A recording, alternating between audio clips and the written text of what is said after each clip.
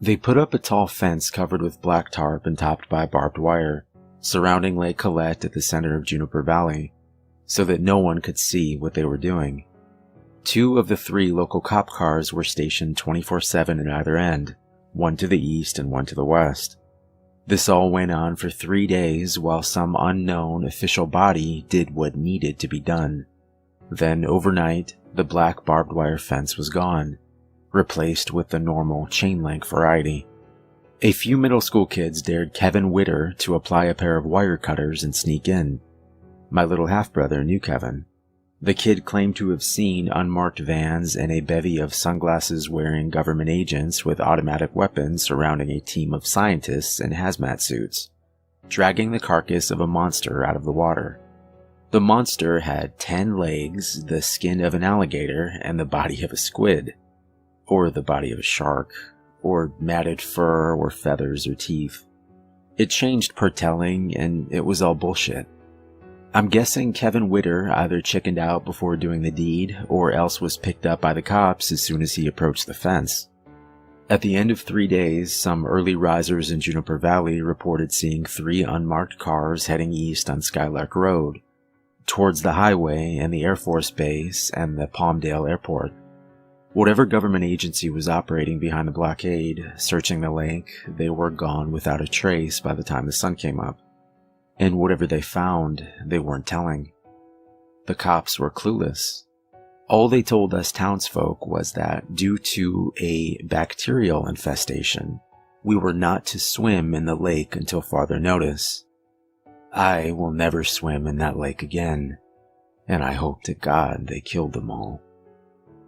I stayed in Juniper Valley during the summer with my father.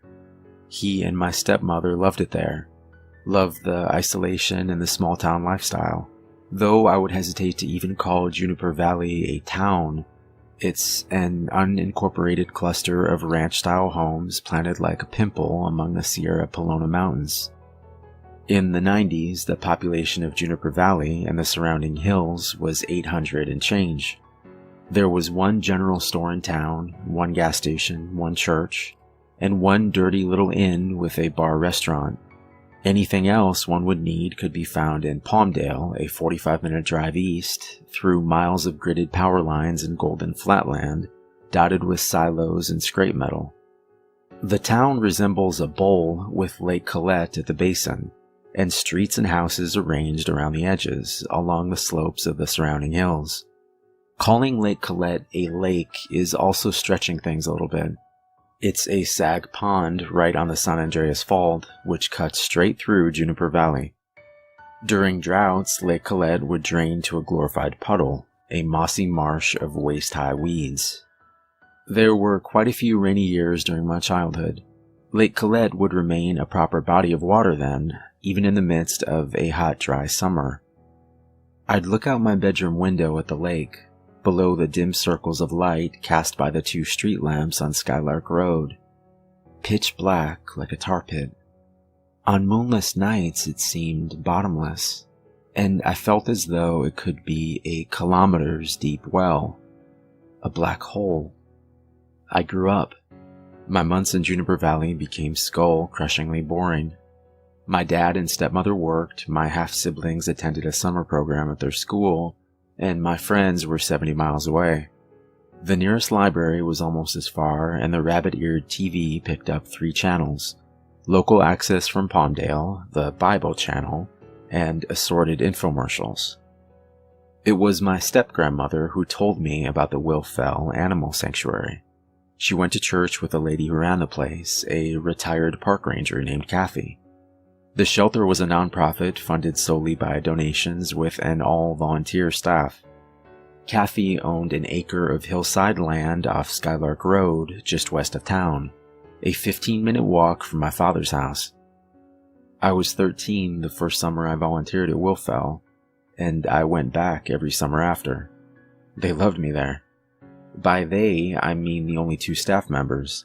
Kathy, an earthly woman in her 60s who functioned as CEO, manager, accountant, and primary caretaker of the animals, and Jacques, a 27-year-old autistic man who cleaned cages and walked dogs as part of a government-subsidized program. and I fell in love with the animals. There were about 60 of them, homeless dogs and unwanted cats. There were 2 huge kennels in Kathy's large backyard built by her sons, one for dogs and one for cats. Farther back, rabbit hutches, and at the far end, against the sturdy fence, a tiny stable that housed an elderly racehorse and a fat little donkey. When Pounds and Palmdale and Lancaster received animals they had no room for, they'd give them to Kathy. She'd drive her rickety old windowless van east to the highway, then come back hours later with new furry charges. Sometimes she'd even function as a poor man's dog catcher. Agencies would direct her towards residences from Juniper Valley to Acton, asking her to remove starving, nearly hairless dogs from gardens and pull emaciated cats out from under cars. These were the highway strays, abandoned on the 14 by individuals who no longer wished to be pet owners. That first summer, I met Jane. Jane was a friend of Kathy's, a retired Navy nurse who worked as an at-home caregiver and took in homeless cats. She visited Wolfville at least once a week, sometimes bringing large bags of cat food. Jane was a rough lady, tanned, sinewy, wrinkly beyond her years, only ever seen wearing stained wife-beaters and baggy fatigues. She never married, had no family I knew of, and seemed to prefer the company of cats to humans. Kathy considered her an asset. She'd take in 20 cats at a time, accepting responsibility when we had no more room. She owned a half-acre a few miles southwest of town, off a shabby 2-lane road called Oak Tree Lane. Oak Tree Lane snakes between gray-green hills before dead-ending deep in the Angeles National Forest. Rusting mailboxes stick out of the ground like flags at the head of dirt roads, leading to remote ranches and groves and campgrounds. Jane's cottage was at the end of one of these dirt roads, in a little clearing carpeted with knee-high weeds and prickly shrubs, surrounded on 3 sides by gently sloping hills. She'd take me there sometimes. There were always cats everywhere. Cats inside and out, cats on the sofa, cats sitting atop Jane's washer, cats sunning themselves, stalking field mice and butterflies. I'd spend hours at Jane's house with her cats, helping her clean up and clean litter boxes, cuddling kittens from the occasional litter. Jane liked me. Since she obviously felt little need for human companionship, I took this as the highest of compliments. Every summer on the first day I'd see her, Jane would break out into the biggest, brightest smile that Kathy swore she reserved only for me. "You're like me, Matthew," Jane would say, as I stared out the window of her 1979 El Camino. "You can cut through anyone's bullshit and see their soul. That's why you love animals so much. Your standards for souls are higher than most." The earthquake hit the winter of my junior year. I remember waking in the middle of the night, roused by the thud of my precariously placed math book falling off my desk.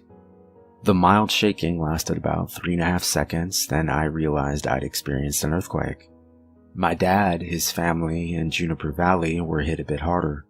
Positioned on the San Andreas Fault and close to the remote epicenter, structural damage was rather extensive. The mess had been cleared up by summer, but I noticed broken sandbag barricades and new violent cracks along Skylark Road. Lake Colette looked more robust than I'd ever seen it, but was surrounded by a chain-link fence. The water had taken on a greenish tinge and hosted islands of thick yellowish scum. For now, it was closed to the public. Kathy's windowless van still hadn't broken down, but she was tired of driving it all over the valley, so she handed me the keys. I enjoyed it at first, rambling through Golden Plains until I saw the boxy developments of Palmdale, rescuing filthy, unloved creatures from the clutches of abusive owners or uncaring bureaucracy. Jane had all but disappeared. Her last nursing charge had passed away, and she was rarely seen in town. Only at the general store, Kathy told me, and very rarely.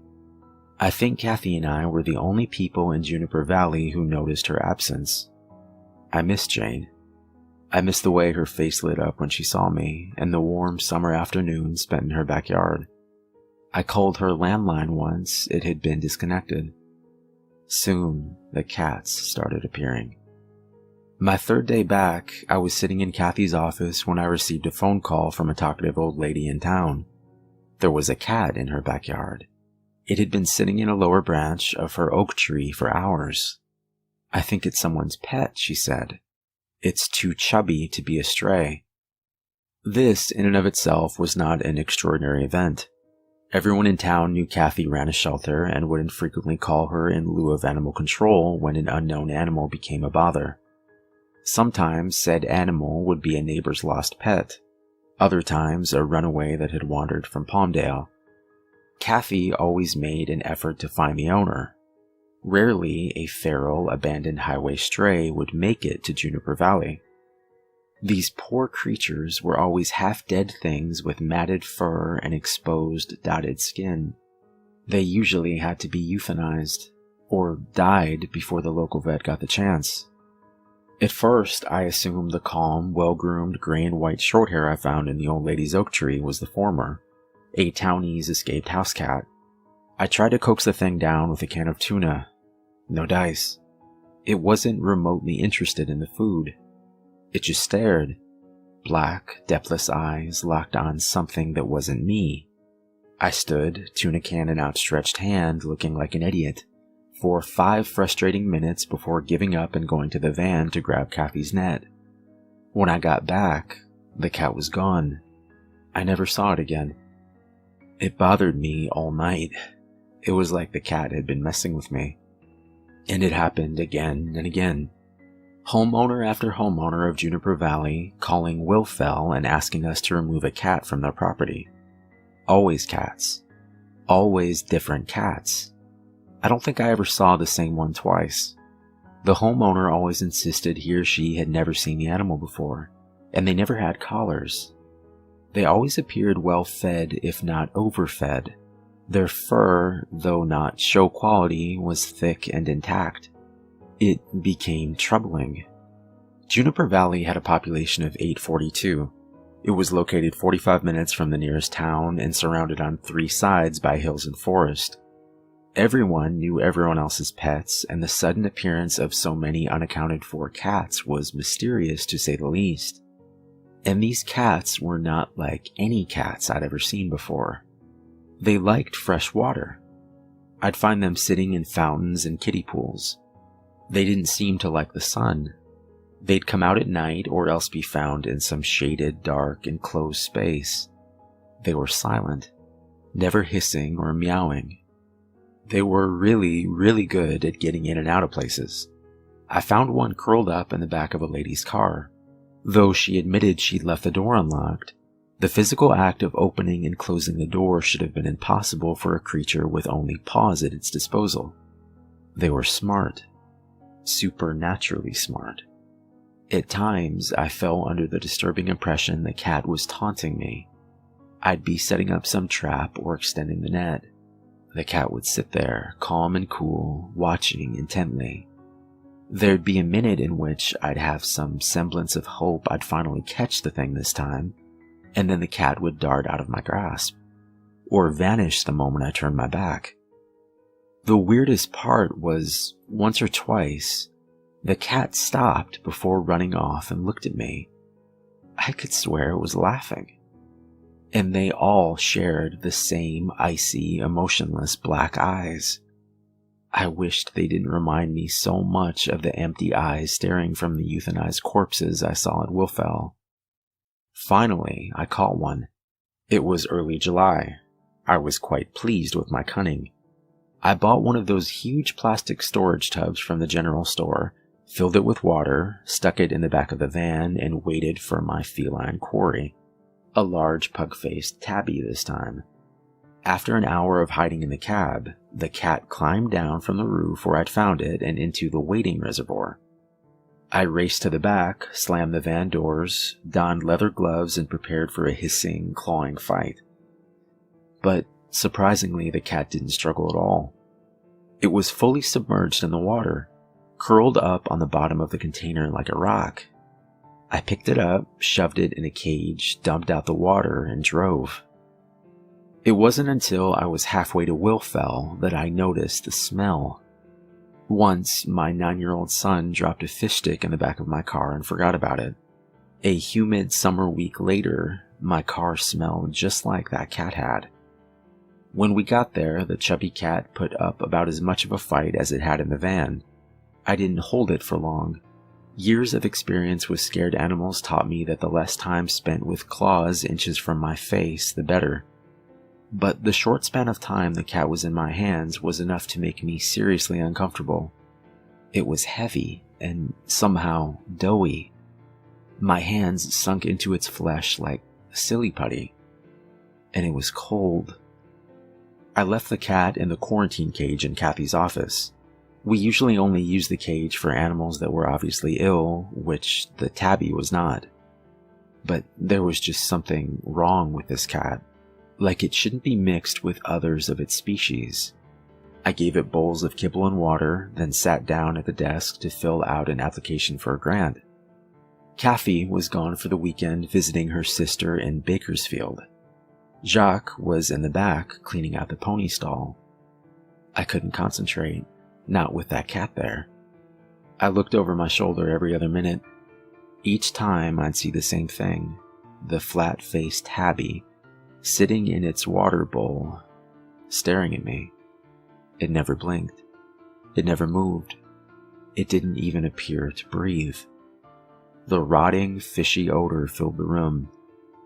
Finally, I cracked. I double-checked the latch on the cat's cage, locked the office door, and pretended to be busy feeding the dogs. I called the vet and asked if he could come by and take a look at the feline, but he said he wouldn't be able to for another week.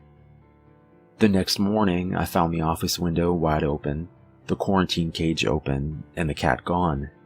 I wasn't disappointed.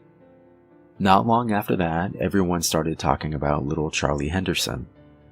Charlie was 12 and had been skateboarding alone shortly before midnight in the parking lot by Lake Colette. The lake was still scum-covered and fenced off, and the occupants of the nearest homes had long since packed it in for the night. The way he told it, Charlie had been approached by a cat. He bent over to pet it, and the cat danced away, leading him to a grove of trees behind the lake. He followed the cat. Then, suddenly, he was attacked by a small army of cats. They jumped from the trees and emerged from the shadows, latching onto his clothing and limbs and dragging him towards a hole in the fence. If a lost car hadn't pulled into the parking lot and turned around, causing the cats to scatter and giving him time to run away, well, who knows what they'd have done with him. No one believed him, of course. Everyone assumed he'd been attacked by maybe one feral cat and his imagination had taken over. Because cats don't corner people and jump them. That takes organization and planning, intelligence not possessed by house pets. And his story got weird, too. He claimed one of the cats had stretched itself like silly putty and grew an opposable thumb. Then Jane came back. It was a cloudy afternoon, and I was taking advantage of the slight cool down to deep clean the dog kennel. Kathy was gone again, in Riverside watching her granddaughter play softball. I was busy scraping dried dog crap off the concrete when Jacques ran out to tell me there was a lady asking for me. I wiped off my hands and went inside to find Jane staring at me from Kathy's living room. Jane had never been obsessive about her appearance, but if I hadn't known her so well, I would have assumed the gaunt, trembling figure in a stained wife-beater was a homeless woman. Her hair was a frizzy, matted mess of gray. Her arms and chest were striped with lacerations of varying degrees of depth, in various stages of healing. And her eyes, which had once seemed to serve as a window to a rational, calculating mind, now allowed a glimpse into bloodshot insanity. "Jane," I said, "are you okay?" She didn't smile. "Do you have any?" she asked. I frowned. "Any what?" "Cats, Matthew," was the curt reply. "It's the cats. I need the cats. They've been wandering." I gave her what I hoped was a kind smile. "Okay, Jane, I can show you the cats. But Kathy said I'm not allowed to have any of them adopted without her around." That was a lie, but I wasn't about to pass Jane custody of a pet rock, let alone a living, breathing creature. She was obviously not in the physical, emotional, or mental state to care for anything, not even herself. I walked her out to the cat kennel. As expected, a small herd of dogs ran towards Jane to sniff her and beg for attention. Then, about 3 feet from her, the dogs stopped. They sniffed the air, whined, and ran off in all directions. Not a single one of them got near her. Jane looked over the cat seriously, then sighed in disappointment. She shook her head, turned around, and paced back to Kathy's house. "You haven't caught any?" she said. "What are you talking about?" I asked. She glared, looking through me. She could cut through anyone's bullshit and see their soul. "You know what I mean, Matthew. My cats. Call me if you catch one. There's so many of them now, and they're getting bigger." With that, she walked out the door. She stopped and turned around. "And Matthew, watch the lake." I spent the rest of the day in a daze. I'd been wondering where the weird cats came from. They didn't belong to anyone in Juniper Valley, and it was hard to believe that they'd all migrated from Palmdale. Jane took in homeless cats. Maybe they were hers. I didn't know why they would have left food, water, and shelter to wander for miles along an isolated road and into a neighborhood, but it was at least a possibility. That night, following a tangled motivation I couldn't put into words, I borrowed my father's car and drove to the parking lot by Lake Colette, where Charlie Henderson had been attacked. I pulled right up to the fence, turned off my car, let my eyes adjust to the darkness. I obeyed Jane. I watched the lake. I hadn't sat for 10 minutes before I saw movement. A black shape, creeping out of the shadows and approaching the water's edge. More movement against the clump of trees to my right. Cautiously, quietly, I opened the car door and stepped out. I shut the door gently and tiptoed towards the fence. A large black cat waded in the dirty lake. Its paws were inundated. It kept on going. I came closer until I was grasping the metal links of the fence, and I felt it quiver under my fingers. I looked to my right and saw them. 2 more cats. Huge cats. The biggest I'd ever seen. Cats climbing down the fence like monkeys. Head first, completely vertical. One, then the other, jumped gracefully to the ground and stepped into the feeble light bleeding from the 2 streetlights. One was yellow, the other a tabby. The first cat was almost completely submerged. With the lightest gurgle, it ducked under the scum-covered waterline into the black hole. The light wasn't good at all. It looked as though the second and third cats had flattened when they hit the ground, like Play-Doh thrown at a wall.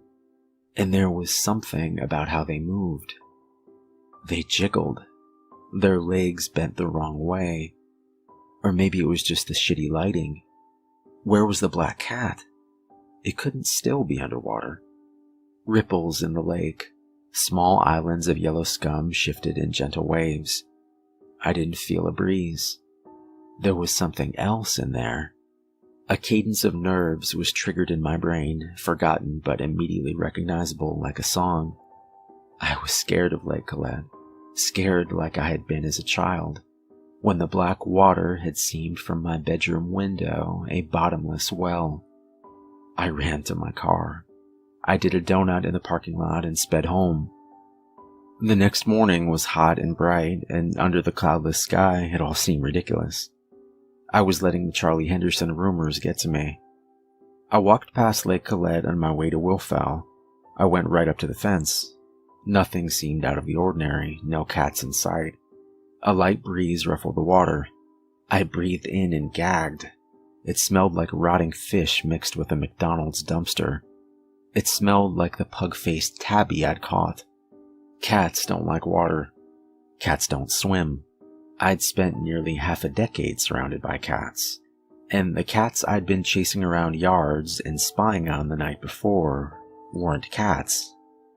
That smell, the way the tabby I'd caught had felt when I held it, bloated and putty-like, cold. Those cats didn't purr or meow. They didn't eat. Their intelligence and that stare, those glassy, corpse-like eyes that seemed to take in everything and nothing. And Jane, her cats, she'd said, they've been wandering. They're getting bigger. Maybe she was going nuts living out there all alone in the wilds, a mile away from her nearest human neighbor. The dogs wouldn't come near her. Her own cats had been attacking her, apparently. How else to explain the scratches all over? Yet, still, she was desperate to have them back. I had to talk to Jane again. Kathy was still gone and it was Jacques' day off, so I planned on heading to Jane's lonely dirt road as soon as I fed the animals. But a couple from Palmdale called unexpectedly, asking if they could come by with their daughter to pick out a pet. By the time they'd selected a corgi mix and made arrangements to have the dog neutered, it was after 5. It was fine, it was still light out. I locked up, grabbed the keys to the van, and made my way into the hills. My teenage bravado waned as I traveled farther and farther away from Juniper Valley.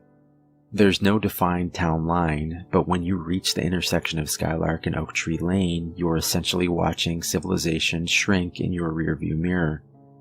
I'd forgotten just how far away Jane's shack was from anything, and just how desolate and lonely the mountain road became. I didn't see a single other car the whole time.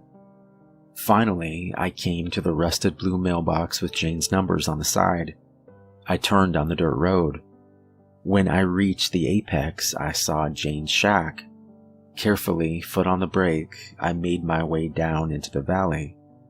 It didn't look like Jane was home. There was no light coming from the windows. I pulled up closer into the driveway, past the house, to the carport in the back. The back door was wide open, and Jane's El Camino was there. The cats weren't. No cats lounging in piles by the stairs. None prowling around the yard. I pulled behind Jane's car, climbed out of the van, strolled into the backyard. Jane's empty property looked lovely in approaching dusk. Beautiful trees reaching for the heavens, majestic firs meeting fluffy white clouds like an Old West movie backdrop. She must have been hiding in the house. She must have crept up behind me, because I don't remember feeling the blow. I woke up lying in cool, moist dirt. I was looking at water. Lake Colette? No, I saw nothing but hills and foliage in the distance. Where the hell was I? I sat up. My head spun. I felt blood in my hair. I was sitting on the bank of a small pond. The water was greenish and thick with algae, covered in thick yellow scum. I took a breath and lurched. The smell. Rotting fish. Rotting flesh. Fast food dumpster. Stronger than I'd ever smelled it before. The water moved. Something was emerging a few feet in front of me, swimming to shore. A black cat, paddling with uncomfortable, almost human strokes. I scrambled backwards away from the approaching creature. It reached land and pulled itself onto the bank. It stood up. The black cat's weight shifted. Its belly bulged, its lower legs swelled, became shorter and fatter. The effect was the same as squeezing a stress ball.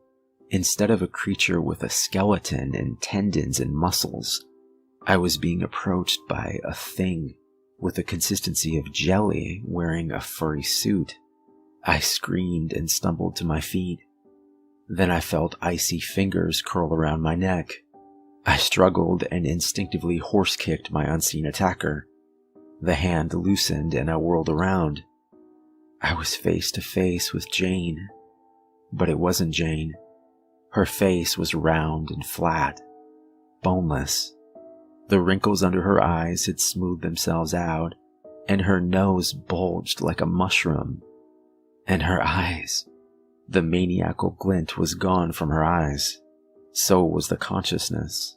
So was the recognition. So was the vitality.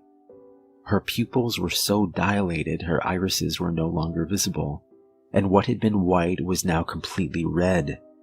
Her eyes didn't move. They were those of a corpse. Then something in the water grabbed my hand. Something cold and soft and rubber-like, slimy but very, very strong. It pulled me.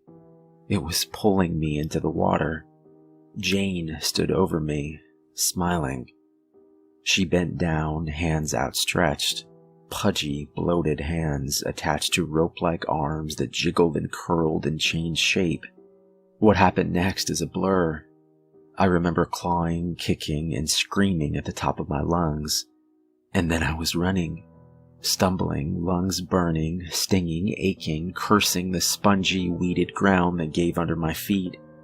I pushed through dry shrubs and jumped over tree branches, praying I was going in a direction that would lead me to humanity, and that the crinkling of grass behind me was only my imagination.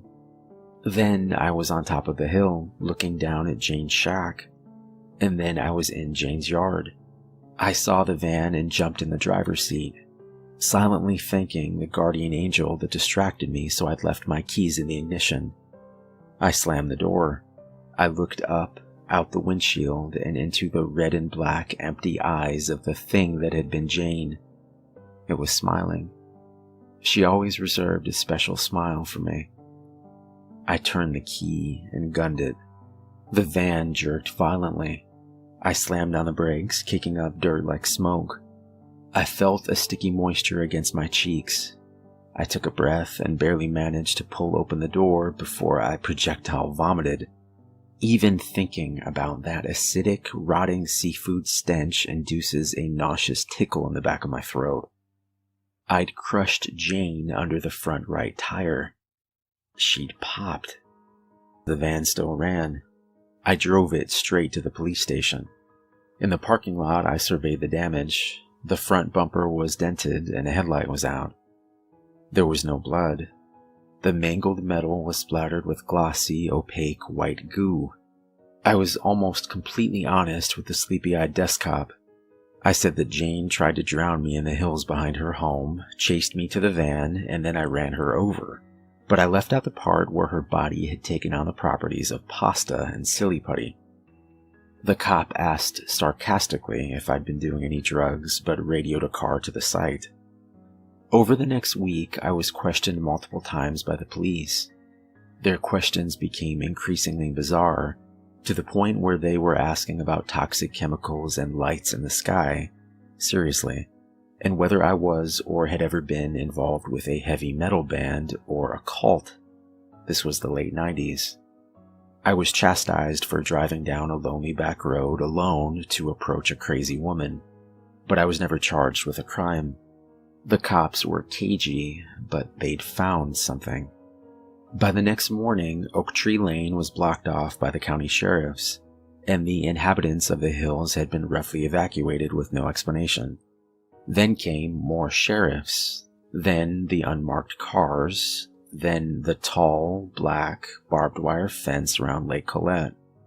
Jane's death was reported as a freak accident. I tried to forget.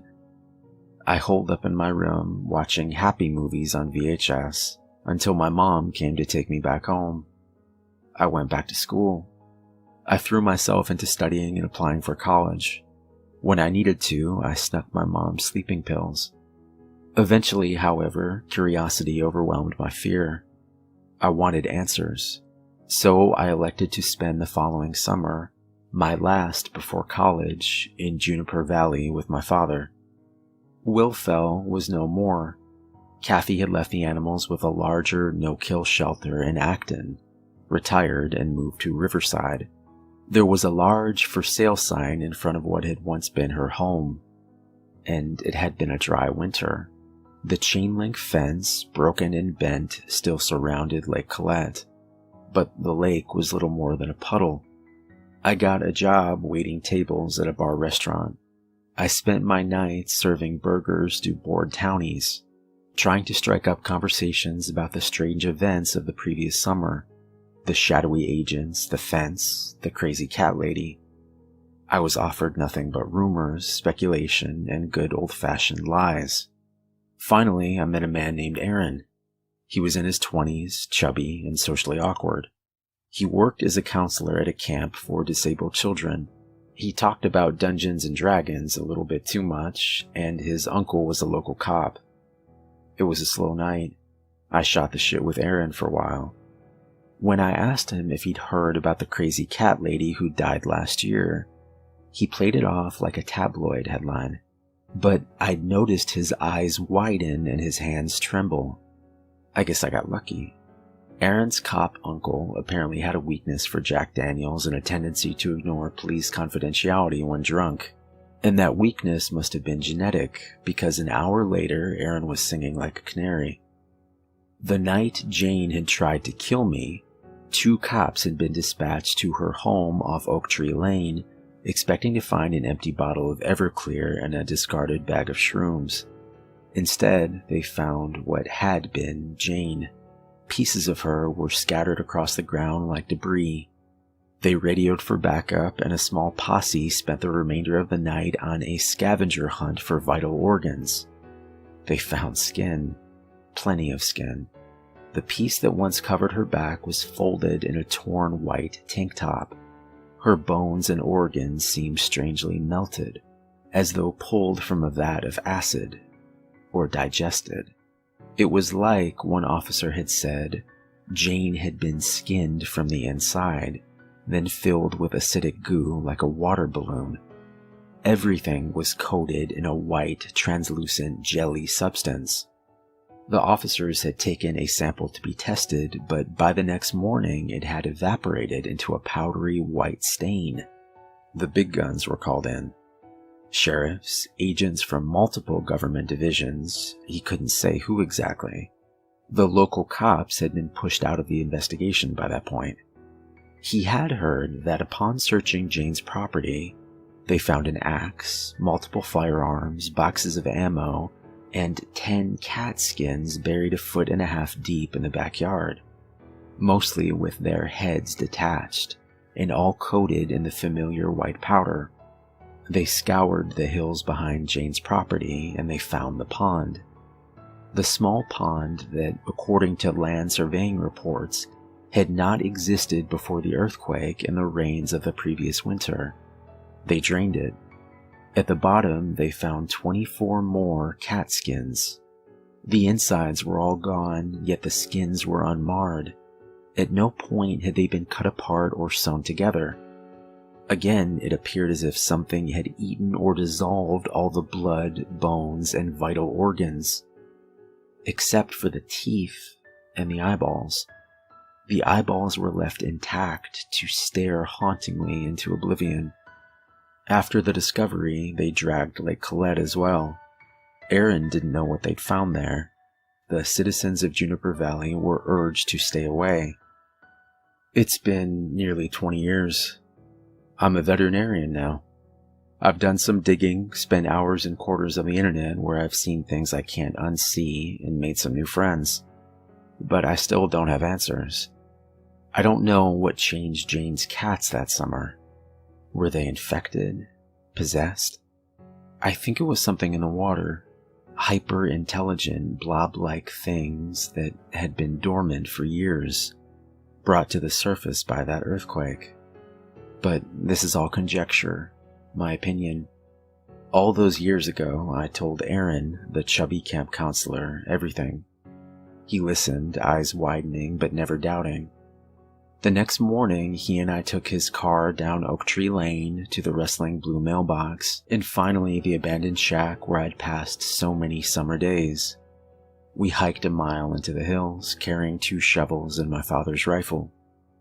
We found the hole that had once been a pond, now a weeded ditch. We got to work. It was hard work. It was dirty work. It took a few trips. But by the end of August, we had leveled the land and completely filled the hole with dirt. I don't know what was down there, but if there's more, They're not getting out.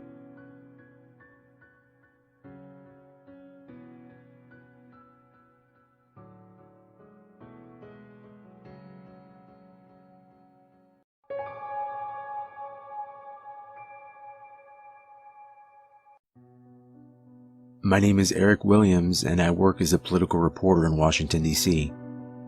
I cover Congress, the president, and whatever happens to be the trending topic of the day. I have a couple of sources that I trust and a few that I don't. But as luck would have it, I have found that my most important source of reliable information turns out to be my dog, Applejacks. Let me back up a little.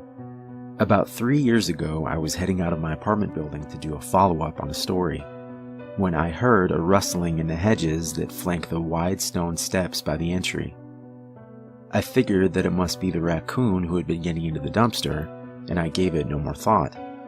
On my return trip at around 11 p.m., I was halfway up the stairs when I heard a low whine coming from the bushes. So I backed up and peered into the dark undergrowth till I spotted the reflection of 2 eyes looking back at me. They were a good 3 feet up from the ground, so I started to back up when I heard the unmistakable low thumping of a slowly wagging tail. "Hey there," I said in a calming voice. I moved back and sat down quietly on the bottom step. "You hungry, bud?" Unzipping my backpack, I fished around at the bottom, but all I could find was an energy drink and an old single-serving pack of cereal, Applejacks. I opened it and set it down on the step next to me. It took a few minutes, but then he slowly stepped out of the bushes and made his way cautiously towards the food. He was big, but I could tell he was less than a year old. He was rail thin and looked like he hadn't eaten in a while. Keeping one eye on me, he gingerly sniffed the Applejacks. Then hunger must have overtaken him and he wolfed down the cereal. He flipped the bag over with his nose, checking to make sure he hadn't missed any. Then he looked up at me. I let him sniff my hand and then slowly gave him a scratch behind the ears. Tail wagging, he climbed onto the same step that I was on. Then he sat down, leaning against me. And that was it. We've been together ever since. I looked online, checked the papers and the local bulletin boards for a few weeks to see if anyone was looking for him. After a while, I stopped checking. Soon, we settled into a routine. I took him out in the morning, then he slept for most of the day. In the evening, we went for a long walk in the park. The park we visit is sort of a dividing line between the very rich section of town and the slightly run-down section where my apartment is located.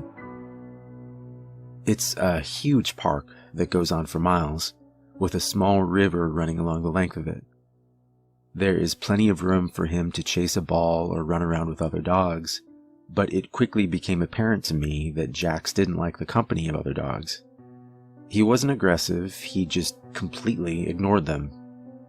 They would approach him, tail wagging, wanting to play, but he kept his eyes on me. Along the river there were several old stone bridges and he loved to run down them, 1,000,000 miles an hour, race across, then turn around and run back to me. This ritual would be repeated at every bridge. I would stand there laughing, urgently calling him back, as if it was a life and death situation. Sometimes he was a little late with the brakes and he would plow into me, landing us both on the ground.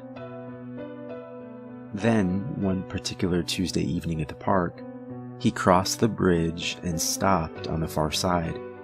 He stood there looking into the woods. He glanced back as if to tell me something. Then he headed straight for the woods. I called, but he kept going. By the time I made it across the bridge, all I could see in the distance was a man kneeling over something on the ground. So I ran. "What happened?" I called out. As I approached, I saw the man had tears in his eyes. There was a golden retriever on the ground in front of him, and Jax was laying with his head on top of the dog's chest. Did he hurt your dog? I asked. No, the man said. I think he saved him. My dog was having a seizure. They're usually quick to stop if I can calm him down, but this time it wouldn't stop. Not until your dog came and laid down next to him. It seemed to calm him. Will you be able to get him home? I asked. Yes, I'll carry him. We live just over there. He pointed at a large house up on the hill. Well, I better get him home. Thank you.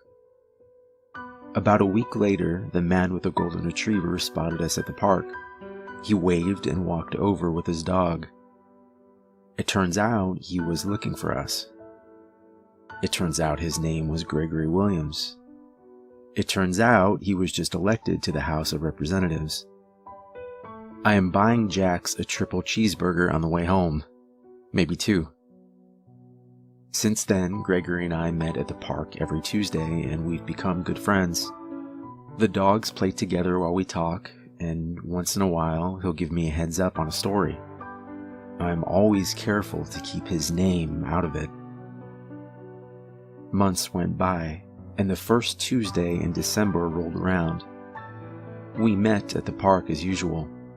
While the dogs played, Gregory told me that he was leaving early for Christmas break, taking his family up to a cabin in Colorado.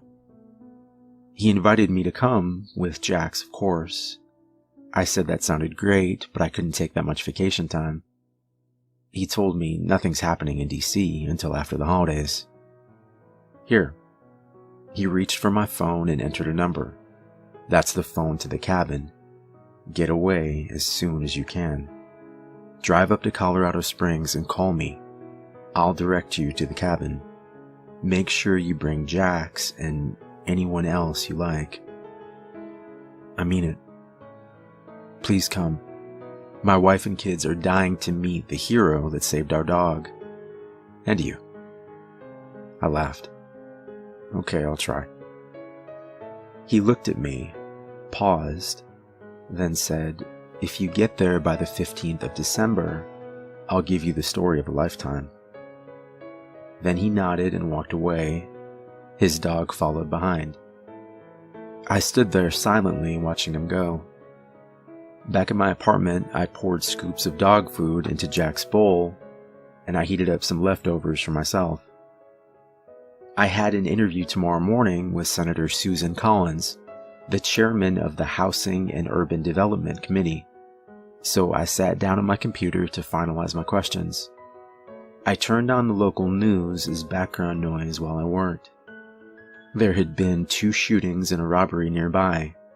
A 10-year-old had gotten lost and then was found safe at a local Walmart, and skywatchers may have a spectacular show in 2 weeks when a comet makes its closest approach on the 16th of December. Jax was sound asleep by the time I finished up and went to bed. I awoke in the morning to a soft beep of a message left on my phone. It was the senator's secretary canceling today's meeting. I called her office to reschedule, but there was only a recorded message saying the senator's office was closed for the holidays. With the morning off, I took Jax for a leisurely walk.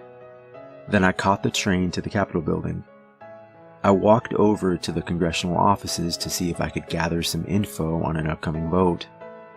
The guard checked my press ID and nodded. I walked down the quiet hallway to the elevator. Stepping out on the 4th floor, I turned right and stopped. Ahead of me was a long hallway. There must have been 20 small offices. Every door was closed. Lights off. This was very odd, so I got back in the elevator. Stopping at every floor to check, the entire building was completely empty. This just doesn't happen. There are always congressional staff milling about. On my way out the door, I asked the guard what was going on. He just shrugged and said, "No idea." Grabbing a coffee from a nearby street vendor, I sat down at a bench overlooking the main walkway. Taking out my phone, I called my list of political contacts one by one. Either there was no answer, or a message was left saying, "I'm sorry, the office is closed for the holidays." The Congress was slated to work until December 21st. Votes were scheduled for each day. This just doesn't happen. I sat there thinking, vaguely aware of the tourists passing by. A family with 2 kids sat down on the bench next to mine. The kids were asking their dad, "Will we be able to see it?" "Yes," their dad answered. "You might not even need a telescope." Suddenly, I got this vision of thousands of people gathering with binoculars, having comet-themed parties. All the while, silent doom approached. Tossing my coffee into the garage, I headed for the train. I arrived home, took Jax out for a quick walk, and then sat down at my computer. What should I even look for? Impact? No, too many amateur astronomers out there. The news of a catastrophic impact would get out to the public. I spent the next week and a half achieving little to no results. Nothing in the news but excitement over the easily visible approaching comet. I even checked the conspiracy websites, but found nothing out of the ordinary. It was around 11 p.m. when it finally occurred to me that I should stop looking in the present and try looking into the past. I typed in the history of comets. Comets shed a lot of debris, pieces of which can slam into Earth. Comets can cause an air burst, igniting entire forests. They can also produce a high-altitude haze of particles. A comet is linked to the Justinian plague in 541 AD. It was the first recorded instance of the Black Plague in Europe, when cities struggled to clear the streets of the dead. There was the Comet of the Black Death in 1347. During the winter of 1664, a bright comet was seen in the London sky. The Great Plague ravaged England for the next 2 years. I stopped reading, and I realized that if something was coming, Washington was the last place I wanted to be. It was midnight, the early morning of December 15th. If I threw my stuff in the car and drove straight through to Colorado Springs, with a little luck, we could make it. I looked over at Jax. "Want to go for a ride?"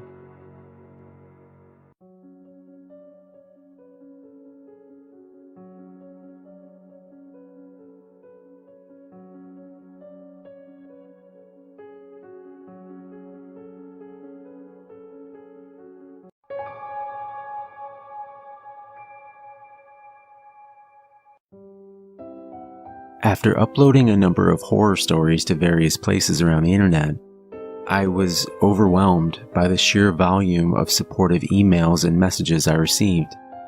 It spurred me on to write more, to take my ambition seriously, and to commit an increasing amount of my time to the pursuit of becoming a published author. Little did I know that this newfound acknowledgement of my writing would lead to a series of horrific and abhorrent events. For over a year, I received numerous messages and emails, most very positive and enjoyable. Yet every few days, I would also find a strange, disconnected, and fragmented piece of correspondence sitting in my inbox. Each email would consist of one random word as a subject heading, with the message itself comprised of a single phrase, normally only 2 words long. The email address would change each time, but it was clear from the nature of the content that the author was the same. At first, I dismissed them as the idle product of a bored lurker on the internet, attempting to amuse themselves with the thought of myself reading garbled, puzzling, yet worryingly cryptic messages. As the days wore on, however, and the emails became gradually more twisted and prophetic, I began to suspect that they were of a far more sinister origin.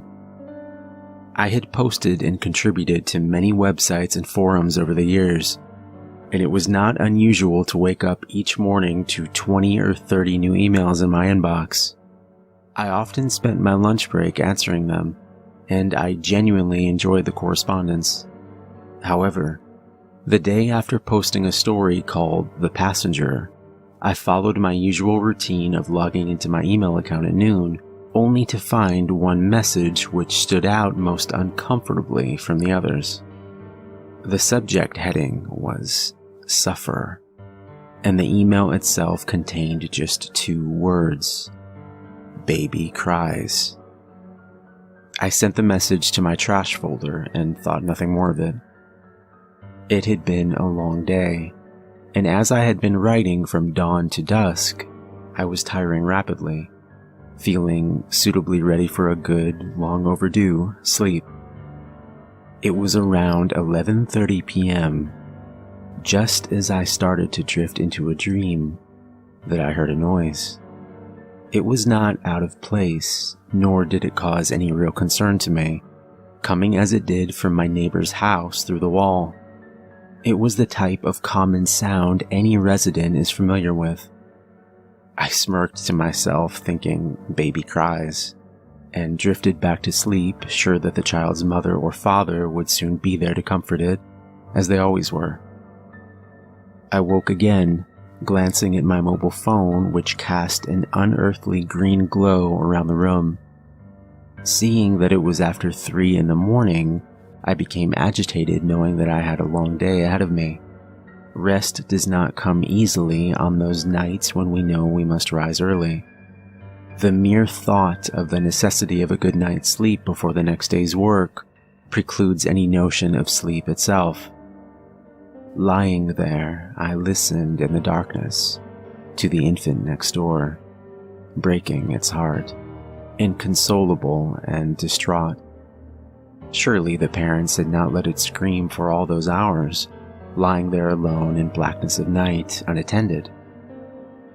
After trying to block out the child's cries for what seemed like hours, I admitted defeat and moved to the spare room that my family and friends normally stayed in, on the rare occasions when they visited. At 7:30 a.m., my phone alarm sounded, and after fighting the reality of another day, I reluctantly left my bed, walking slowly to the kitchen to make some coffee. From the window, I looked out onto the street below. What I saw horrified me. A police car and 2 ambulances parked outside of my neighbor's home. Even through my groggy, pre-caffeinated mind, the memory of that helpless child crawling in the night sprung to the fore. Immediately, I stopped what I was doing, threw on some clothes, and ran outside. I was not the only person watching, as the usual nosy residents stood at their doors, with some even out on the street, still wearing their dressing gowns, idly gossiping, whipping up any number of scandalous rumors. Asking several onlookers what had happened, I was told a variety of accounts, from a child being abducted to someone having a seizure during the night.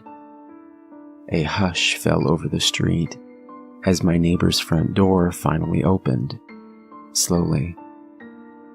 3 police officers exited the house somberly, as a collective gasp seeped out from the mouths of the crowd of onlookers. Quickly behind, 2 men in sterile white clothing carried a stretcher, and on it a body bag containing the now deceased remains of one of my former neighbors. A few cries rang out from across the street. Those who knew them wept, while those who did not gossiped. Then another silence, followed by another stretcher and another body bag. This time no one uttered a sound. The street was void of noise. A tangible tension spread through the air, a hanging sense of dread as all of us waited, hoping beyond hope for no more death. Heartbreak. The last stretcher, supporting a small and insignificant shroud, was carried out solemnly into the morning air and placed carefully into the back of an ambulance. Tears were wept, and answers were demanded from the police. But I could not cope with the sight. I could not bear it. The sound of that poor infant screaming through the night, screaming for its very life, rang out in my ears. The sound of a child, now forever silenced. The memory was deafening. How was I supposed to know? The child had cried before, as many do. I didn't know. I didn't know. I walked, dazed, back through my garden and into the now hollow sanctuary of my house. I'm not ashamed to say that I cried.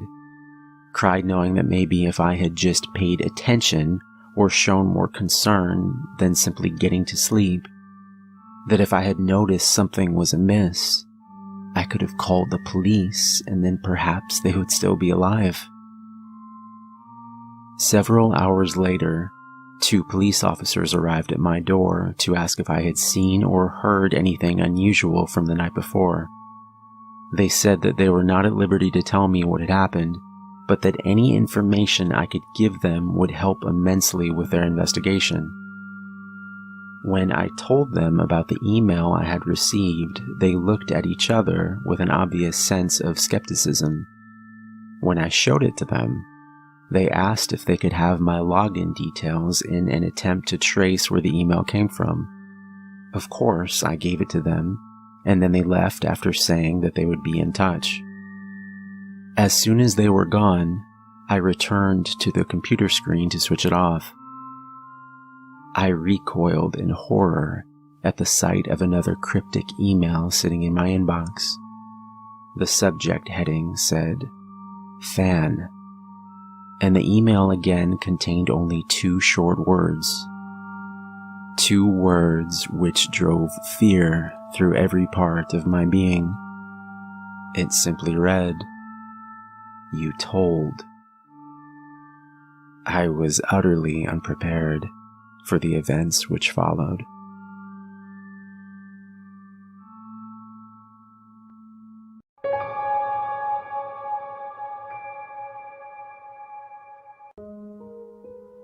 Grandpa was 97 years old when he passed away. He lived far from where his 3 children had settled. Grandma died when I was a small child, and he ended up remarrying another woman a few years later, who demanded that he move out west so that she could be nearer to her sons. She was a piece of work, was Grandma Hester. We all wondered how Grandpa could stand her. It turns out that perhaps he couldn't. We're not precisely sure when he developed dementia, but it was probably years before we noticed it. He'd tell us about people he was speaking to or visiting with, or a trip he'd taken. Years later, after we learned he was suffering from dementia, we'd learned that conversation, that trip or visit never actually happened. For all we really knew, any story he told us from the last decade could be a false memory. We would have no way of knowing. Hester rarely communicated with us herself. Probably our first clue that Grandpa wasn't himself anymore happened a few weeks after he came back east to live with my parents. Most of my family had settled in one area. My wife and I lived in the south end of our city, as did one set of cousins. But my father and his 2 sisters all lived in the north, within driving distance of each other. A few of my aunt's children had moved out of town, and my brother had as well, but there were still enough of us for Grandpa to visit with. We would often have gatherings at my parents' house, where Grandpa would either hold court with some story, or just go to sleep. One afternoon, my daughter Brienne, who was in her late teens at the time, came in from playing with my cousin's kids and sat down at the table, where Grandpa had been napping. He suddenly woke and smiled at her. "Well, hello, Claudia," he said brightly. Claudia was my aunt, Dad's youngest sister. "I'm Brienne, Grandpa," said my daughter. "No," said Grandpa, almost sounding offended. "You're my daughter, Claudia." Later that same month, he told my aunts and uncles the story of how he came out east after living with Hester got to be too much. "I prayed to the Lord," said Grandpa, "and the next thing I knew, Martin was here." Martin was my father. I remembered him driving out to the tiny cold house on a hill in Colorado to get Grandpa. He had not come due to any divine intervention. He had come because Grandpa called him in the night and pleaded with him to come get him. We all loved Grandpa, but caring for him was not easy. For one thing, Grandpa had gotten it into his head that he was a young, single man with many years ahead of him, and the only thing missing was a young woman at his side. If he spoke for any length of time with a younger woman, he became convinced that she was in love with him and that perhaps she should be his new bride. Hester was even still alive at this point. He had forgotten her utterly. The women he made advances on included my mother, 2 of my cousins, and my own wife. Thankfully, he couldn't do much more than talk, so it was just a matter of politely changing the subject. But it got worse when he decided he could do things like take walks on his own or try to drive my father's car. Dad and Mom didn't let him go on walks by himself, but that didn't mean he didn't sneak away sometimes when Dad was away and Mom was in the basement. He had to use a walker to get around and simply couldn't do stairs, but refused to admit this to anyone, including himself. This led to a lot of falls. He would also get confused as to where he was or where he lived. At times during his walks, he would attempt to find the old family home that he had raised my father and aunts in, despite it having been long gone since before I was born. Dad picked him up from a police station where he had been taken after some patrol officers saw him wandering around, clearly lost. The time he tried to drive my dad's car was after that. He decided that the reason he had gotten lost is because he had had to walk. He managed to get the emergency brake off and rolled right down the fairly steep incline outside my parents' house, crashing into a fence.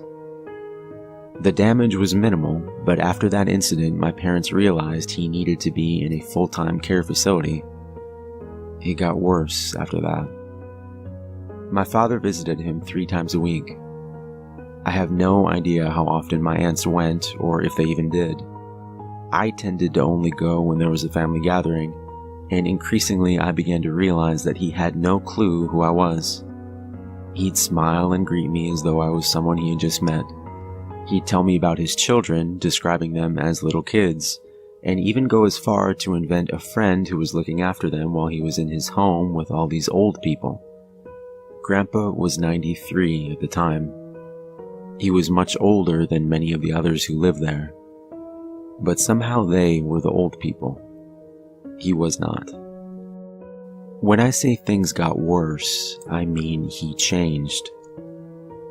The false memories, the refusal to acknowledge that he was elderly, the attempts to chat up ladies and inability to remember that his children were grown, and that he had grandchildren and great-grandchildren. But he had never been violent before. That changed one night, when Dad was called to come to the facility quickly. Grandpa had wandered into the wrong room and had come out screaming, raising his walker up in the air and slamming it into the ground. He even took a few swings at people who tried to calm him down. He began accusing the staff of stealing his things. He was bellowing as loud as he could, "Give them back! Give them back!" I wasn't there for it, and I still have a hard time picturing it. Grandpa barely raised his voice above normal volume during the last decade of his life. When Dad got there, they had gotten him into his room, and he was somewhat appeased. Somewhat. He had a can of Ensure and a tube sock and almost hit my father in the head with it when he came in. He apologized. Dad was one of the few people he always recognized, and said he had been waiting for the thief to come back. "A man who'd steal from me would just as soon kill me," he explained. The incher in a sock was his weapon to fend off the thief. Later that night, he told Dad about how much it had scared Florence. He hated that she'd had to go through that. Florence was my grandmother, the one who died when I was 6. He finished by saying that Florence had gone somewhere, and when he went looking for her, they told me she was dead. One day, they're gonna come looking for me, and they're gonna find me dead. That was a jolt to my father. Grandpa had never, at any point before that, acknowledged his mortality, his advanced age, or the fact that he'd probably no more than a handful of years left, at best. Aging and death was something that happened to other people. But here he was, accepting that death was near. That wasn't the last night he mentioned the thief. He even gave the thief a name. Charlie Rosen. It was strange that he would invent a whole person, name included. He didn't even name the friend who was looking after his kids. In fact, that person ceased to exist. Charlie Rosen had stolen his kids, had killed Florence, had come to his home in Colorado and routinely taunted him, beat him, and he had even declared that Hester had been sleeping with him. He remembered her now, and was certain that she and Charlie were ganging up on him to make his life a living hell.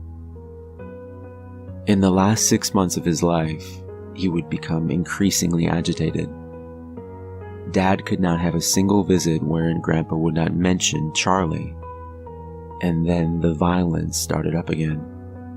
In one visit, Grandpa accused Dad of being Charlie and attacked him.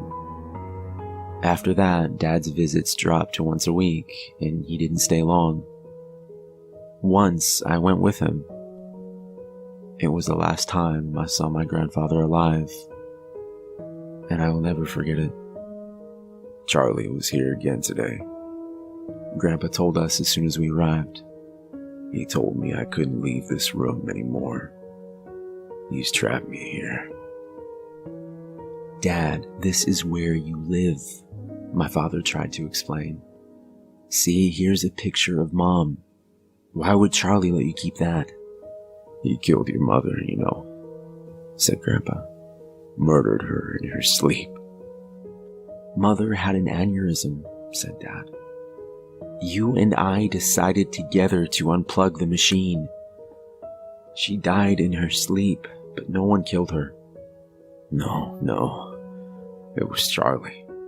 Grandpa's voice was not agitated. It was solid, like he knew for a fact what he was saying. He poisoned her, made something go wrong in her head. I didn't know it then, but I realized it later, after he introduced me to Hester, conned me into marrying her. He's my personal demon, that Charlie. Dad finally had enough. There is no Charlie, he said, nearly shouting. You aren't supposed to correct people who have dementia. It just confuses them more and makes them upset. But my father forgot this in that moment. Charlie is someone you made up. Mom died naturally. You met Hester at a coffee shop years after Mother died, and while she was not a nice woman, she was not unfaithful to you. So please, stop talking about Charlie. Dear Lord in heaven, said Grandpa. He got to you. He told you to say those things. You're a part of it too. Grandpa, I said, why don't we start a game of checkers? Usually he loved checkers. I don't want to play any fucking checkers, screamed Grandpa. I couldn't have been more surprised if he'd hit me. Grandpa had never used profanity in his life. Bywords, he had called them, were only used by bad men as far as he was concerned. Not with you, not with him. Charlie Rosen's pet demons. He comes to me every day. He talks to me about Florence. He taunts me. He reads my mind and he takes thoughts away and puts in new ones. Worse ones. He tells me about how he rapes my little ones. How he and Hester keep them half-starved and chained in their basement. I can't stop him. He will go inside my mind. He's controlling me. We left after that, without saying goodbye. Driving home, I almost wanted to cry.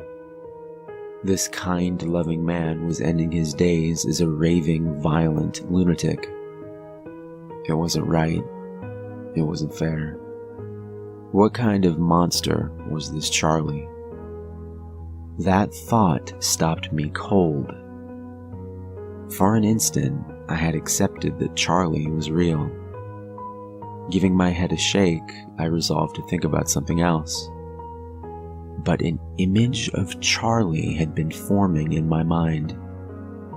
Beginning a few months back, when Grandpa had first started talking about him. I only now realized that when Grandpa spoke of this demonic man, I was picturing him in my mind, and I could see him clearly.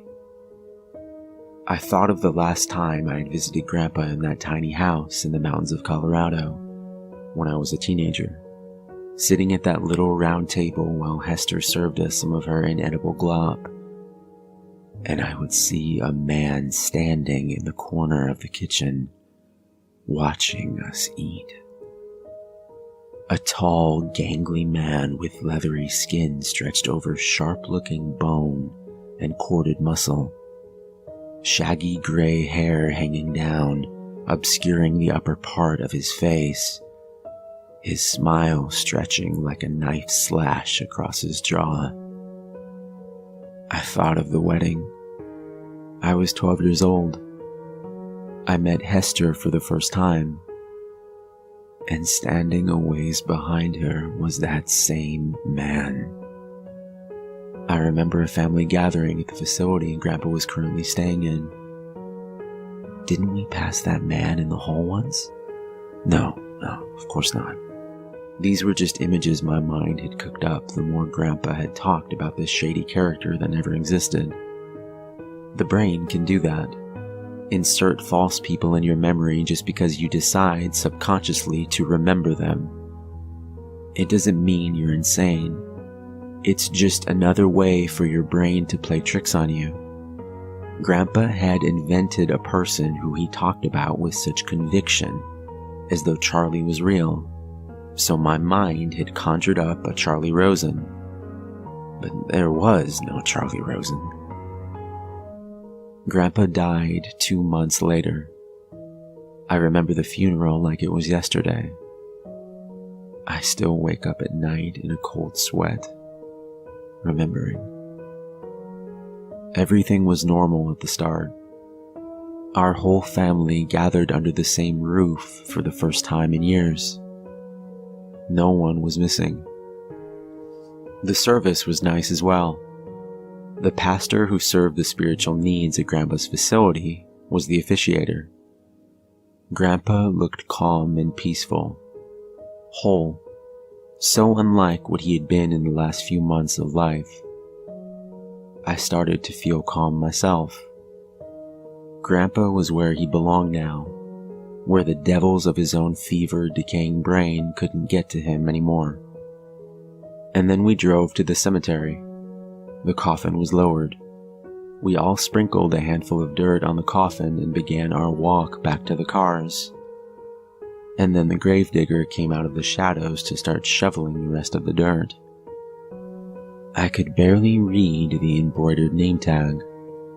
It looked like C. Rose or C. Risen, or no, it couldn't be.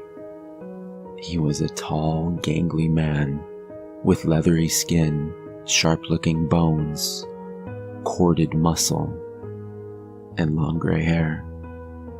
And that smile that haunts my nightmares to this day.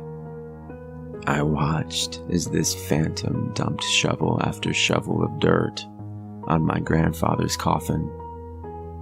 He was laughing softly under his breath, and I have never heard such cruel laughter.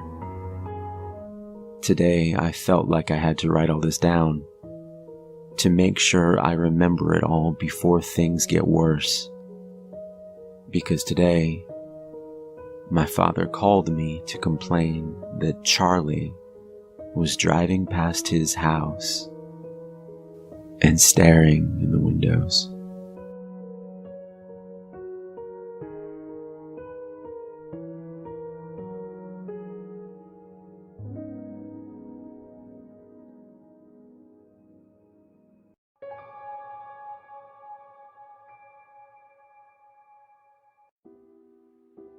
My aunt was a con artist, and she learned from the best, her father. Grandpa never made it big, but he lived for the game. Staying under the radar was probably what made sure he never got caught. Not once. He was so proud of that. Mom didn't take up the family business. She got religion instead and married a tax accountant. It's so ironic that it sounds like a joke, but it's true. Dad was always the best for helping out with math homework. Mom's more colorful relations were kept at a figurative arm's length throughout my childhood, lest they'd corrupt me into following a more interesting life path. Aunt Cassie was the only one who could wiggle her way into my life. She was fully licensed as a psychologist, which made her a smidge more respectable. But Aunt Cassie used her ability to read a person in a whole different way, one probably not intended by the university who issued her degree. Aunt Cassie was a bona fide psychic. She had a shop and everything. Crystals, herbs, candles. Anything you needed to fill the mystic void in your life could be bought for a healthy markup at her little store. There was even a private room in the back that was used for readings and seances. Because both my folks worked, I would often get dropped off at the shop where I would help Aunt Cassie out with those little shows. Anything from messing with the lights to knocking on walls. Playing with the thermostat was my idea, and an effective one. Customers came to get chills down their spine, didn't they? Why not provide? Cassie helped me become the skeptic I am today. Showed me all the behind-the-scenes sleight-of-hand stuff. We'd watch daytime talk shows with magicians and mediums, and Cassie would explain every step, from a basic rundown of cold readings to how to spot an audience plant. After one particularly convincing episode, I asked the natural question, couldn't some of it be real? My aunt's reply was firm. The dead don't talk, kiddo. Anyone who claims otherwise is blowing smoke out their ass. It was her conviction more than anything that made me believe her. There was only one client I ever saw my aunt refuse. He was old, bald, and stooped. He took his hat off when he came inside and twisted it in his hands as he talked. Cassie tensed up immediately when she saw him. The man claimed to have worked in the prison systems, death row. He'd been responsible for carrying out the final punishments of the worst convicted criminals on the planet. In his old age, this tormented him, ate at his soul. He wanted Cassie to contact the souls of the ones he'd killed, so he could apologize and beg forgiveness before he joined them. My aunt threw the most epic fit. I'd never seen her so mad. She hollered and threw things, shouting for him to shut up and get out. I hid under the counter with my hands over my ears until he left. Later, I thought her reaction was one of fear because of the man's job. An executioner has to be a con artist's worst fear. Eventually, I got found out.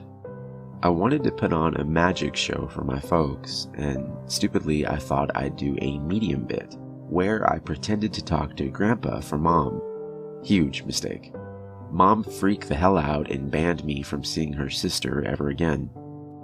I'd left some textbooks at the shop though, so I got to run in and grab them, while Mom fumed in the car outside. Aunt Cassie didn't even have to ask what was wrong. She could read my face, after all. I gave her a hug and a teary, snot-filled goodbye. She did tell me one last secret, though. Kiddo, there's a curse in this family that gets passed like a torch.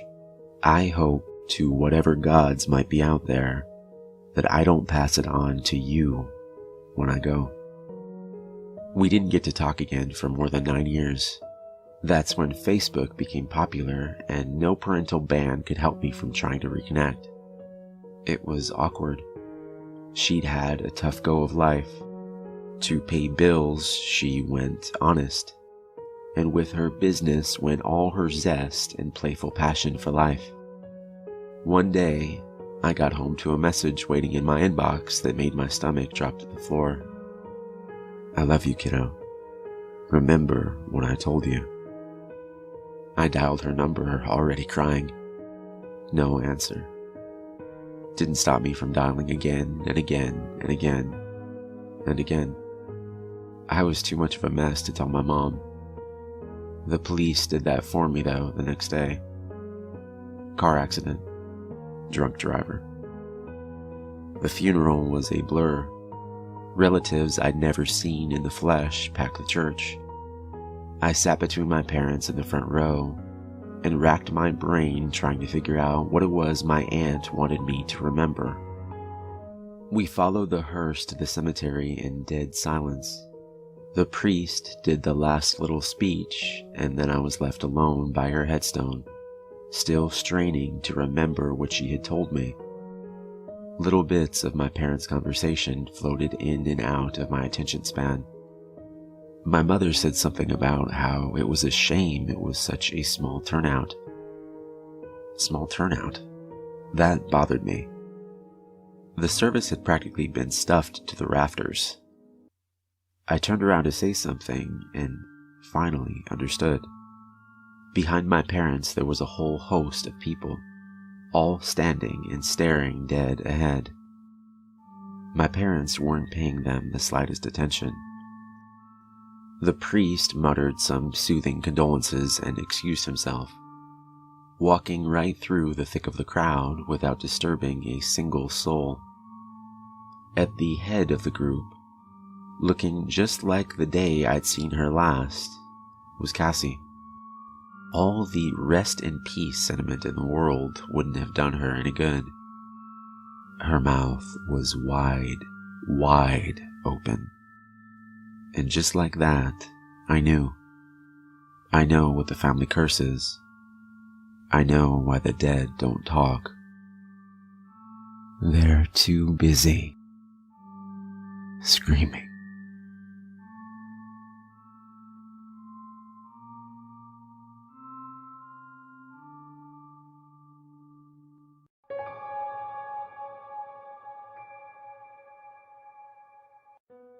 Ever wondered if things can just be born evil? In this enlightened age of ours, concepts like good and evil are often painted as outmoded, archaic even.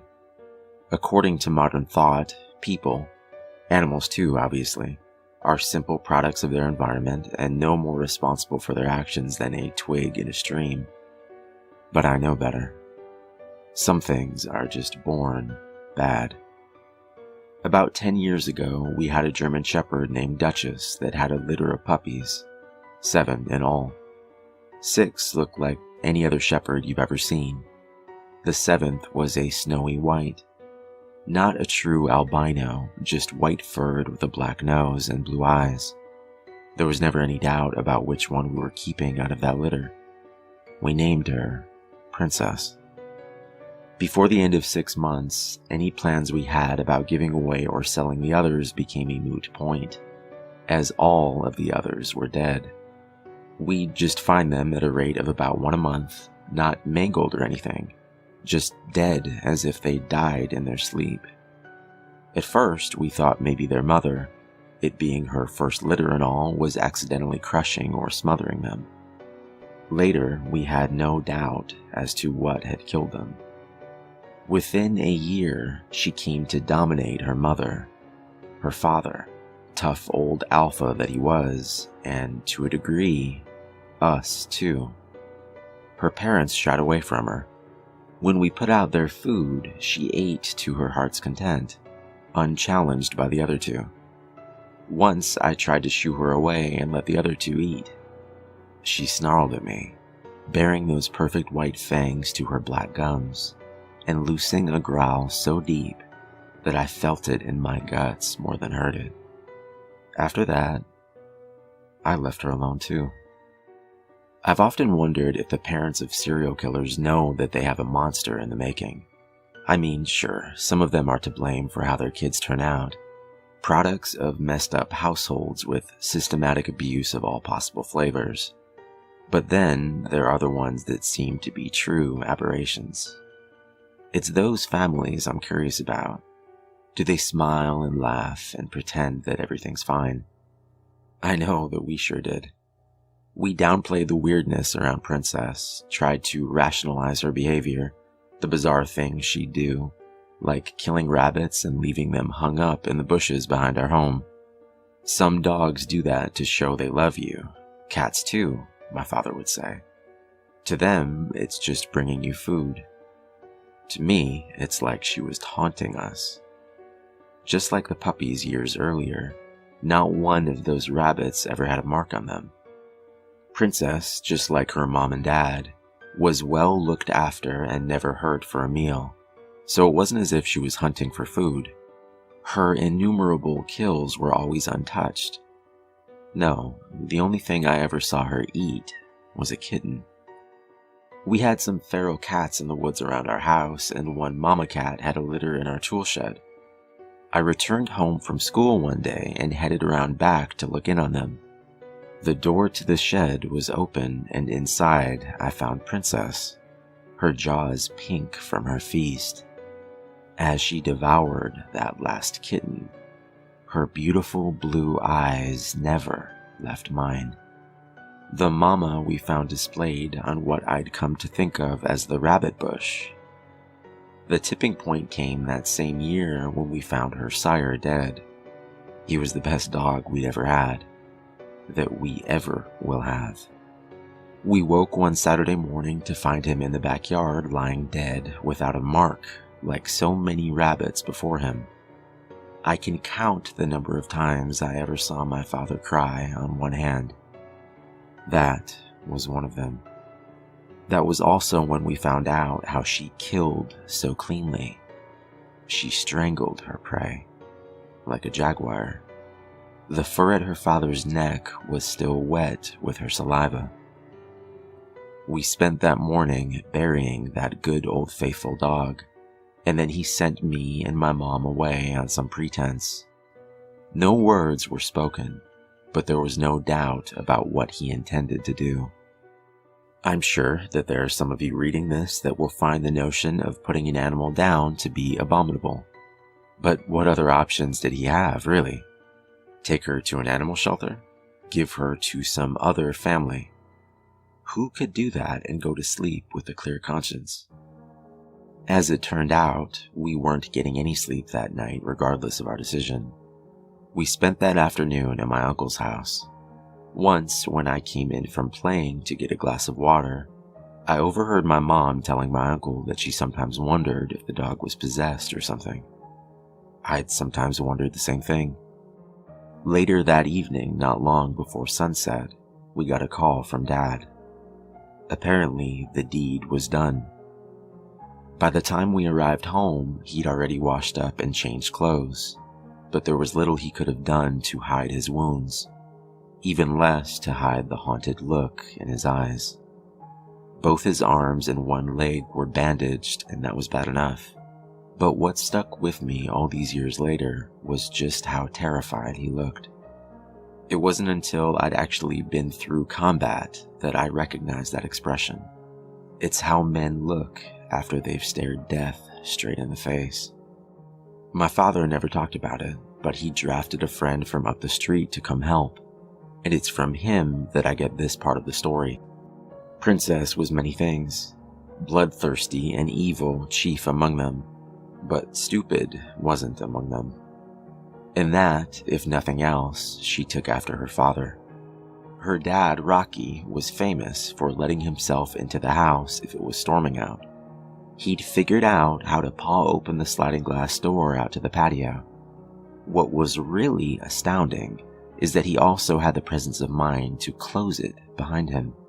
Not being stupid, she knew something was up and made herself scarce, disappearing into the woods. Dad, not wanting to put this off and being in full-on revenge mode, called his friend from down the road and filled him in. So off on the hunt, the two of them went. In his own words, she was laying for us. If it sounds absurd to say that Princess lay in ambush, then I've failed at conveying just how wrong everything about her truly was. She led them on a chase through those woods, barking whenever it seemed the stupid humans had lost her again. Then she laid up beneath an overhang on the creek bank, just where the path crossed it, and she waited. She was on my father the instant he stepped down into the creek, grabbing his leg and making him fall headfirst into the water. Then she went straight for his throat. My dad had already lost his rifle at this point, and he grabbed her with both hands to try to fend her off, wrestling with 115 pounds of teeth, claws, and muscle, in a 1.5 feet of water, Princess savaging his arms all the while. At some point, he managed to work his legs up between him and the dog and kick her away from him, providing his friend with a clean shot, which he took, catching Princess through the chest. He put a second round through her head. He then helped my dad back home and to the emergency room, telling him he'd go back to see after Princess once they got home. "She can rot where she is," was all my dad had to say on the subject.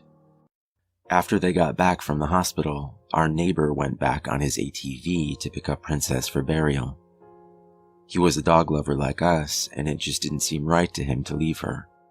If he'd spent as much time tiptoeing around as we had, he might have felt differently. "She flat wasn't there," he said. "No blood trail. Nothing."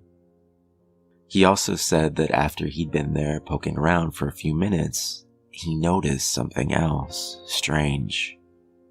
No birds. It was dead quiet. The way the woods sometimes get right before a bad storm blows in. Wisely, he got right the hell out of there. There was a storm coming, all right. That night, Duchess came pawing at the back door wanting in, something she'd never once done in all the time she'd been with us. And I had a dream. In my dream, I was playing football in the backyard with some buddies, and ran over to where a bad throw had landed near Rocky's grave. As I reached for it, Princess's head shoved up out of the ground to grab my hand. I woke up with a jolt and was promptly scared out of roughly 10 more years of my life by the silhouette of a German Shepherd in the hallway. It was Duchess, of course. She was sitting in the hallway, whining and wagging her tail nervously. She was looking back towards the front of the house. I walked over to her and placed my hand on her big doggy head and said, "What is it, girl?" That's when I heard the distinctive sound of claws on glass. Something was pawing at the patio door. Thoroughly terrified, I grabbed Duchess by the collar and dragged her along with me to my parents' room, shutting the door behind me. I was 14, I was terrified. But even in that terror, retreating to my parents' room wasn't just for the security of Mommy and Daddy. That's where the guns were. I woke them up and told them what I'd heard. Dad got up and locked the bedroom door and said, "Y'all lock yourselves in the bathroom." I heard the patio door slide open. If any of the rest of us had any doubts about what had just come into the house, Duchess sure didn't. The only thing she'd ever feared in this world was her own pup. A deep rumble of a growl vibrated in the floor beneath our bare feet, and Duchess's bladder let go as if on cue. Mine wasn't far from doing the same. What followed was a 6-hour exercise in pure terror, punctuated by snarling attacks on the bedroom door, crashes through the rest of the house as Princess found more things to break, whispered prayers from my mother, and litanies of curses from my father as another of his attempted forays out of the bedroom was thwarted. We were without a phone. The one on my parents' nightstand was dead. We'd later find the phone line to have been ripped out at the main box. My mom suggested that we try to make it to the car, and above and beyond everything else, it was my father's response to the idea that really scared me. Of the three of us, he was supposed to be the rational thinker, but what we got instead was, "Honey, I think that's what it wants us to do." As the world through the windows turned from black to gray, a quiet fell over the house. Mom and I watched through the windows, craning our heads in an attempt to get an eye on the patio door. But try as we might, the best we could manage was a view of most of the patio. More than enough concealment for a dog to slink in or out, even a big one like Princess. After an hour of silence, my dad quietly opened the bedroom door. I remember thinking what a useless gesture any attempt at stealth was. Dog senses are so much more acute than ours that we might as well have fired a 21-gun salute. Dad stopped in the hallway and shooed me back to the bedroom. "Don't come out until I say." Carefully, he made his way through the house to the patio door. We heard him shut it before he shouted back to us to stay in the bedroom till he told us to come out. Through the door, I could hear him moving around, and what seemed to be him dropping things into a garbage bag. After about 30 minutes, he gave us the all clear. What greeted us was a disaster. Ripped up cushions and pillows, destroyed furniture, shredded papers and books all over the floor. But most terrible were the smears of gore all over everything. My mother wondered aloud at what she drug into the house. Grim-faced, my father didn't answer. He simply turned and headed out the back to bury Rocky for a second time. We cleaned up as best we could while Dad drove down to our neighbor's house to make all the appropriate calls. After all these years, I still wonder what portion of homeowners insurance covers attack by undead demon ghost dog. Unspoken, we all wondered what the night would bring. As it turned out, we never got a repeat, but Duchess never left the house again. Time rolled on. Occasionally, we'd find a new present on the rabbit bush. Just a friendly reminder, another token of Princess's abiding love. About 2 years into college, my dad called to tell me that our neighbor had passed away. "Heart attack in his sleep, the coroner says," said my dad. But what we were both thinking was, not a mark. There are plenty of nights where I wonder what the last thing was to pass before that old bachelor's eyes. I can guarantee you it stared right back. I've seen firsthand how it feeds. Not long after that, my folks put the house up for sale. I sort of acted as go-between on that deal. About a week after the new owners moved in, I received a call from the man of the house. He wanted to know if we'd left any pets behind when we moved. Already fearing the answer, I asked him why he asked. "Oh, me and the kids keep seeing this white shepherd in the woods. Pretty." Pretty.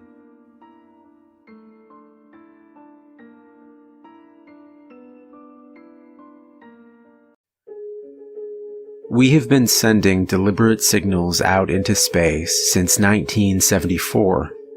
Many people, including some scientists like Stephen Hawking, have wondered if this might be a grave mistake. In an interview with The Times, astronomer Martin Dominic said, "Some say alien contact is the greatest thing we should do.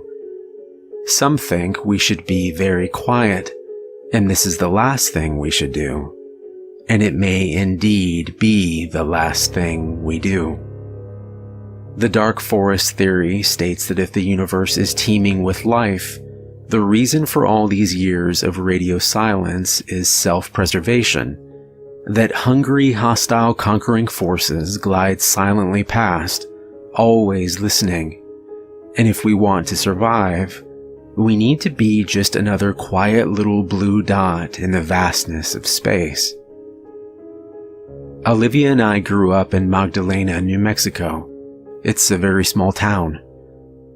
The last census had us at 912 full-time residents.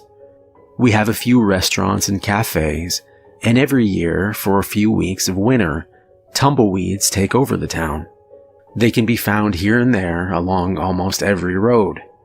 And sometimes, if the wind is just right, they will completely cover the sidewalks and colorful storefronts along the east side of Main Street. The houses here are small and a bit run down, but the people are friendly and kind. We're located in the high desert on land that is as flat as a pancake. There aren't many trees to be found. It's mostly low-growing desert scrub with a few pines, but off in the distance you can see the surrounding mountains. The one thing that sets us apart is that we're just a stone's throw from the VLA. The Very Large Array is a radio astronomy observatory. It's a huge bank of radio telescopes set out in a gigantic Y shape in the desert. The VLA receives signals coming from space.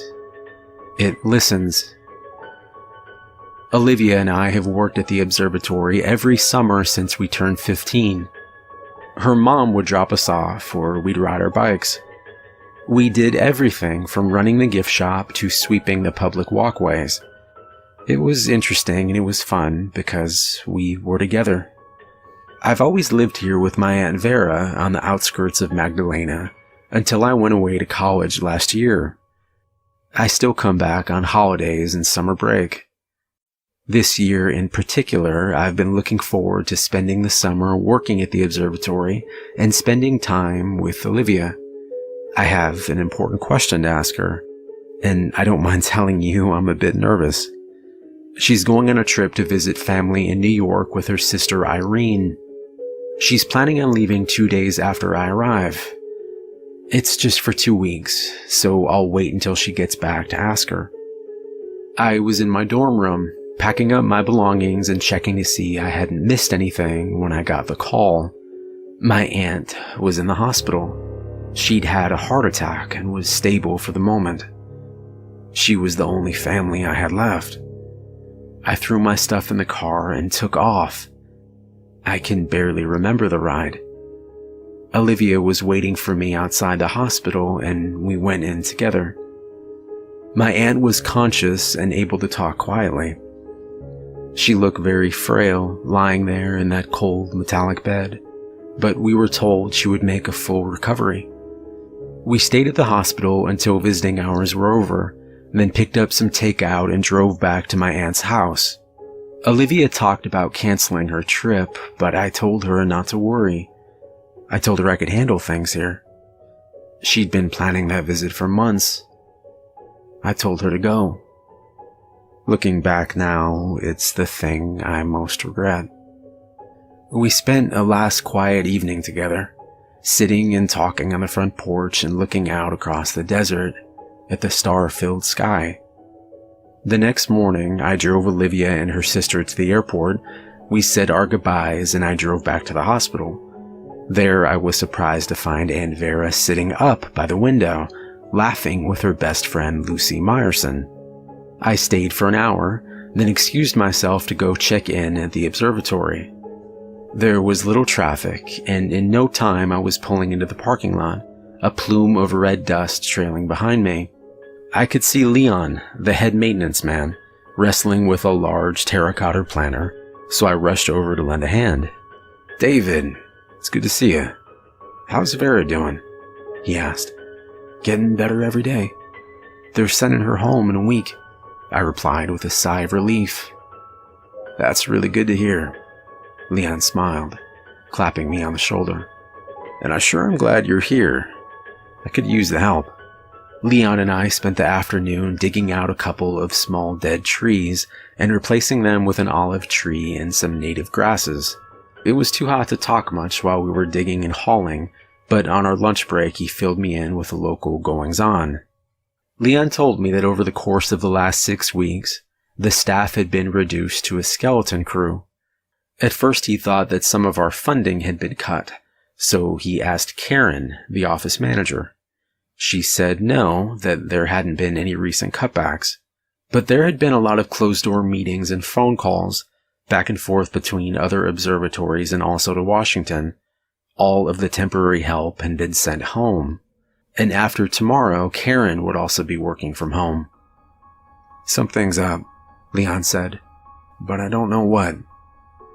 "Maybe we found something out there," I said, looking upwards. "Or maybe something's found us." Leon shook his head, continuing, "It's the damnedest idea I ever heard of, sending out signals into space. We don't know what's out there. It's like dropping yourself into the middle of the ocean and sending out a trail of chum. Sharks can smell blood from a mile away. And just like whatever's up there, we won't hear 'em coming." That evening, I drove back to my aunt's house with Leon's words going round in my head.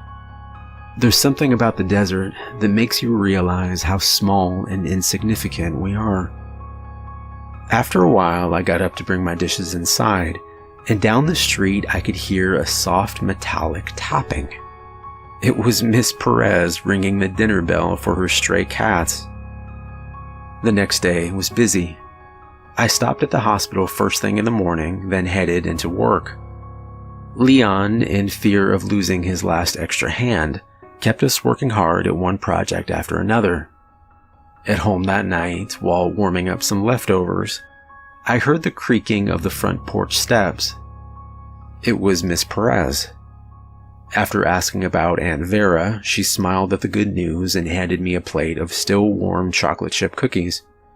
We talked for a few minutes, then turning to go, she asked if I had seen her cats. She'd put out food for them last night, but the dishes were left untouched. I told her I'd keep an eye out. I ate my supper on the porch. As the final rays of light followed the sun below the horizon, a cool breeze picked up, and I must have dozed off in my chair because I woke to the patter of quiet rain. A thick layer of clouds blocked half the sky, but in the distance I could still see the full moon over the mountains. A quick flash of movement to my right caused me to rise from my chair and walk to the top of the steps. I counted 8 deer moving quickly in single file. They ran across the road and headed for the mountains. Trailing along behind them were 2 dogs and a cat. The following day at work, I told Leon about the strange caravan. I asked if he'd ever seen anything like it. He paused, thinking, "Well, I did hear about a study that said a lot of missing house pets can signal that something's coming, that the animals can sense things, like earthquakes and such, ahead of time, so they can get out of Dodge." Later that evening, sitting on the porch, I listened for the usual sounds of neighborhood dogs barking, but there was only silence. I had a hard time falling asleep that night. Eventually, though, I dozed off. I bolted full awake at 3 a.m. with a feeling of abject dread. My heart was pounding, and it felt like the ceiling above me was pushing down with incredible weight. Knowing full well that I'd never get back to sleep, I got up to check the house. Flicking the switch to the main room resulted in nothing. Checking the kitchen, I found the light was out there too. The curtains to the window over the sink were open, and I could see a dim flickering light reflecting off of the chain-link fence. It was coming from the street, and my first thought was fire. I grabbed my phone and headed out onto the porch. Immediately, I saw sparks trailing down from the utility pole directly in front of the house. Thanks to the recent rain, there was little chance of fire. Then I noticed the other utility poles were the same, lined up all down the street like a row of gigantic sparklers. Several houses down, I saw Miss Perez run down her steps and across the front lawn towards... There was something laying in the street. It looked like a person. My first thought was a downed wire. "No, stop!" I yelled to her. I went to step off the porch when some kind of intuition stopped me in my tracks. It was then that I noticed a low mechanical hum.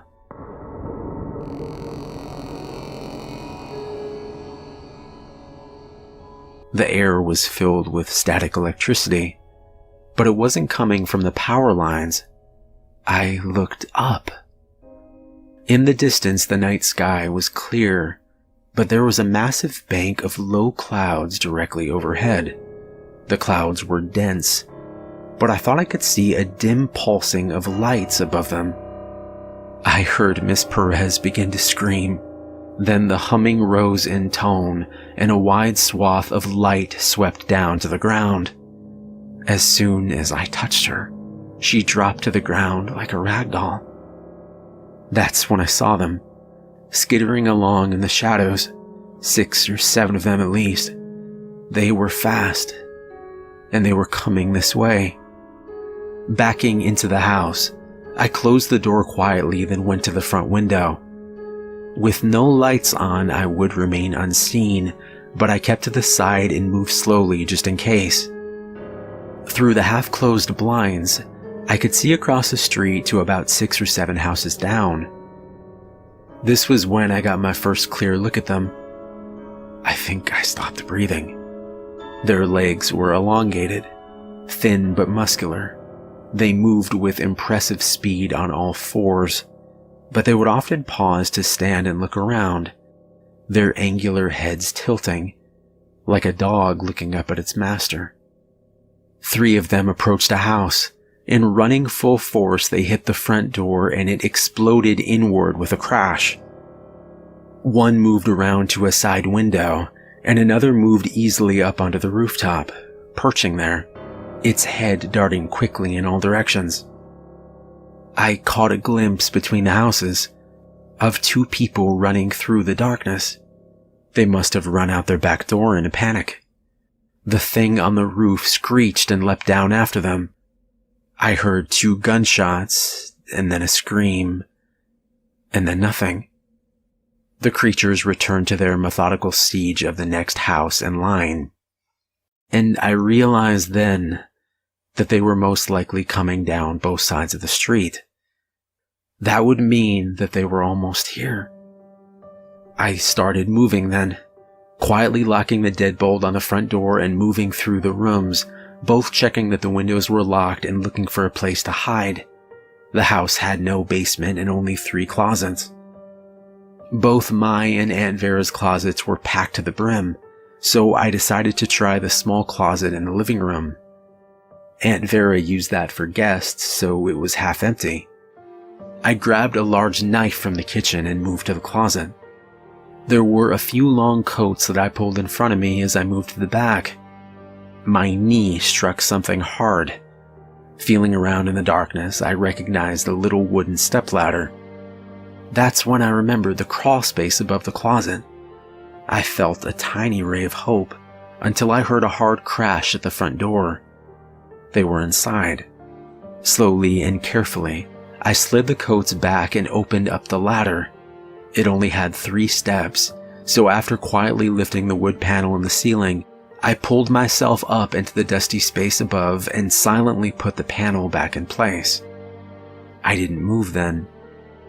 I tried to listen, but I couldn't hear much above the pounding of my heart, so I tried to slow my breathing. I heard glass breaking and loud crashes as they tore through the house. A minute later, I thought I heard the scrabbling of claws on the floor of the porch. Then it was quiet. I didn't move for 10 minutes. Then, as silently as possible, I crawled over to a small vent and looked out.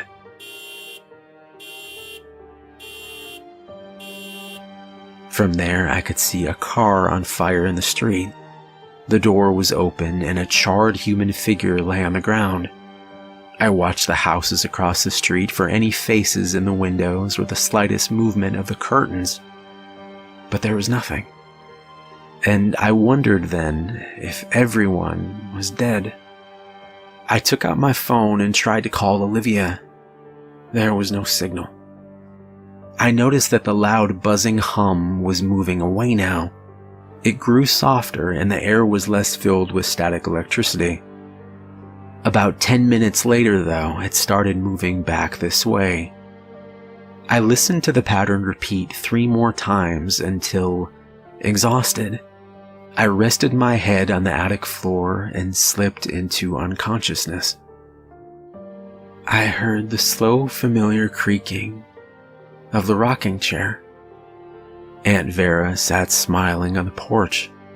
She looked so young. "I'm fine now," she said. "I'm with your Uncle Jack. I haven't seen him in such a long time." With tears in her eyes now, she said, "I'll miss you, my boy. But you need to go, David. Go now." My eyes snapped open, and it took me a moment to get my bearings. When I came fully awake, I was absolutely certain of 2 things. My Aunt Vera was gone, and I had to get out of here. Now.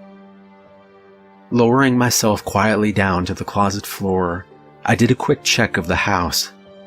Empty. Heading for my room, I grabbed 2 backpacks and a duffel bag. I threw in clothes, my camping gear, flashlight, a small radio, and all the batteries I could find. In the kitchen, I got canned goods, some lighters, and 2 large knives. Then I set an unopened 5-gallon water jug next to the front door. Raiding the medicine cabinet, I found aspirin, bandages, and some leftover antibiotics. Closing up my packs, I looked around. Sprinting back to my room, I grabbed the picture of Olivia and me that I kept in a frame on my dresser. An old arrowhead sat next to it. I took that as well. I did one last thing, too. Then I cinched up the packs, grabbed the water jug, and headed outside. Watchfully, I moved across the street and through my neighbor's backyard, then out into the low scrub towards the mountains. Staying low, I moved as quickly as I could until I felt the air begin to charge with electricity. Then I hid in the bushes until I heard it once again moving away.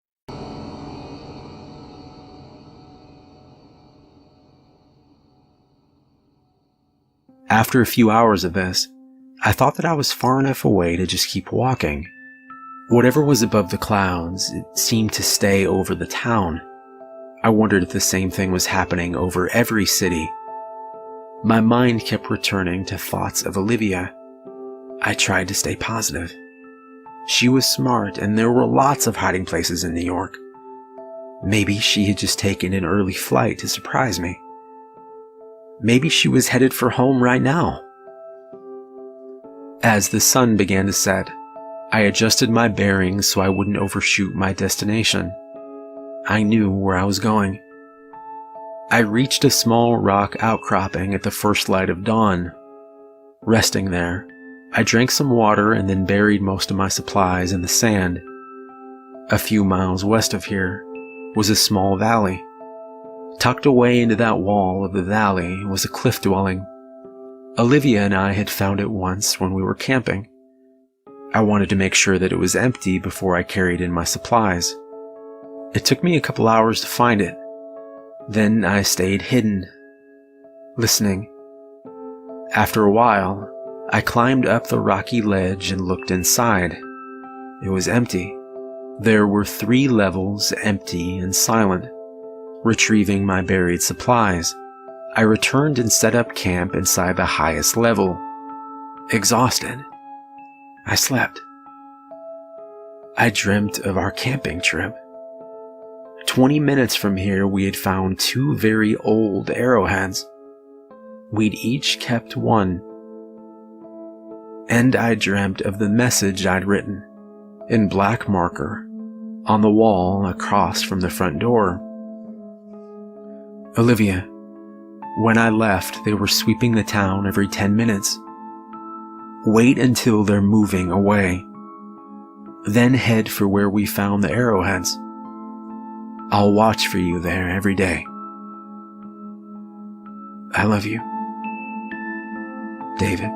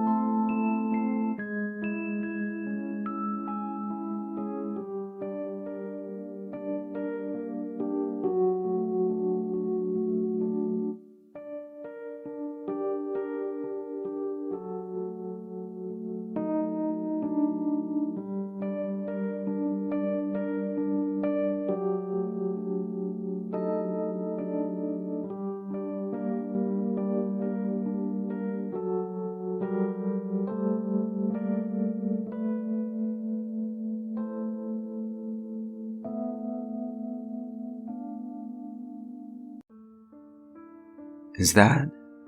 No, I must be imagining it. I mean, what the hell is that anyway? Having just finished washing my face before bed, I headed out of the bathroom and caught a glimpse of something out of place. About 10 or maybe 15 feet outside my back window was a thin shape that stood out from the colorful bed of flowers to its left and the 2 or 3 acres of woods behind it.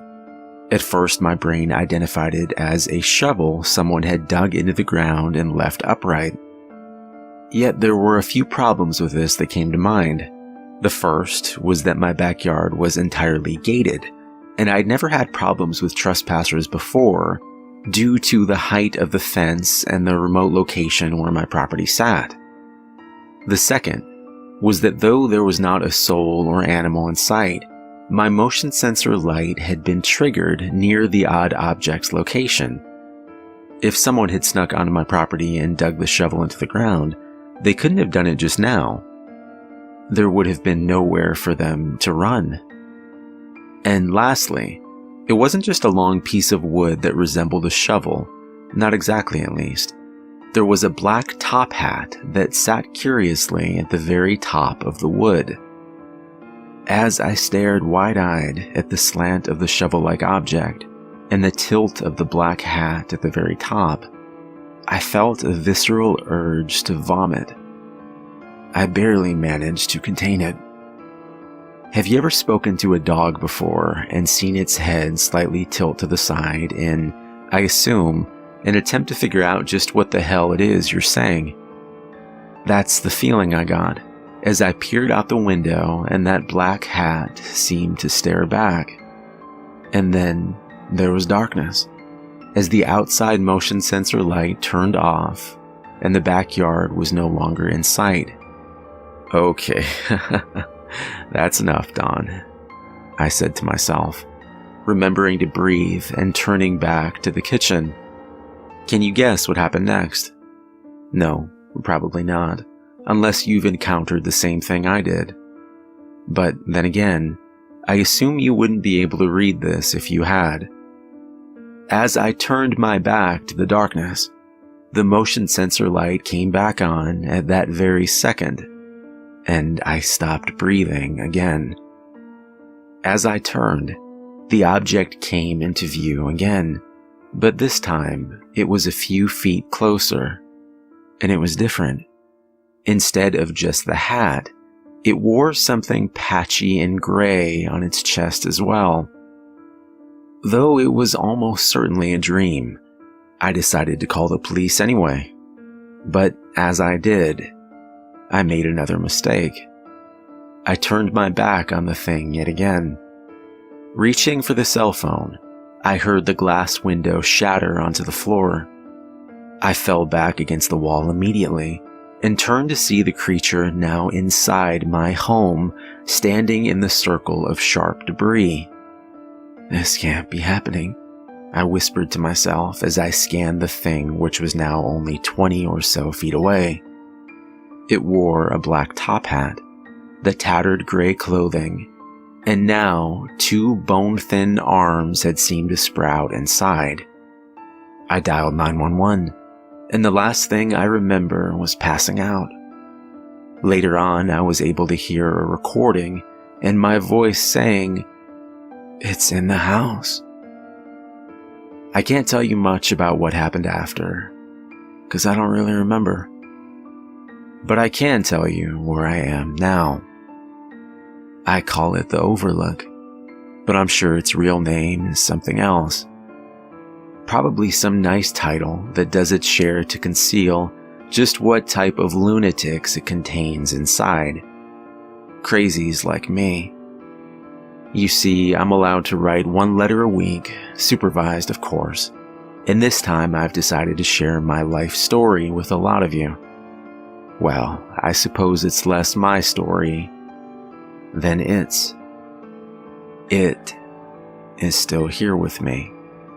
It watches me from the corner of my room. It scurries up the walls and hangs from the ceiling. It sometimes just stands there, tilting its head towards me. Maybe it's deciding just when exactly to finish me off. There's not much left for it to devour, however, seeing how I haven't slept in weeks and continue to lose my touch on what's left of my reality. The doctors here weren't thrilled when I cut my eyelids off 3 or was it 4 days ago. It was a hell of a mess. But what else could I do? They don't understand that every time I close my eyes, it gets closer. At least this way I bought myself some time.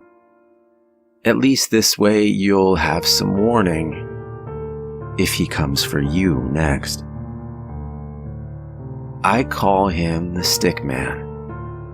And if you see him, don't look away.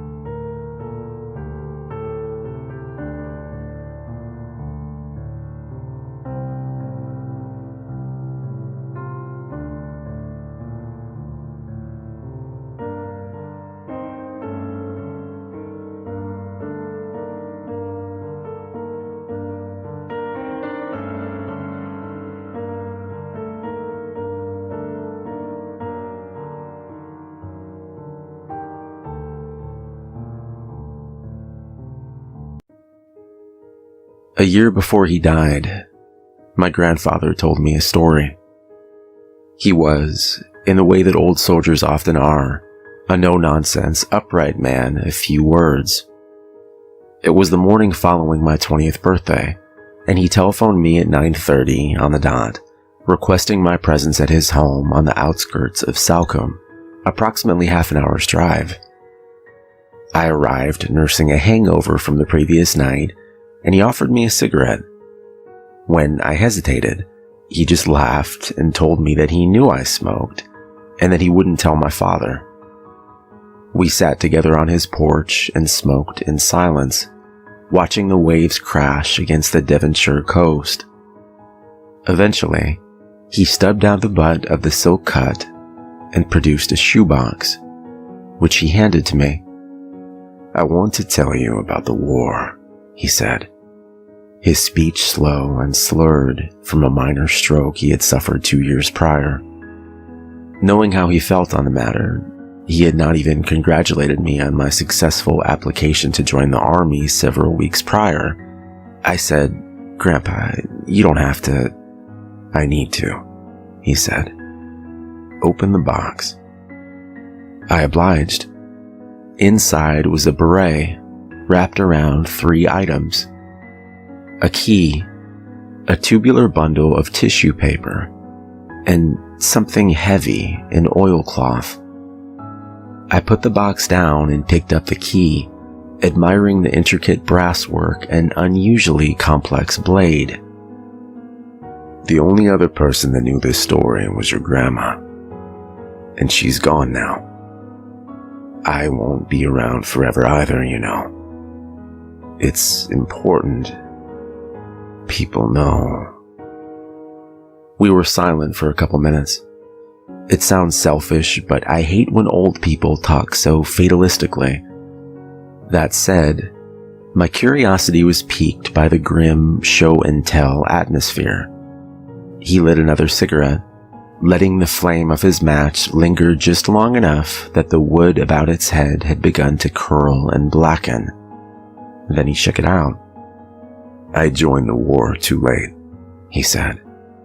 All through school, my friend Nick and I just wanted to be heroes. When the time finally came, and we were gearing up to fight the Nazis in France, our damn unit was diverted. Where were you sent? I asked. He took a deep drag on the smoke. Channel Islands, the only part of the British Isles to be occupied by the Germans.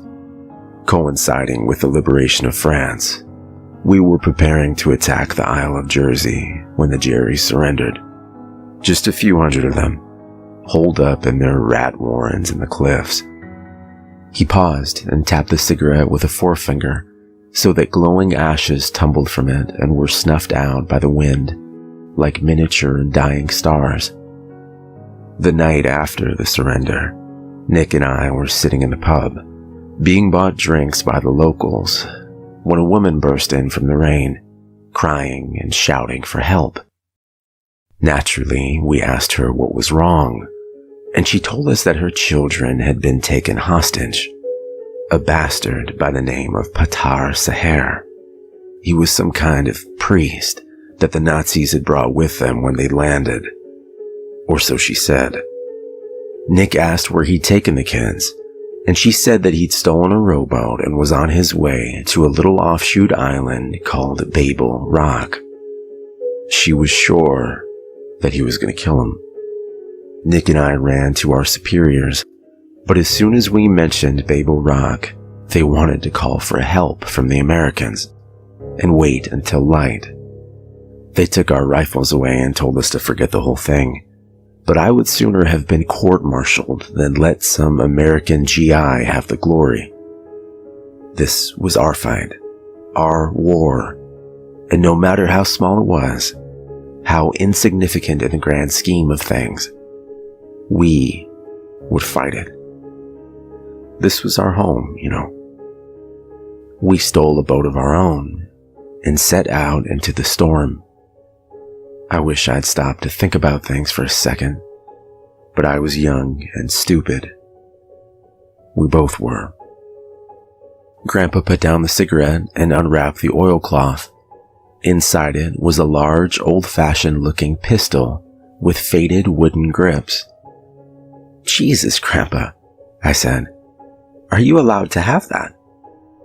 He winked. What they don't know won't hurt them. Was true then, is true now. I won it in cards from a Yank back in London before we set out for the islands. Nobody knew I had it, so they couldn't take it away. He set down the gun and stuck the smoke back in his mouth, exhaling blue fumes at the dying sun that was slipping beneath the horizon. Long story short, we land alone on this bleak old rock, right in the middle of a storm, black as the devil's eyes, and so sharp and craggy that it sliced one of my boots right open along the sole. There was one building on the island, a wooden shack overlooking the beach. It was dark, not just because of the time of day. You couldn't see more than 5 feet in front of you. I remember looking up at the sky and seeing the clouds all lit up by lightning flashes from the inside, like big stone lanterns. The clouds were coiling around above Babel Rock, and there was a hole in the very center, above the house. Not just a hole in the clouds, but in the sky itself. There were no stars, just like a black, empty space, sucking in the storm clouds. As we were heading up the beach, with nothing but the lightning to show us the way. I swear to God, it looked like the rain was falling up into that hole in the sky. Grandpa paused and sucked on his cigarette. The tip glowed brightly and illuminated his face with a faint orange hue.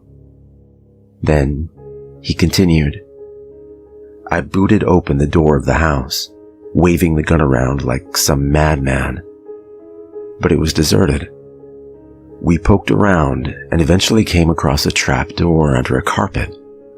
Beneath the shack were stone steps, coiling downwards into a handful of rooms carved into the rock itself. Not rooms for people, though. The dimensions were all wrong. The corridors were really tall, about 9 feet high, but so narrow we had to turn sideways to get through them. Everything was covered in weird scratchings, too, in the walls and on the ceiling. Roman numerals, I think. Everything was quiet, except for the storm outside, and we were just starting to regret ever going there, heroism or no, when we rounded a corner and found the children. He kneaded his brow. That's a bloody sight I won't ever forget. They were stood in a ring in this big, oval-shaped room. Their eyes were all rolled back, so you couldn't see the pupils, and they were each reading from a little book, like a Bible. But I couldn't understand a word of what they were saying. It wasn't German or Latin or any language I know. Before I could say anything or do anything, I heard a voice behind me. Horrible, deep, resounding. It said, "Halt." And I turned around, and there's Petar, this fat Jerry bastard in priest robes, and he's got a little pistol to Nick's head. Told me to drop my gun and kick it over to him. And I mean, of course I did. This was Nick. He lived 2 doors down from me my entire life. He was my best friend. Being a hero is nothing when it costs you everything. Grandpa paused, and I saw his leathery cheeks glistening, wet from tears. Then he blew Nick's brains out. Just like that. Shot him in the side of the head. I lunged for him, trying to grab the gun, and he shot me too. Shattered my kneecap. That's why I need this. He tapped the heavy stick that he'd hobbled around on as long as I knew him. Then he flicked away the end of his cigarette and reopened the pack with trembling fingers. It was empty. I handed him my half-smoked one, and he nodded his thanks. I passed out, he said, his face now lost to the rush of night. When I came to, his face was inches away from mine, and I could feel his breath on my cheek. He stank of rotting meat. There was something wrong with his eyes, too. Black. Black as that hole in the sky. He spoke to me then. He asked me in broken English if I believed in God. I could barely speak. The pain was too much, but I nodded, and he asked me if I would like to meet him. I thought then that he was just threatening to kill me, to send me to meet my maker. So I shook my head, and I think that surprised him. He stood up, walked away from me to the opposite wall, and that's when I saw the door for the first time. It was massive, almost touching the ceiling, about 4 feet wide, and it was made of some kind of black rock. It had carved on it an apple tree, and there was a snake coiling down the trunk. The snake had its head turned side onto you, and instead of an eye, there was a weird, jagged keyhole. He went to the kids, chanting throughout all this, and picked up a key. This key, off the pedestal they were gathered around. Grandpa gestured at the key, its brass swastika head glinting beneath the glow of his cigarette. Petar said that he'd spent 11 years of his life secretly visiting Babel Rock, measuring the keyhole and designing a key to fit. I asked him whether he put the door there, and he gave me an odd look and told me it had been there before men even walked the earth. Then he unlocked the door and stepped backwards, speaking words in German I couldn't understand. And then something started to push the door open from the other side. As it opened, just a crack, all the candles in the room went out, and we were in darkness. The only light was coming from a lantern in the next room, and it was just me, Petar, and whatever was opening that door. And all the while, the kids were chanting and singing. It opened a few inches more, and a hand came through, all charred and calloused. But it wasn't a human hand. It was small, with long, hooked fingertips, and it coiled around the edge of the door, as though it were cautious of entering the room. As it did, the air began to taste of seawater and sulfur, and I was more scared then than I've been in my entire life. I tore my eyes away, dragged myself over to my .45, and turned around and shot Petar in the back. Pow! He mimed a pistol with his hand. His blood splashed across the door and wall, but it also landed on that hand. As soon as it came into contact with that blood, it went crazy. The hand tightened its grip on the door and started pushing. This was solid stone, about a foot thick, and this thing was just shoving it open. I forgot my pain then. Fear was giving me strength, and I limped across the room and slammed my shoulder against the door. I must have surprised it, because I felt it give way, and I heaved with every ounce of strength in my body. God, I was tough as a lad. He sucked on the smoke, the tip flaring up against the night. I almost had it. The door was almost closed. But that hand, that blasted monster of a hand, still there, reaching round at me. I pulled out my boot knife, and I hacked one of its fingers off.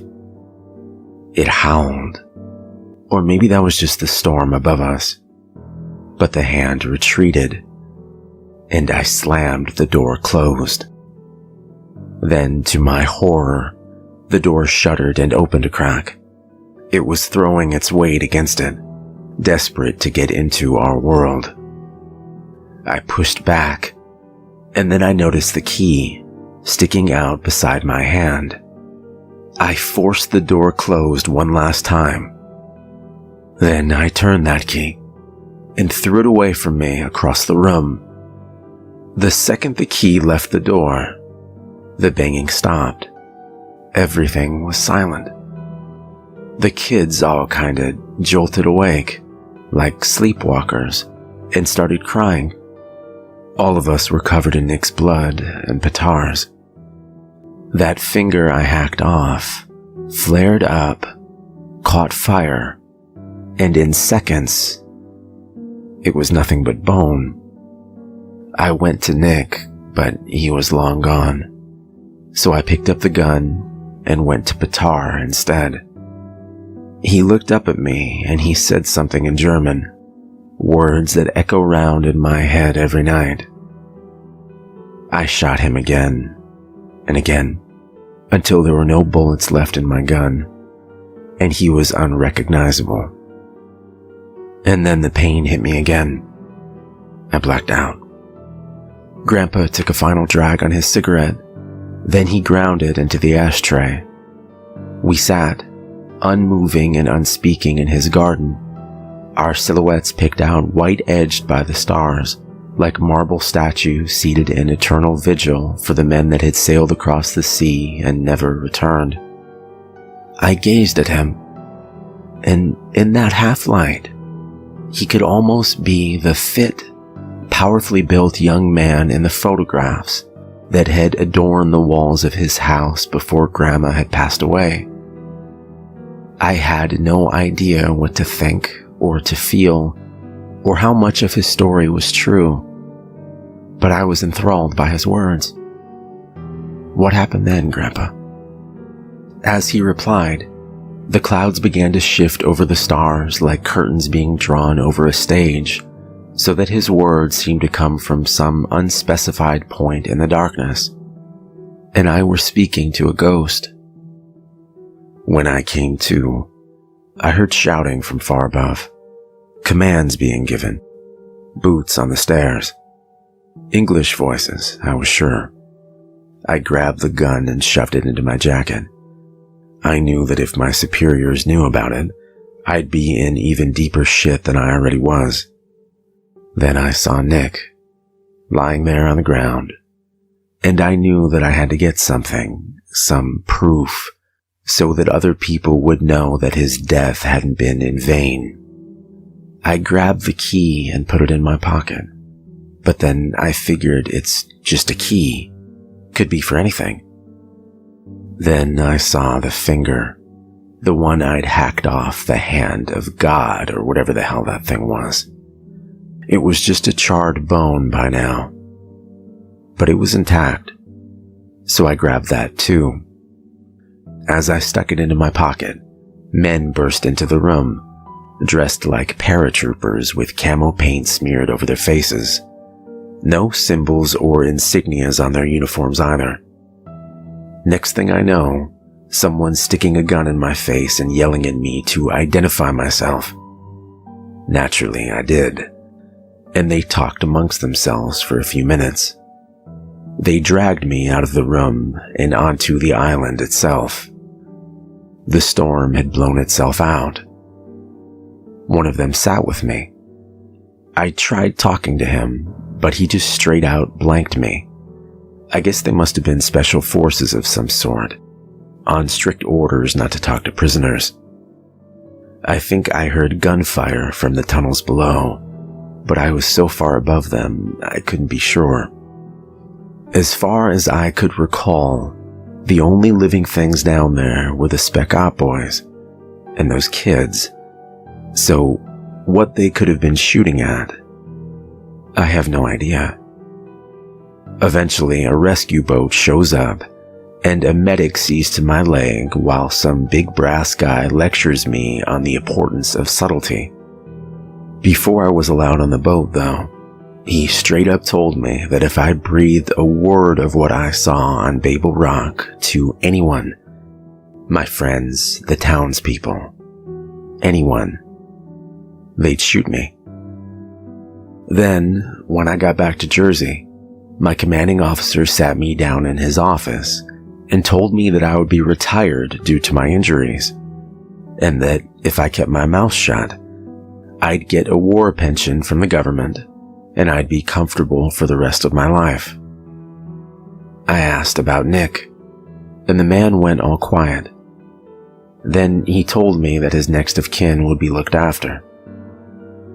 I think they got the newspapers to report him dying a hero, fighting Jerry Commandos or something. I never read past the first few lines of that article. I just kept seeing him in that cave, gun to his head, and eyes pleading for me to save him. So, you never told anyone? I asked. Who would you have me tell? Nobody would believe me, would they? They'd just think I was insulting Nick's memory, trying to steal the glory from him. I loved him like a brother, too much to take his story away from him. I'm sorry, Grandpa, I didn't mean. He laid a hand on my shoulder. It's okay. He struck a match and unwrapped the tissue paper. Inside, long and angular, there lay a skeletal, humanoid finger, far too long to be from a man, and with bone hardened and pointed at the tip, like a claw.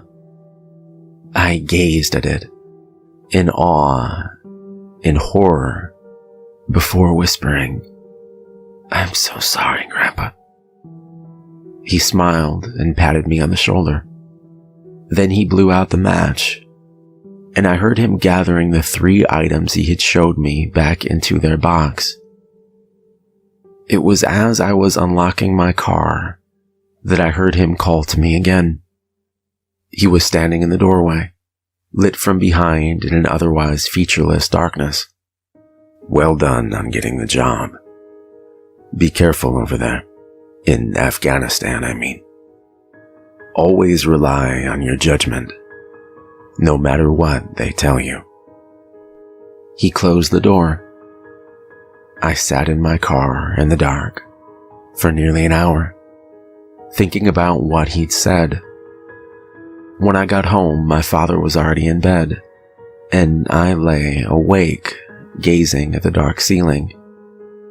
I imagined it to be the voidous center of that storm my grandfather had seen all those years ago. He left me the house in his will. I retired from the army after being shot in the hip during an ambush in Kabul, and I was looking forward to the peace that Granddad's old place on the coast would surely bring. When I was moving some of his things in the attic, I stumbled across the shoebox again. It was all there. The gun, the key, the finger.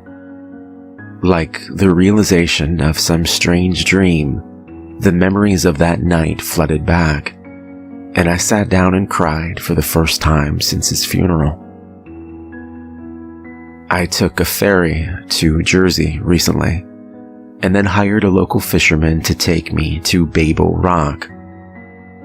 Under the sun, with nothing but the laughter of seabirds in my ears and the taste of salt water in the air, it was actually a relatively peaceful place.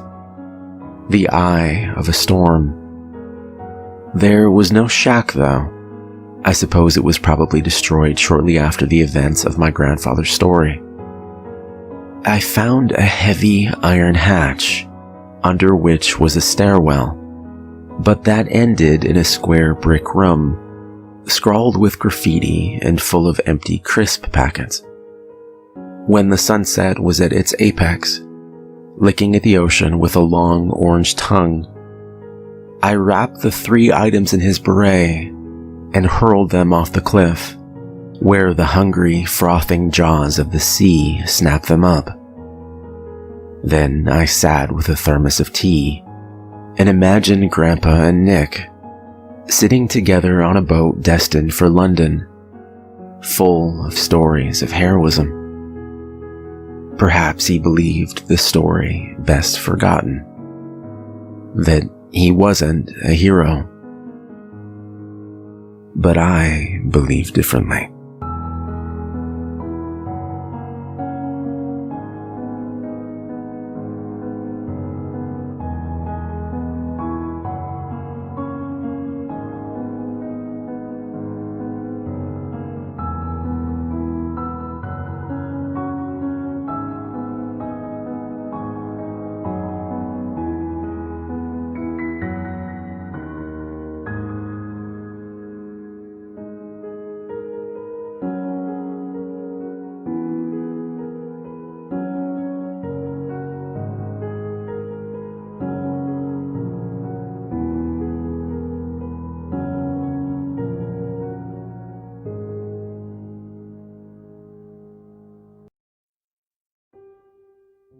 I heard the bells jingle on the door and looked up from my sweeping to say, "We were just getting ready to close up shop." I was the only one working, but my boss insisted I always use "we." I suppose he thought it was safer that way. The old Boston neighborhood sometimes got a little dicey at night. The gentleman smiled politely and nodded. "I'll be quick. At least I'll try," he said, tipping his silver-topped cane. He was young, looked to be in his late 30s, well-dressed with a long black leather coat. He walked, favoring his left leg. As he perused the aisles filled with bouquets of lilies, daisies, and carnations, he made his way towards our largest display, roses, of every color imaginable. I was in no hurry. It was Valentine's Day, and my work part-time at the flower shop over the last 3 years had taught me that going above and beyond on this particular day could yield some extremely nice tips. Between the fact that my car payment was due on the 15th, and after making said payment, I would be left with exactly $172 in my bank account, I had told my boss that I would be happy to keep the flower shop open late. As a guy, I knew that Valentine's Day could kind of sneak up on you. And as I was not in a relationship at the moment, the least I could do was assist my fellow travelers in their romantic endeavors. "Are you looking for something particular?" I asked. Searching, he paused, then smiled. "I'll take 24 of these." He pointed towards a vase filled with dark red roses named Eternity. They were so dark in color that they were almost a velvety black. And I would like one single white rose at the center. "Very nice choice. Would you like them in a gift box or a vase?" I asked. Walking up to the counter, he paused. As he looked directly at me, I could see a hint of sadness in his eyes. "The thing is, I have a rather unusual request. I need them delivered tonight, and to my exact specifications." I looked up at the clock on the wall. It was just past 10. When I looked back at him, he was pulling an envelope from his coat pocket. "There's $2,000 cash inside. You can keep it for yourself. Off the books, so to speak." I glanced at the packet as he set it on the counter, hesitated, then asked, "What exactly would I be delivering?" He chuckled and shook his head. "Just the flowers, that's all. It's the location that you may have a problem with." Allow me to explain. Many years ago, I met my one true love. I won't go into detail, but for me, there will be no other. It became our tradition, if you will, on every Valentine's Day, at exactly midnight, I would present her with a single white rose, surrounded by dark red roses. Pausing, his voice turned grim as he continued. "A few years ago, she was taken from me. I wasn't there. I would have stopped it." He paused to gather himself, then went on. "Since then, every year at exactly midnight, I place the flowers on her grave. She is buried at the Forest Hills Cemetery. It's not far from here. The main gates are locked by 11, but there is a small iron gate that is left open. I always do it myself, but this year..." He lifted the cane. "So, will you make the delivery?" I was silent for a long moment. I thought about my car payment, and I thought about how long it would take me to earn $2,000. "Okay," I said. "I'll do it." He nodded and handed me another envelope. "These are the instructions. Follow them explicitly." Turning away, he moved slowly towards the door. The bells jangled again. I watched through the window as he walked across the darkened street and disappeared around a corner. I busied myself closing up the shop, all the while thinking about my bizarre assignment. I considered letting my boss know, but I wanted to keep the cash for myself. So I put on my jacket, pocketed both envelopes, picked out the 24 red roses plus 1 white, and headed for my car. It was cold, so as I waited for my car to warm up, I opened the set of instructions. Nothing too strange, just directions to the cemetery and the location of her grave with a little hand-drawn map. I was to place the roses exactly at midnight and light a candle. Entering Forest Hills Cemetery into my phone, I pulled out of the parking lot. 20 minutes later, I was parked along the street adjacent to the cemetery. It was 11:30. I found the small gate unlocked and walked through. It opened onto a path that meandered and branched out to several other paths. I referred to the hand-drawn map included with the instructions to keep from getting lost. The place was vast and surrounded by woods. There was a light breeze that kept the clouds moving slowly across a near full moon. As I walked, I thought, ironically, what a perfect night for a walk through an eerie cemetery. After about 15 minutes, I arrived at the final turnoff. The marker said Cove's Rest, and it looked to be in the oldest section. The stones were large and worn. Some had statues of angels and huge marble crosses. The path that dead-ended at her grave, which turned out not to be a grave, but a small mausoleum. A little stone house with 4 pillars, and a door with a small window. A few feet in front of the door was a bench facing a stone circle, with a large gray marble vase at the center. Setting the flowers down on the bench, I checked my phone. 11:55.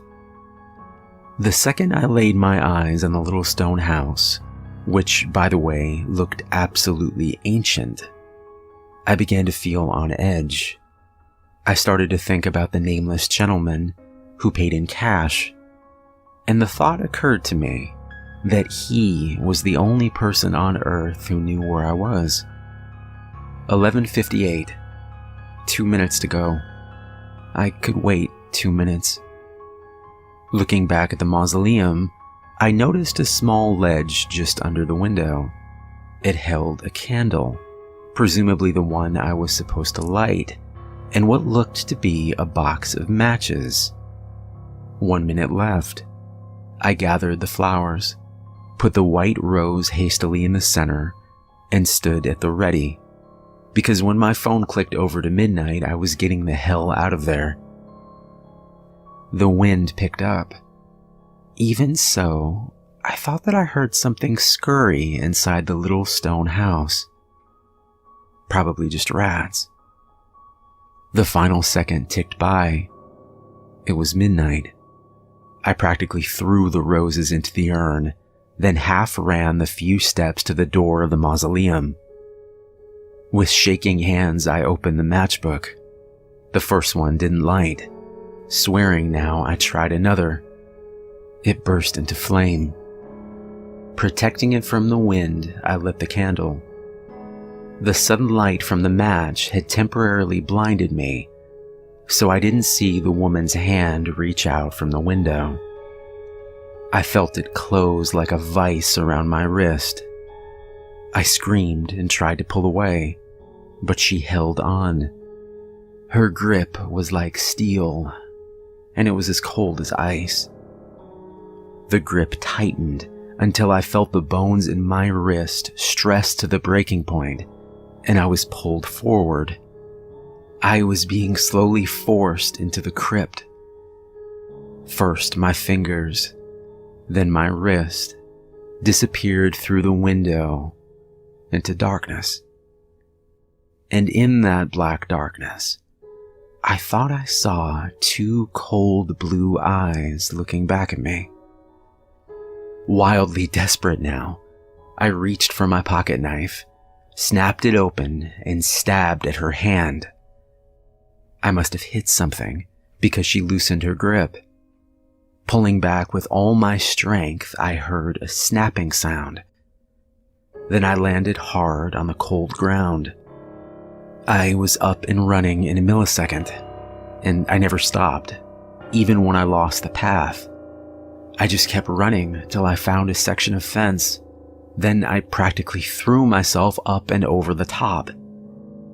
It took me quite a while to find my car, but I finally made it home. Some time has passed now, and I try not to think too much about it. Not if I want to sleep at night. But on some cold winter nights, I wonder. I wonder about the other people he sent as a gift on Valentine's days past.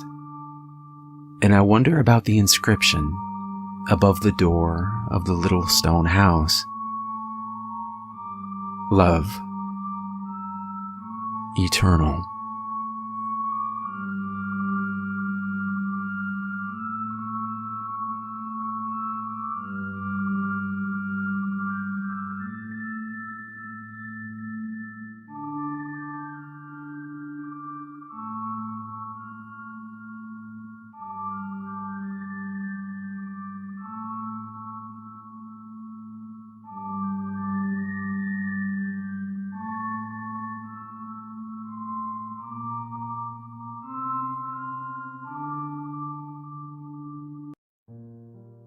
Having difficulty staying awake there? Trying to study for some big exam, finish some last-minute assignment that you put off all weekend, and it's now 3 in the morning and you are absolutely exhausted. Or perhaps you were in a similar state recently and are looking for help on what to do. Well, friend, I have just the prescription to ease your weary mind. All you need to do is win a game. Setting up the game is relatively simple. All you need is an hourglass, a candle, and a marker. Let me make one thing specifically clear. You need an hourglass, not one of those rinky-dink 30-second pieces of crap you get out of a cereal box or board game. Before playing the game, test your hourglass to make sure that it takes an hour or slightly longer to drain all of the sand from one section to the other. Having it take slightly longer will help, but too long or too short and you'll run into complications during the game. You must also be completely alone in the room while playing. When you are ready to play, choose any room that can be sealed, simply meaning that all doorways and windows can be closed. Any other form of timekeeping device or alarm must be taken out of the room prior, or the game will not begin. The hourglass will be your only time tracking tool, hence why having an accurate hourglass is important. Anything with an electronic display should also be removed. This includes TVs, cell phones, computer monitors, anything. Leaving them in the room during the game will put you at a massive disadvantage. You may begin the game at 8 p.m. Make sure the room is sealed, drawing the curtains to block any outside light. Then draw a simplistic hourglass shape on the back of one of your hands. Make sure to remember well which hand it was, since you'll mostly be in the dark for this game. Take the candle and light it. Then turn off the lights. And sit down on the floor with the 3 previously mentioned objects close together. And flip the hourglass so the sand begins to fall into an empty half. The only source of light should be your candle. Now, yell something along the lines of, I'm not tired, and I refuse to go to sleep.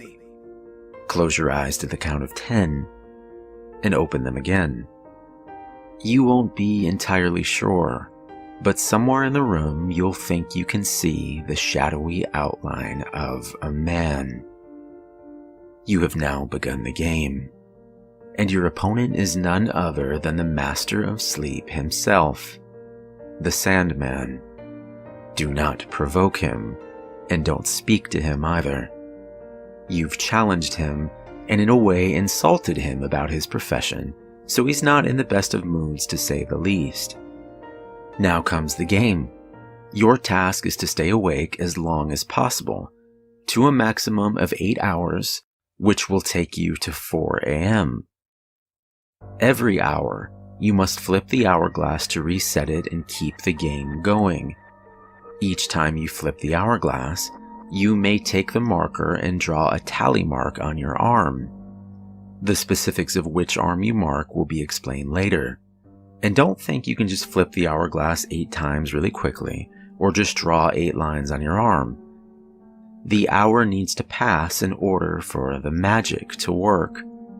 If you fail to flip the hourglass before the very last grain of sand falls, or should you succumb to sleep, you will lose.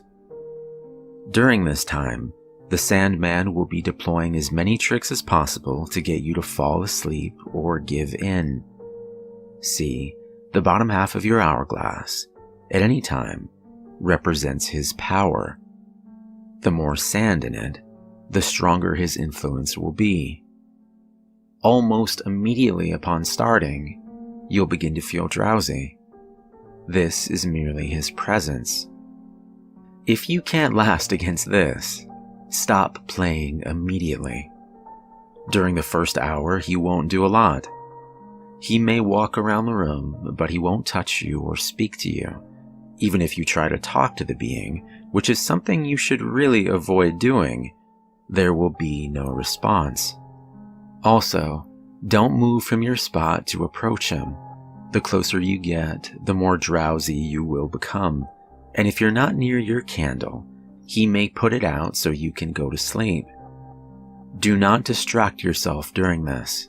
You may easily lose track of time and forget to flip the hourglass as needed.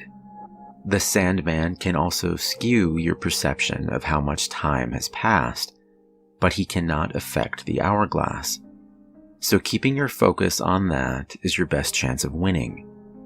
Side note, if you try to leave the room, you will find that the doors are all locked, and the windows reveal nothing but an unyielding darkness as far as the eye can see. After you pass the first hour, the Sandman may scoff, but will continue to stay in the room. Now he will begin to pull more from his bag of tricks. He's seen that you're going to be a hard one to put down. The sounds of music boxes and harps may be heard, at first from a distance, but will slowly grow to a level that would be audible and comforting.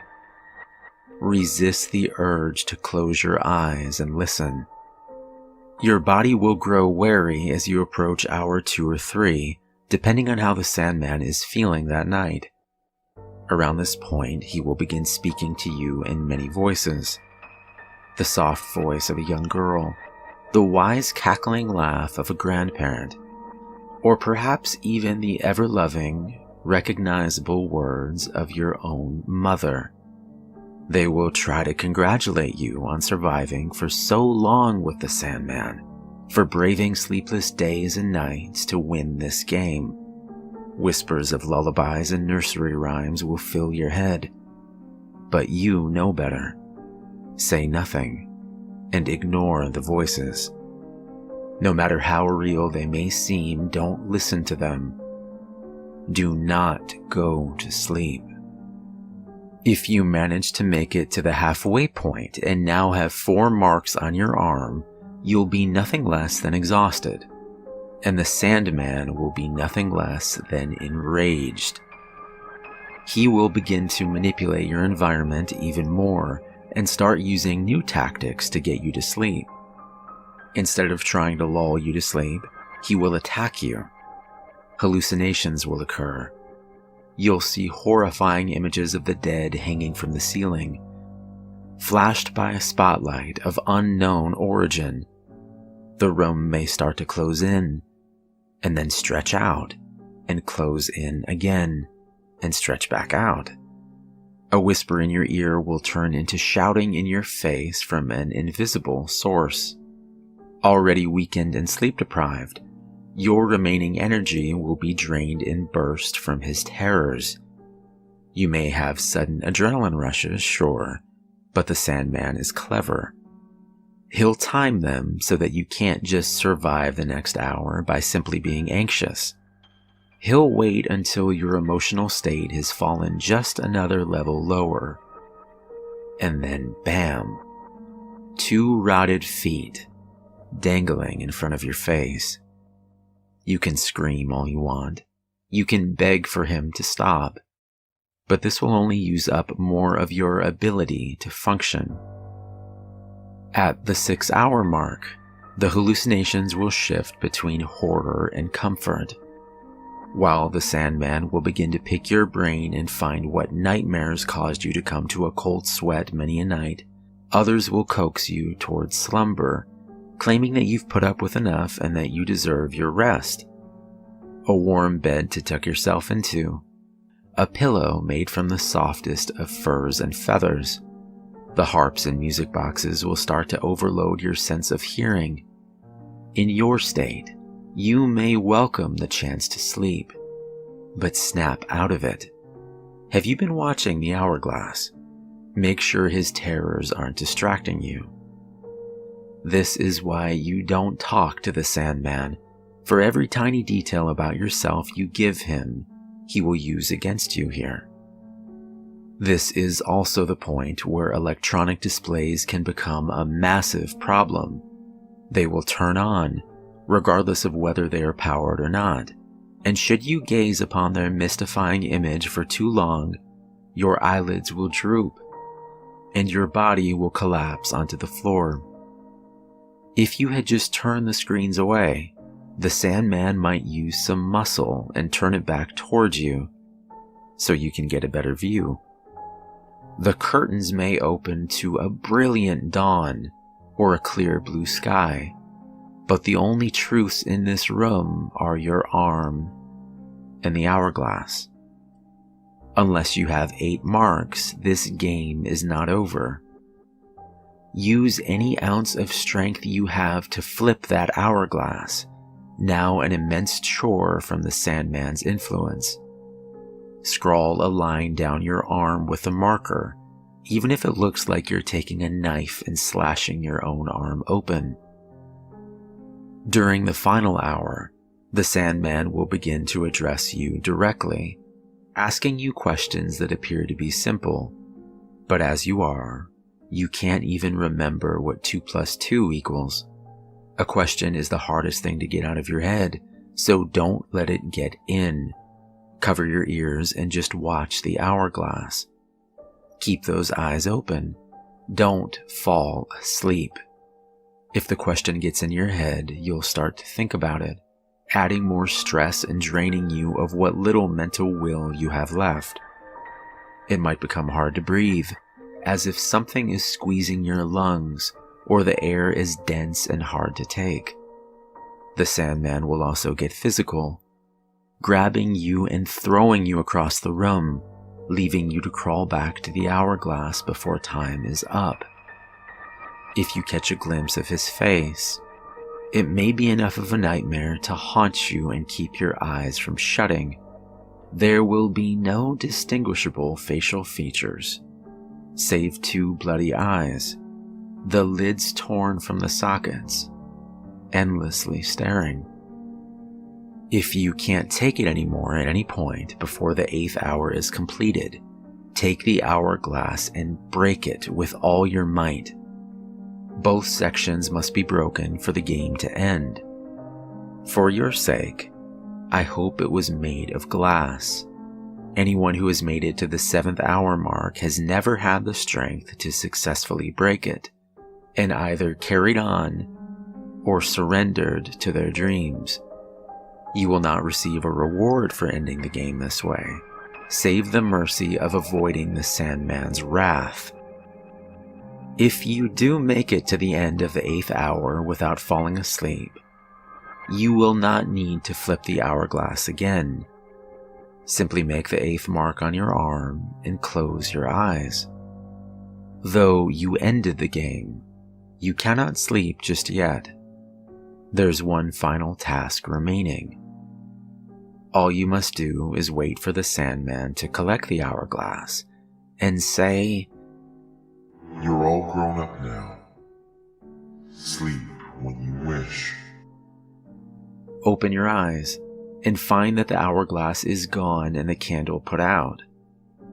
Now you may collapse in slumber, a 12-hour slumber to be precise. The game puts a heavy strain on your mind and body, so recovery is necessary. But it's the last time you'll ever need, or at least to that length, because once you've fully recovered, you'll be able to stay awake for an extra hour for each tally on your marked arm. Depending on your normal sleep schedule, this may mean you only need a small nap, maybe an hour or two at most. But for some, you'll never have to lie down again. Sure, you will have the ability to do so if you want to. You can still even dream, but there will never be any weariness following you. Just think of how productive you can be. But it's not all sugar plums and gumdrops. If you mark any tallies on the arm that were not marked by the hourglass, you will instead require more sleep. 1 hour for each tally on the blank arm to be precise. You will require more rest to be able to even function throughout your day. Now, these marks can cancel with the ones on your marked arm, but if that's not the case, you may have just gone through all of that suffering, only to come out worse than before. And what with your delirious state throughout the game, it's unlikely for the average individual to come out with all their tallies on the marked arm. There are also the circumstances of losing. If you fail to flip the hourglass, then the Sandman will gain full power, and with a snap of his fingers you will collapse to the ground. Regardless of how you fall asleep, be it by failure of the hourglass or succumbing to your own tiredness, you will also sleep for 12 hours to recover, but it will be the worst sleep you will ever have, and the Sandman will make damn sure that that's the case. The worst nightmares will flood your mind, leaving you unable to escape or wake up in a relief-filled cold sweat. All you can do is endure the torture of a dream that feels like years in length. And when you finally come to consciousness the next morning, there you will be, lying on the floor of the room, the mark still on your arm, and blood flowing from where your eyelids once rested. You said you refused to close your eyes and go to sleep. The Sandman has simply granted that wish.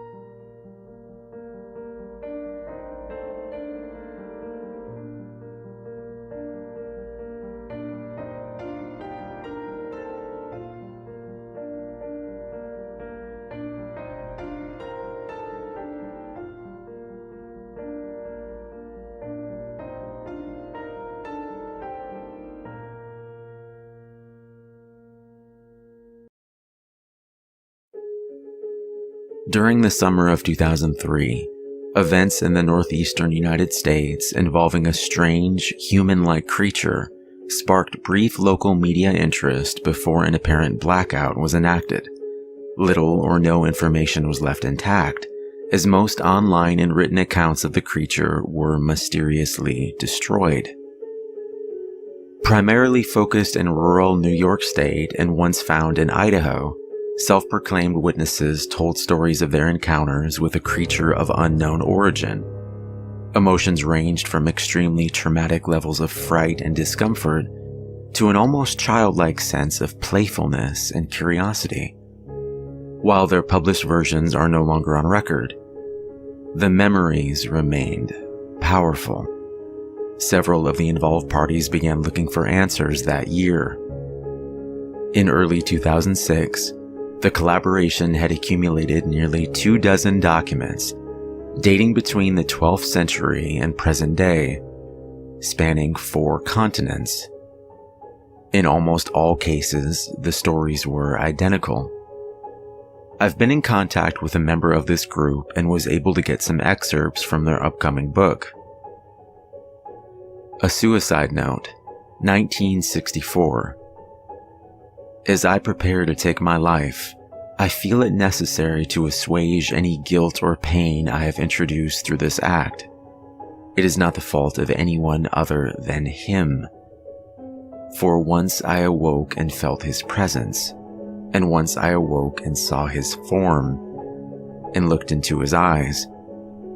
I cannot sleep without fear of what I might next awake to experience. I cannot ever wake. Goodbye. Found in the same wooden box were 2 empty envelopes addressed to William and Rose, and 1 loose personal letter with no envelope. Dearest Linny, I have prayed for you.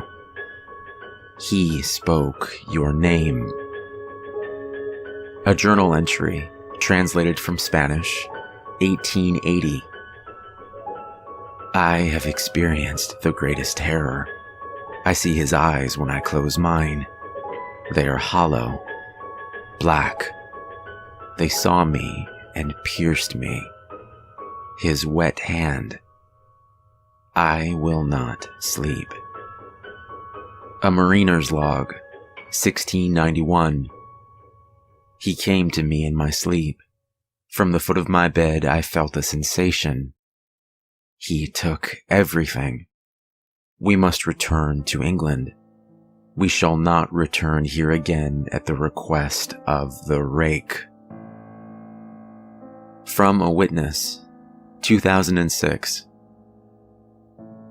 3 years ago, I had just returned from a trip to Niagara Falls with my family for the 4th of July. We were all very exhausted after a long day of driving, so my husband and I put the kids right to bed and called it a night.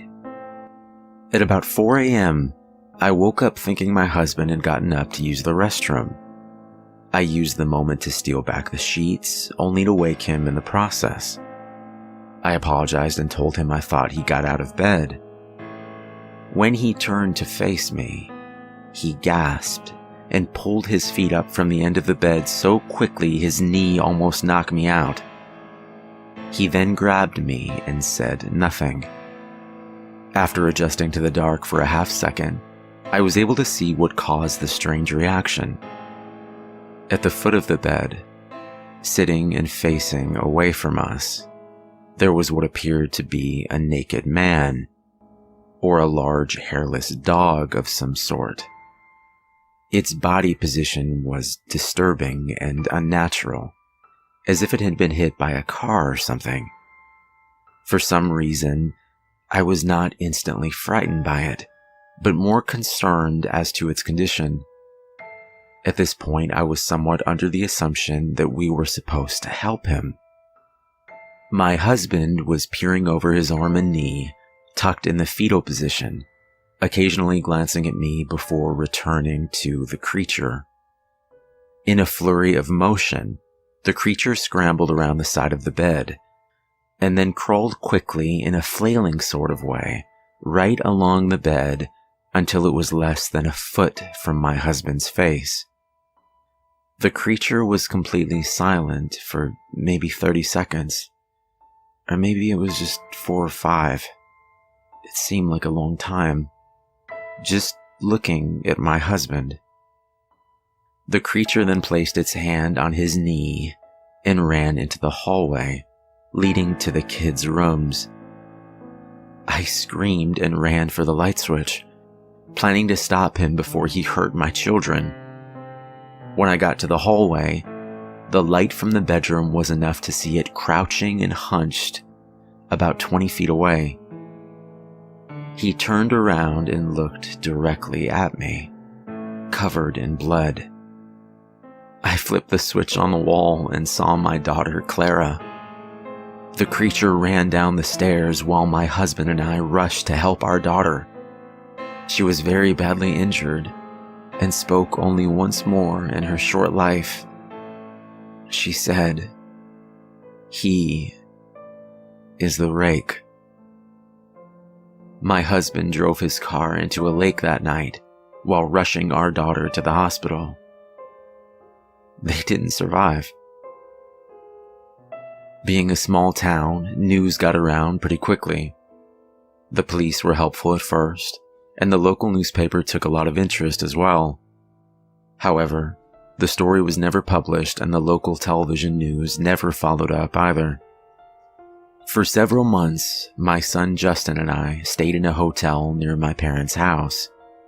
After we decided to return home, I began looking for answers myself.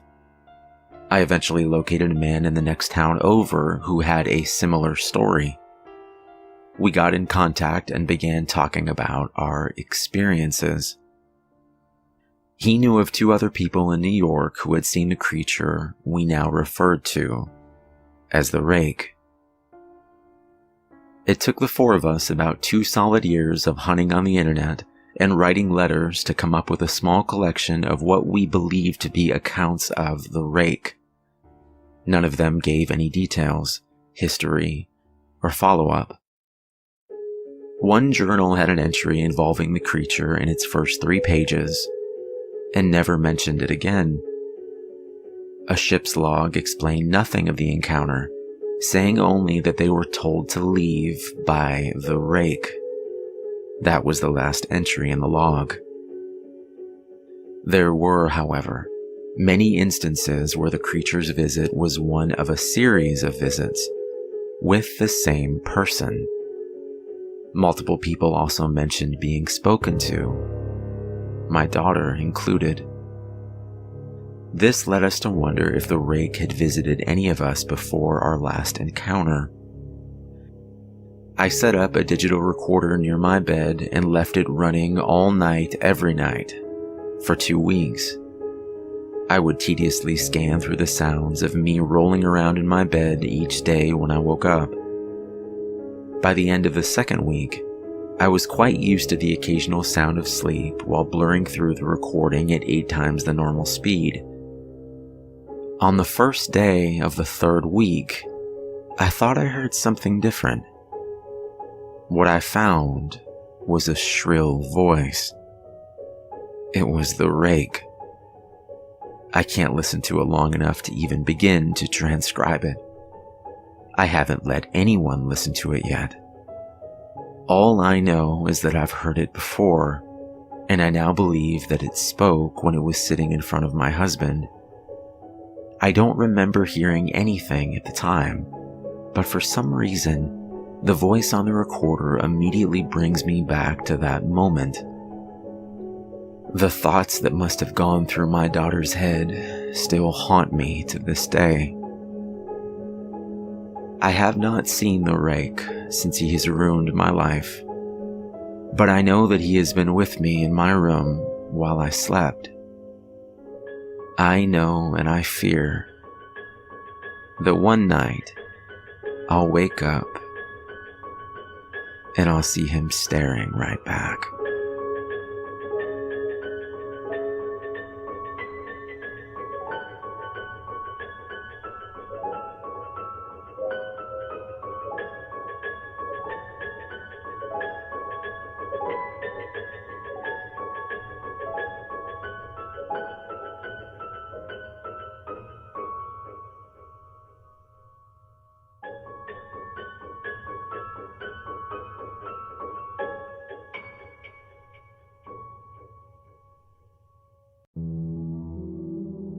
prey.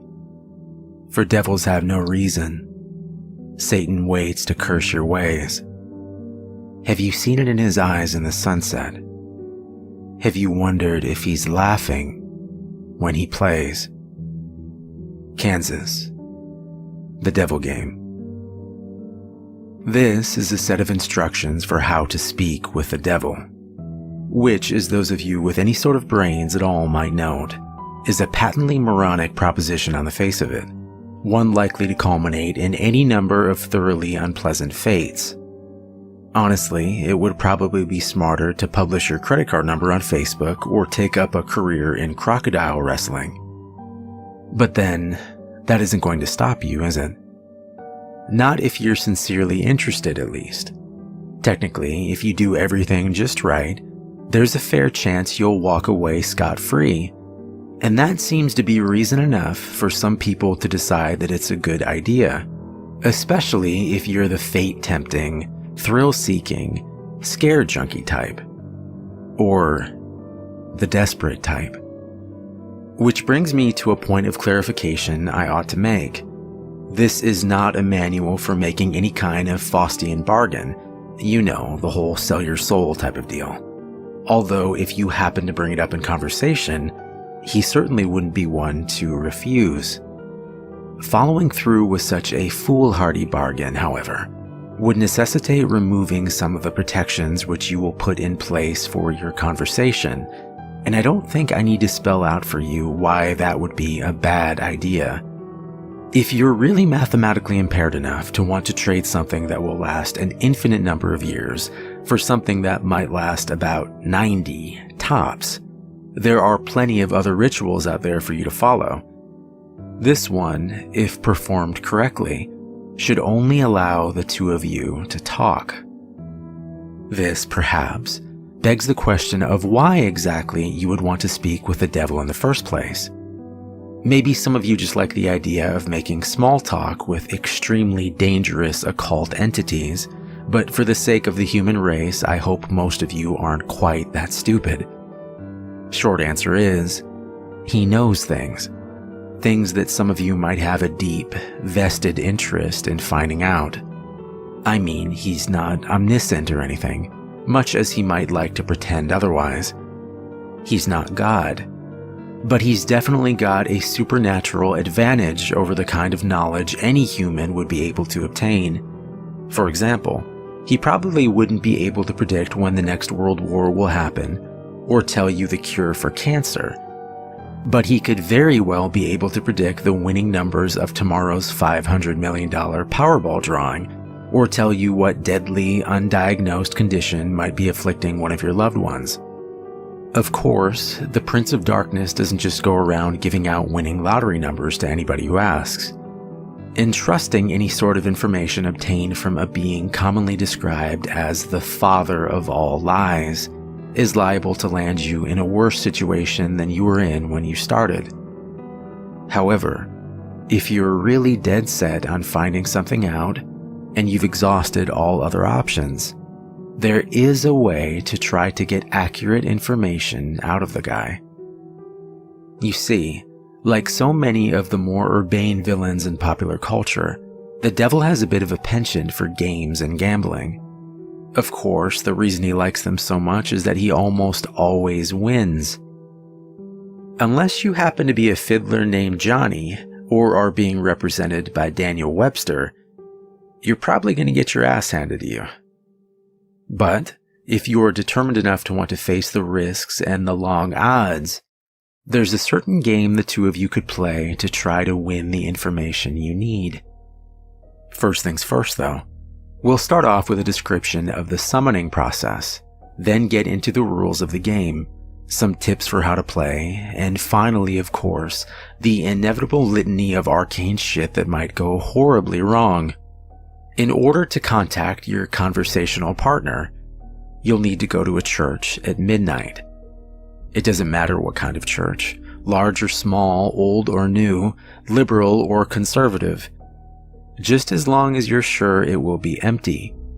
The last thing you want is for some preacher to walk in on you while you're in the middle of this, for the sake of the preacher's well-being, as much as your own. The process will probably work best if you try it on a new moon, or a full moon, or Friday the 13th, or Halloween. The actual day is less important than the psychological effect it has on you. As long as you don't try it on Christmas Eve or something stupid like that, you should be fine. The time is important though. You don't have to start or end your ritual at exactly 12 o'clock Greenwich Atomic Time or anything. But as a general rule of thumb, you ought to show up a bit before midnight and have everything set up by no later than 10 or 15 after. Show up a lot before midnight if you don't know how you're going to get in. Shockingly enough, most houses of God do tend to lock their doors at night, at least if no one's there to watch over them. And remember, we want empty. There are, of course, certain things you need to bring, and certain things you can't bring. For this ritual, you will need a full can of salt. You won't need to use all of it, but it's always better to have more than you need than to have less. 7 candles, red or white being preferable. Something to light the candles with. You would be shocked how often people forget this. Occult ritual or not, they aren't going to magically light themselves, are they? A length of red string, rope, yarn, or thread. A full-length floor or wall mirror. Ideally, you'll want to find one of these already present in the church. They're a bit unwieldy to be lugging around with you during a break-in. However, if there really aren't any there, you'll have to bring your own. You might also find it useful to bring some markers, pencils, paper, a flashlight, and any sort of tools that might be necessary to secure your entrance into the church. You will not be permitted to bring in any electronic or timekeeping devices. This includes all cell phones, smartphones, tablets, e-readers, MP3 players, PDAs, calculators, wristwatches, pocket watches, kitchen timers, hourglasses, etc., etc., etc. Seriously, it's worse than the SAT. If you're one of those people that has your smartphone practically wired into your brain, don't worry. You can bring those things with you to the church as long as you leave them outside the room in which you will be doing the ritual. If you brought a flashlight, helpful for finding your way around without attracting unwanted attention, leave that outside too. Also, don't bring in any sort of religious paraphernalia to protect you, especially if it pertains to the Abrahamic religions. And yes, if those gothy Black Cross earrings you're wearing are hanging right side up, they count. If you have any kind of holy symbols like that with you, the devil will simply refuse to show up. But don't worry, you're not going in totally unprotected. In fact, most of the supplies with you are not for any sort of devil summoning ritual, but for your own protection. Old superstitions and folk magic remedies to guard oneself from evil. From what I know of it, the effects are mostly based on the power of belief, so there are probably numerous other objects, artifacts, and procedures that would work just as well. If you'd like to risk being left helpless at the mercy of the devil in order to test that theory, feel free to experiment. However, for anyone without a psychotic death wish, I'd recommend sticking to the ritual as follows.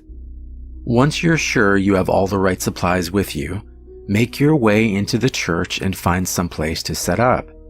It can be anywhere from the main sanctuary where services are held, to a Sunday school classroom, to a walk-in supply closet, as long as you have a sufficient amount of open floor space and are certain not to be disturbed.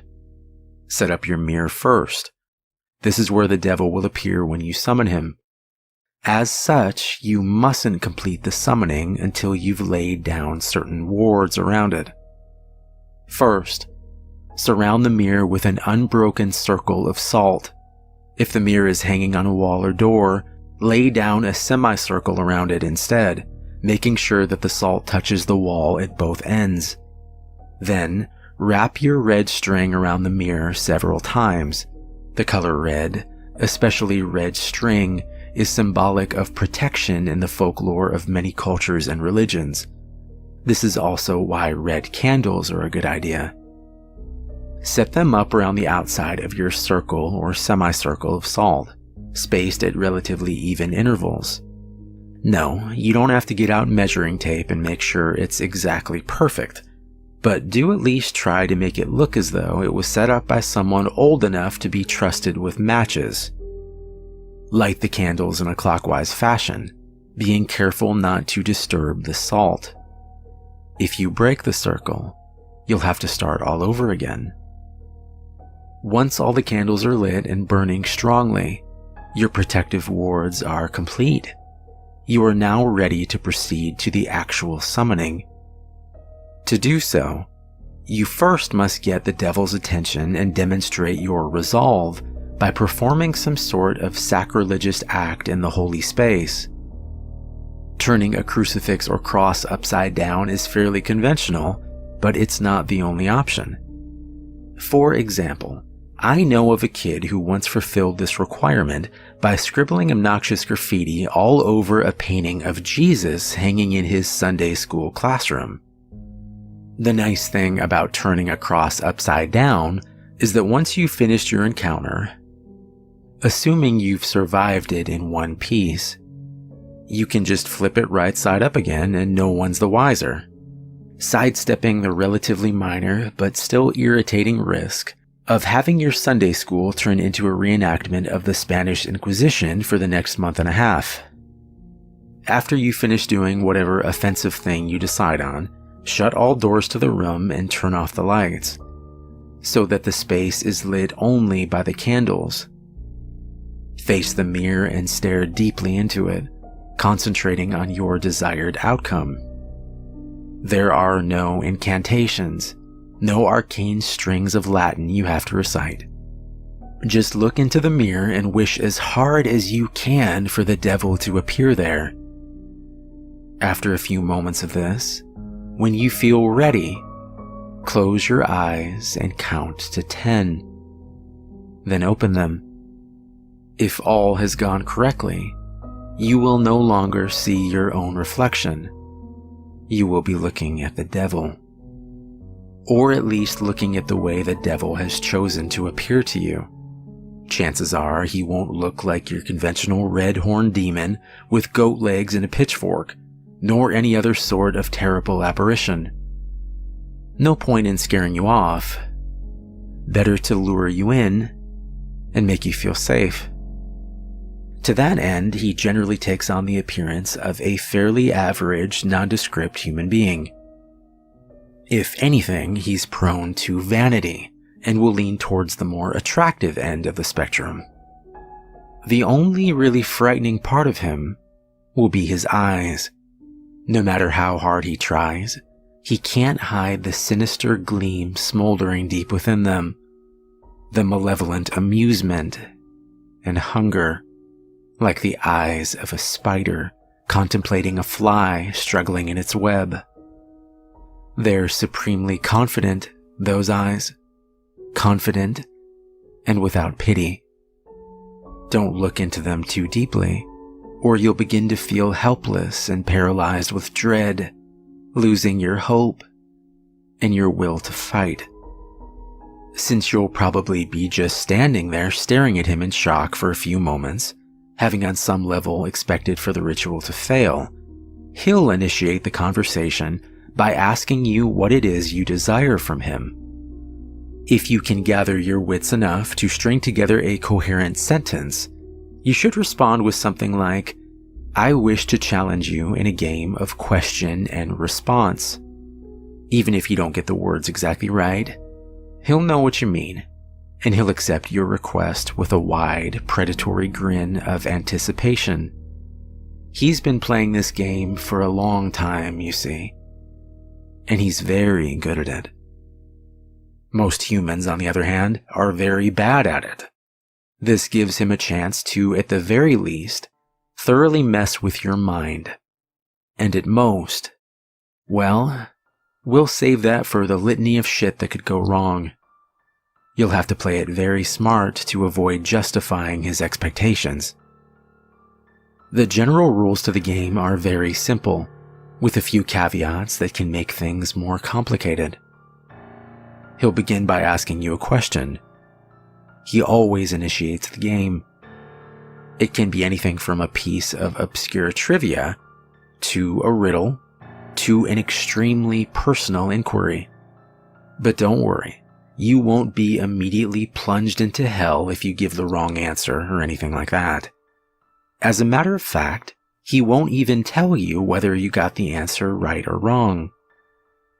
After you've answered his question, you get to ask him one in return. Now, here's where the consequences of your response come in. If you answered his last question correctly, he will respond to your question as honestly and accurately as he is able. However, if you answered it incorrectly, he is free to lie to you as he sees fit.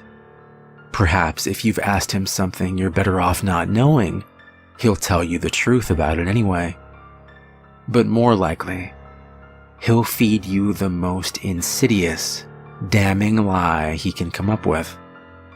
Either way, after he's responded, he'll ask you another question, and the process will repeat over and over again until you decide to call it quits. Now, you may be sitting there thinking that it sounds fairly easy to get the information you need. All you have to do is wait for a question you can answer correctly, and then take that opportunity to ask him what you really want to know, ignoring everything else he said. Well, it's not that simple. The devil will never give you an easy question, one that you can be completely sure of the answer to. He may instead give you questions that you have some vague knowledge of, that you think maybe you know the answer to but aren't really confident, thus forcing you to endlessly second-guess yourself, obsessing over whether or not you can trust the information that he gave you next. Perhaps you'll think that what he said was a lie, wish it was a lie, but be eternally consumed by doubt, unable to fully convince yourself that you were wrong. Or perhaps you'll have to make a huge choice based on the information that he gave you, and be tormented by fear and indecisiveness as you realize that your fate, and perhaps that of others as well, rests entirely upon whether or not you were able to correctly recall some arcane piece of trivia that you don't even remember now. You'll never remember the exact questions the devil asked you, by the way. That would make it too easy for you to go back and check on your responses. Or maybe, instead of testing your knowledge, he'll ask you something personal, something you even lie to yourself about. You'll answer back to him, thinking you've gotten the question correct. No, I don't resent my sister. Yes, I would turn the money into the police. But he'll know better. He'll know better than you do that you're lying, and he'll lie to you in return. And you'll believe him. You'll believe him until you are no longer able to deceive yourself, and by then it might be too late. Or maybe he won't even give you a chance to get an accurate response at all. Maybe he'll just ask you endless strings of completely impossible questions, making you more and more frustrated and disheartened as you realize you'll never be able to force him to tell you the truth. Questions like, what was the exact height of Mount Everest in centimeters in the year 1666? There are a couple of ways to short-circuit this particular strategy, however. Additional rules and courses of action that make the game more interesting and prevent you from being stonewalled completely. Although, in all honesty, he probably wants for you to try one of these options anyway. The first option is to ask him a riddle instead of a question. If you somehow manage to stump him and he answers the riddle wrong or gives up, he'll be obligated to give you a truthful response to your next question. If he answers the riddle correctly, once again, don't worry, he won't pounce on you like a sphinx or drag you into hell. What will happen is that he will get a pass, allowing him to lie in response to one question he would otherwise be obligated to answer truthfully. Honestly, if he gets a pass, you might as well just give up and quit the game right there, It's nearly impossible to determine when he's telling you the truth under the best of conditions. Adding another layer of complexity by constantly trying to figure out when and if he's used his pass, it's about enough to make any normal person's brain explode. There's no way. Just forget it. The second option is for you to take a dare from him. If you accept it and vow to follow through, then once again he'll have to answer your next question truthfully. If you choose instead to reject it, he'll get another pass. Now, before you freak out and reject that whole idea completely, you should know that he won't ask you to do anything overly dramatic or unspeakably evil, like blow up a hospital or murder somebody. As a rule of thumb, most dares won't involve direct loss of life or any major felonies. However, they certainly won't be easy. Inflicting severe pain on yourself, doing something that terrifies the shit out of you, cutting off a treasured relationship, publicly humiliating yourself or someone you love, all of these things and more, things you might not even be able to imagine, are completely on the table. If you're willing to go that far, to put yourself in that kind of position, you'll get your answer. However, if he manages to come up with the one thing you know you simply can't or won't do, well, then once again you might as well just quit. One last thing. Don't think you can tell him you're going to do something and then just not do it. If you accept a dare and then don't follow through with it, well, let's just say there will be consequences. Just suck it up and keep your promise, no matter what it was. Trust me, you're better off that way. Finally, when you've either gotten the information you wanted or given up on it completely, you may end the ritual by simply thanking the devil for accepting your request, bowing politely at the waist, and bidding him farewell. The surface of the mirror will seem to swim and flicker for a moment, and then you will be looking at your own reflection again. Only when you are absolutely certain that you're looking into your own two eyes again, may you turn away from the mirror, flick the lights back on, and begin dismantling your protections. Now, and this is important, even if you haven't gotten the information that you wanted, you must end the ritual in this manner before 66 minutes have elapsed. Well, I suppose that technically you have 66 minutes and 6 seconds. Subtle, right? But if you're seriously going to try to cut it that close without any kind of timekeeping device, you're probably screwed anyway. I cannot emphasize enough how important it is that you keep to this time limit. I'll save the reason behind that for the end, but don't skip ahead. I've still got a few important tips on how to play. 1.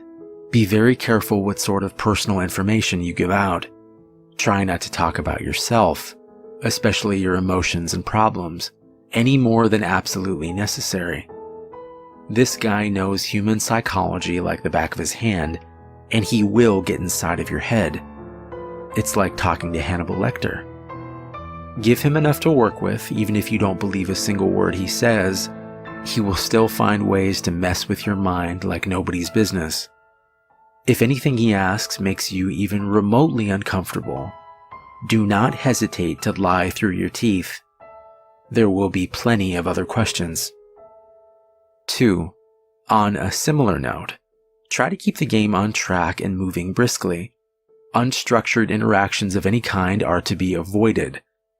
Chances are that at some point he will try to draw you off on a tangent, discussing something that fascinates you, analyzing a response you've given him, or finding some other excuse to speak at length without moving the game forward. This is not only a waste of valuable time, but also another excellent opportunity to mess with your mind. 3. If you choose to give him a riddle, use one you've made up yourself.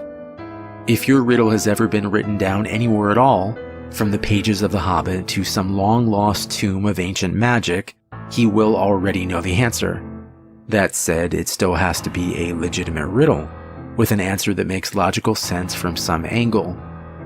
You can't just ask something like, "What's green, has 10 legs and hops," then claim for some inexplicable reason that the answer was marshmallows. Nor can you ask him a straight question like, "What have I got in my pocket?" He probably knows that anyway. There are no hard and fast rules to determine whether a riddle makes sense or not, but you're a reasonable human being. Your ancestors ate from the tree of knowledge. Please, for the love of crap, use common sense. 4. If you choose to take a dare, there is a slight chance that the devil will ask you to do something seemingly easy. Deliver a letter, for instance, or scribble a 10-digit number in a public restroom stall. If he does ask you for something like this, and you have even a shred of common decency in you, do not accept. Chances are that he's using you to farther some sinister plot, one liable to ruin a lot of lives and harm a lot of people. Who knows, maybe you're the type of person who doesn't really mind throwing an unknown number of total strangers under a bus to find out what you want to know. But at least be aware that that is what you're doing. 5. Last but not least, be very aware of the time. It might be helpful to do some practicing beforehand and get a feel for how long an hour is without a watch.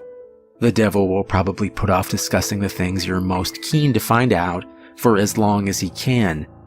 And as you near the 66-minute deadline, he'll start trying harder and harder to distract you, captivate you, and otherwise keep you playing until it's too late. He'll string you along, feed you little glimmers of false hope, keep you thinking, "Just a few more minutes. I'm almost there." Don't fall for it. Don't go over the time limit. No matter what. Now, you might be thinking that this game really doesn't sound all that dangerous so far. Threats of psychological damage rarely seem to carry the same weight as threats of physical damage, even though their costs are often just as great. Hate to burst your bubble, but the game is far from safe. There are plenty of ways for you to seriously screw yourself over, both physically and mentally, not to mention spiritually. And it is with these that I will conclude, in the vain hope that they may make some sort of impression. First, while you are speaking with the devil, do not let him out of your sight. Keep staring into the mirror no matter what happens. He will undoubtedly try various tricks to make you look away. You will hear noises behind you, feel eyes on the back of your neck, see shadowy phantoms writhing in the depths of the mirror. A cold breath will blow upon you from behind, smelling like the crypt. A deep silence will settle, only to be interrupted by a loud smack directly behind your head, giving you about the worst jump scare you've ever had. Hell, the devil may even abandon a measure of his own dignified facade and give you a sudden jump of feigned shock, shouting loudly and pointing behind you with a very convincing look of terror on his face. Whatever he might test you with, you must not look away from him. If you look away, if you lose sight of him completely, even for a second, you will look back at the mirror to find him gone. Well, not gone. Out of the mirror. In the room. With you. Exactly how much of your body the police will find the next morning, and what state it's in, will depend entirely on the sort of mood he's in. The same thing goes if you break any of the protections you laid down before beginning the ritual, interrupting the circle of salt, letting the red string unwind, knocking over a candle, or letting one go out. Any of these things will free him from the mirror. And then, well, you're all a bunch of creative horror junkies. I'm sure you can fill in the blanks. On a different topic, you may reach a point in the game, probably after a long series of impossible questions, where the devil asks you the deceptively simple question, What is your full name? You must not give it to him. Names can be things of great power.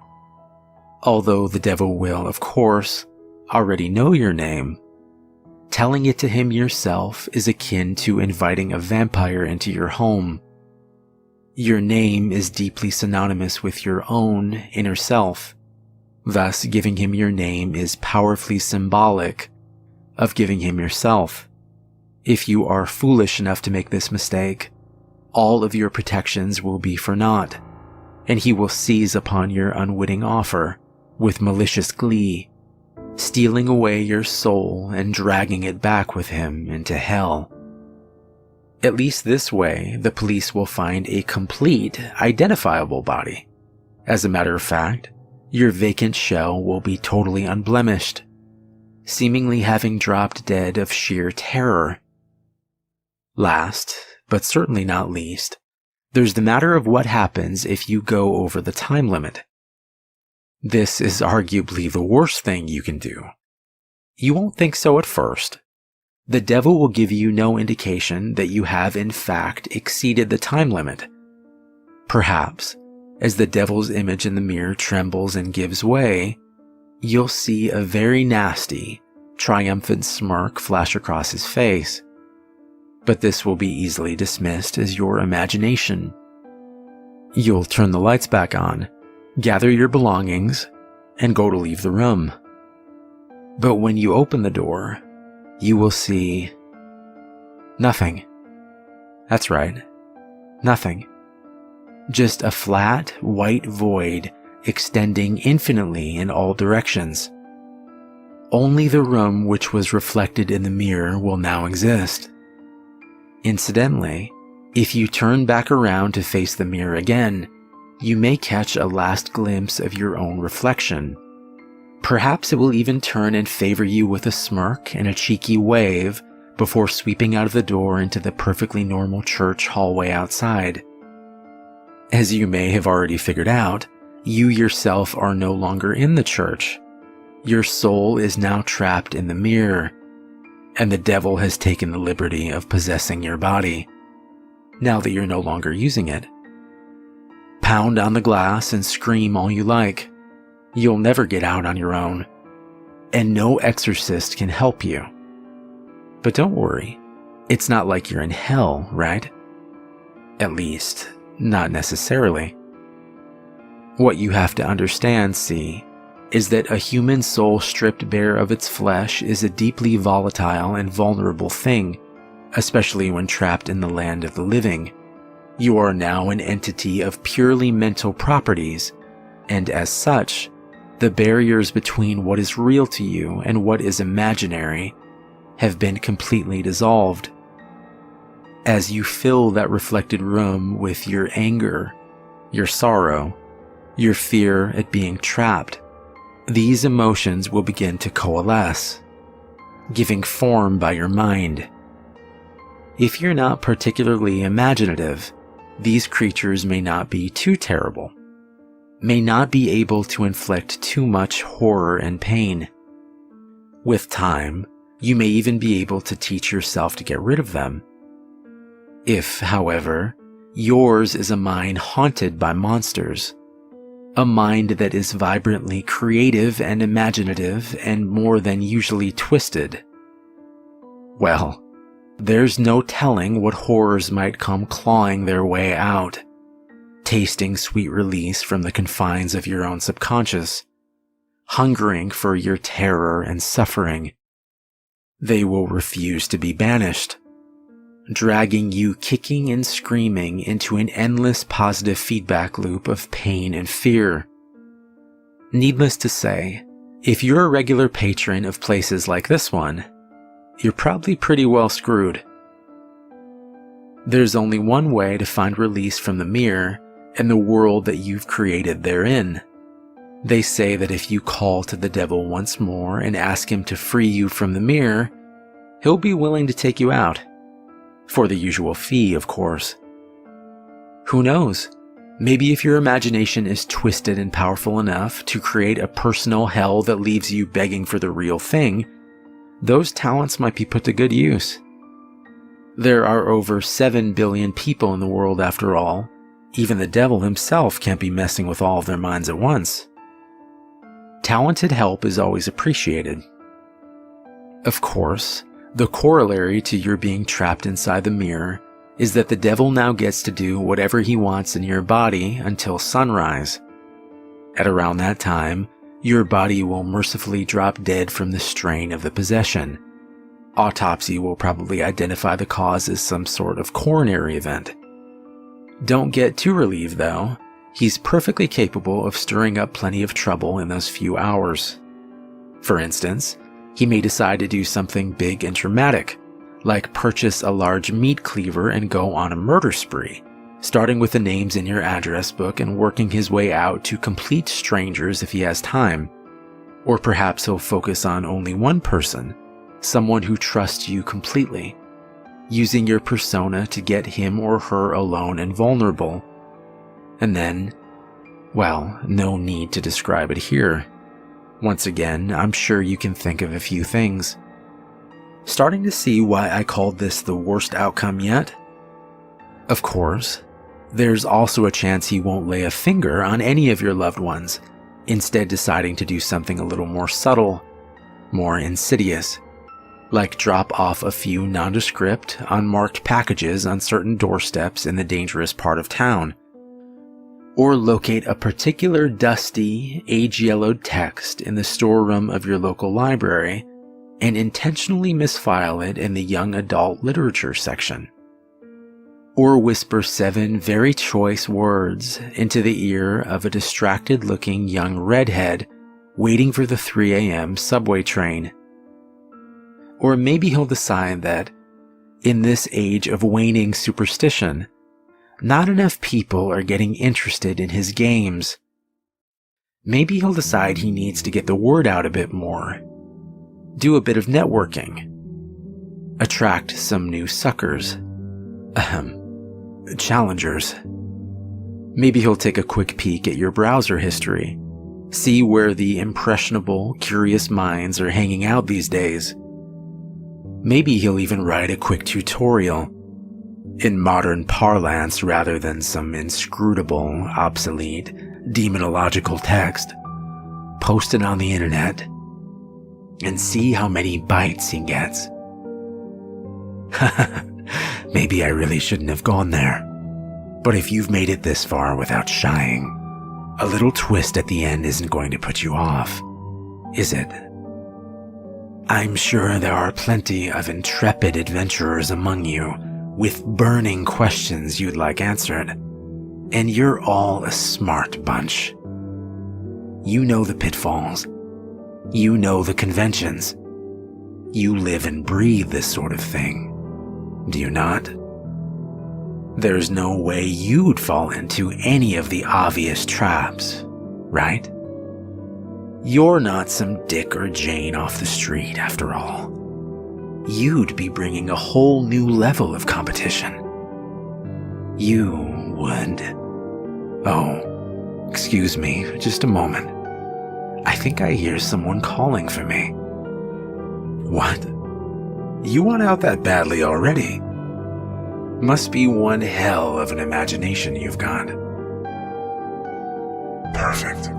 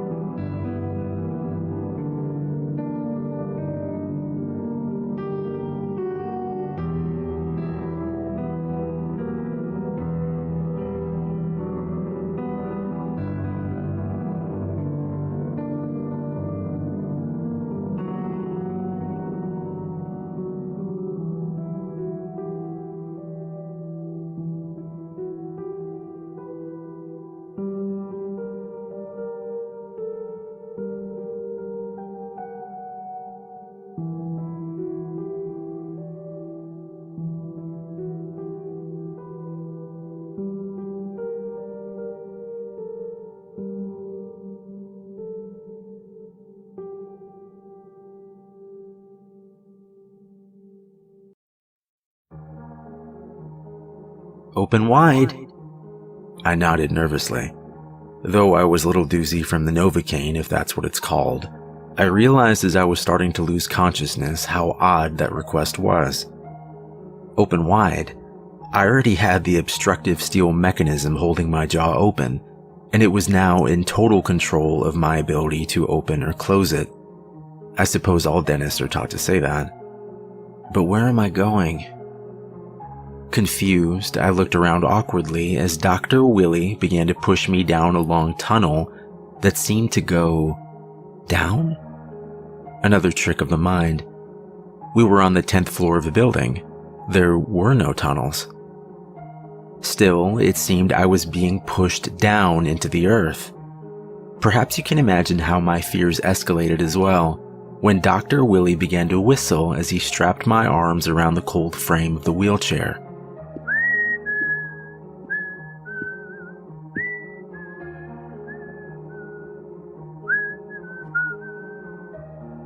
Was this normal? Was I dreaming? Nope. The wheelchair suddenly stopped. The tall man stared down at me, a grin spreading wide across his face. But don't worry, you know what they always say. Quick and painless. He paused for a moment, crouching down to my eye level. Well, mostly. He winked again before walking behind to push me farther down the black hallway and resuming his whistling.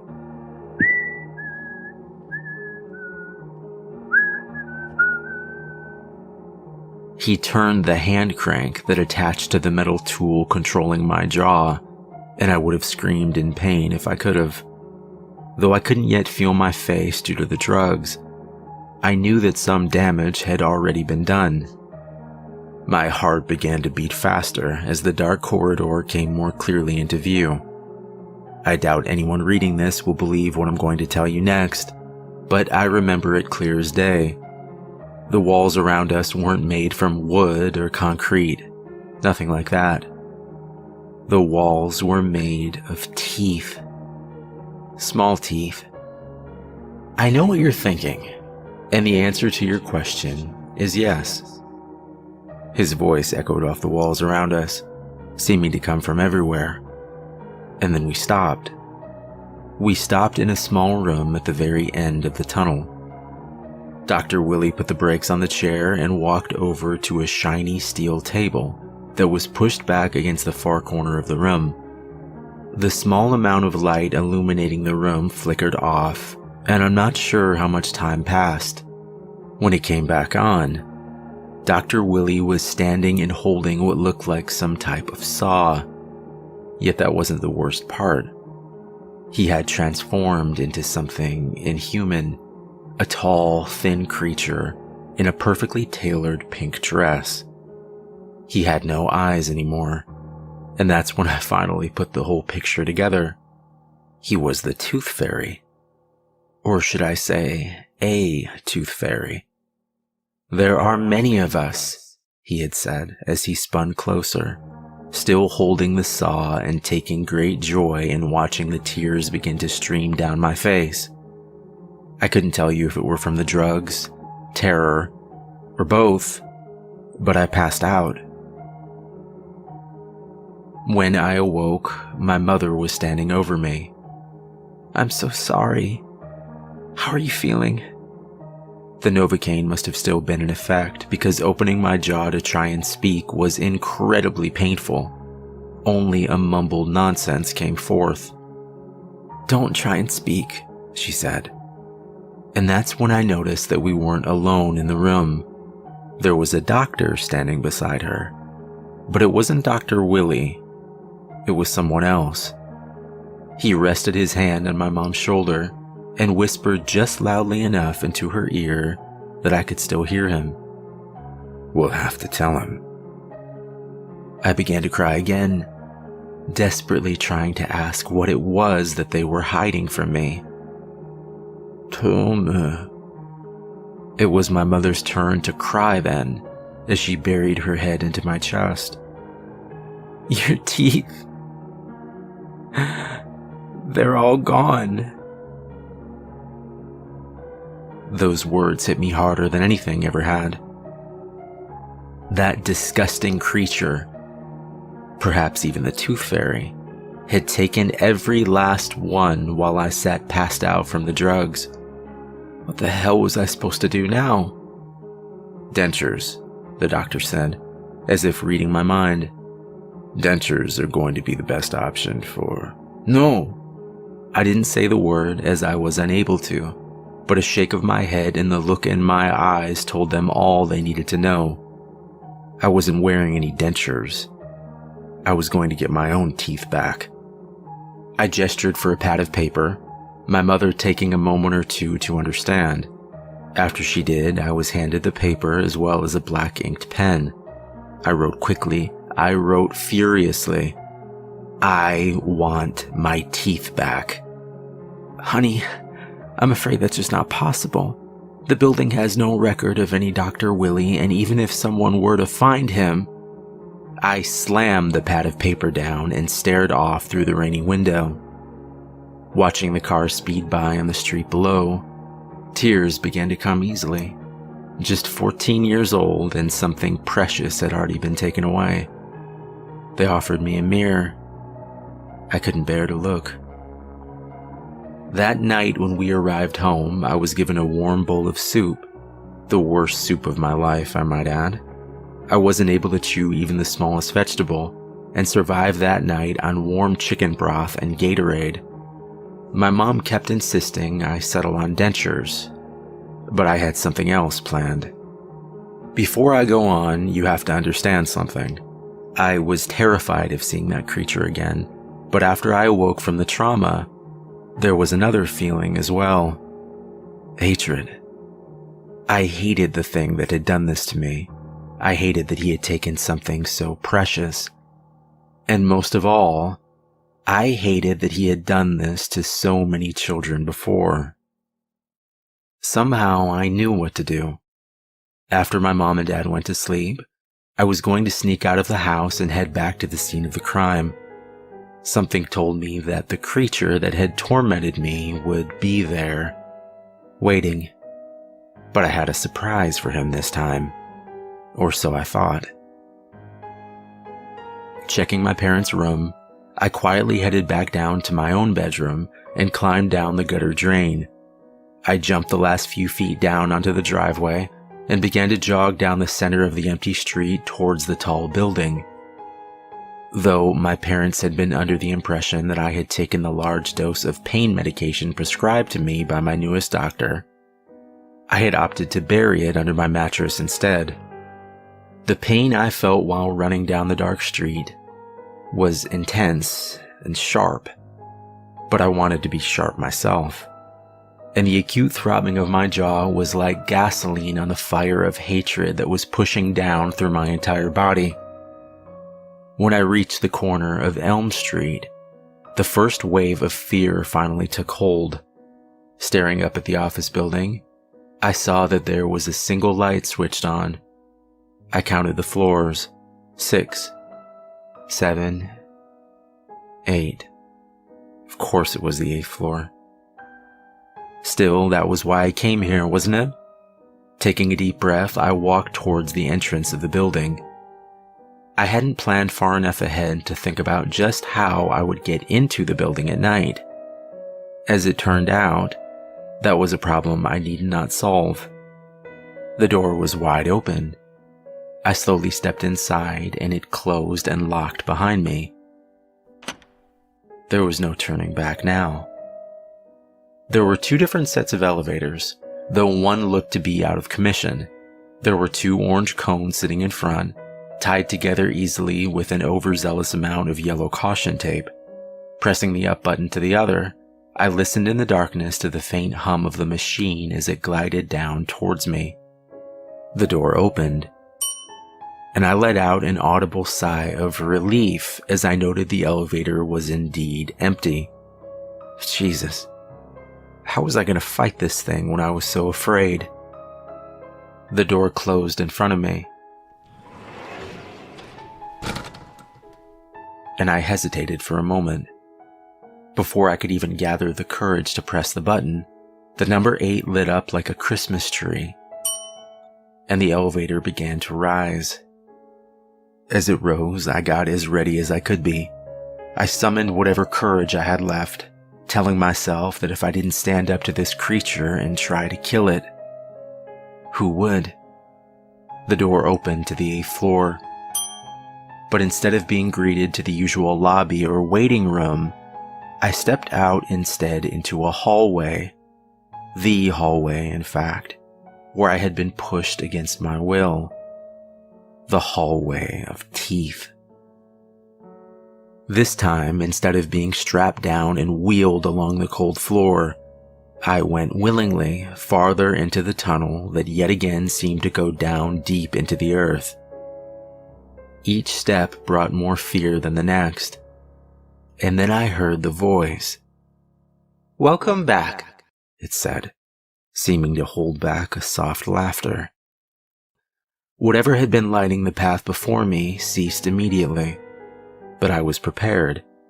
I quickly pulled out a flashlight and pointed it in the direction of Dr. Willie's voice.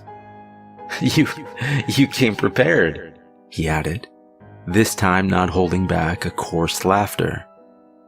"I came to kill you," I finally replied, the words jumbled and blurred together in my current condition. I tried my best not to stammer in fear. There was silence for a moment. It did nothing to ease my terror.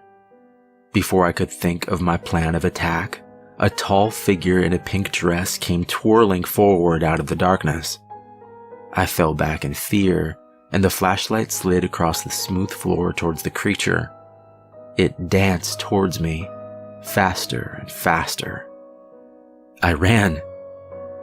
And though the increased distance from the flashlight made it harder and harder to see the dancing creature that approached me, I could hear the soft patter of its feet as it drew closer. Without thinking, I stopped in place, closing my eyes and putting my full trust into a different sense. I listened. I listened as the creature drew closer, and I pulled out the gun I had taken from my father's closet. Please God, don't let me miss. Right before the creature reached me, I pulled the trigger. And then I pulled it again and again.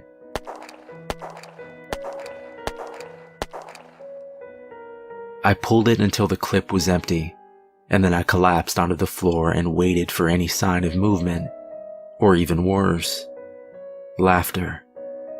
But there was nothing. And a short time later, I walked back down towards the flashlight I had left behind.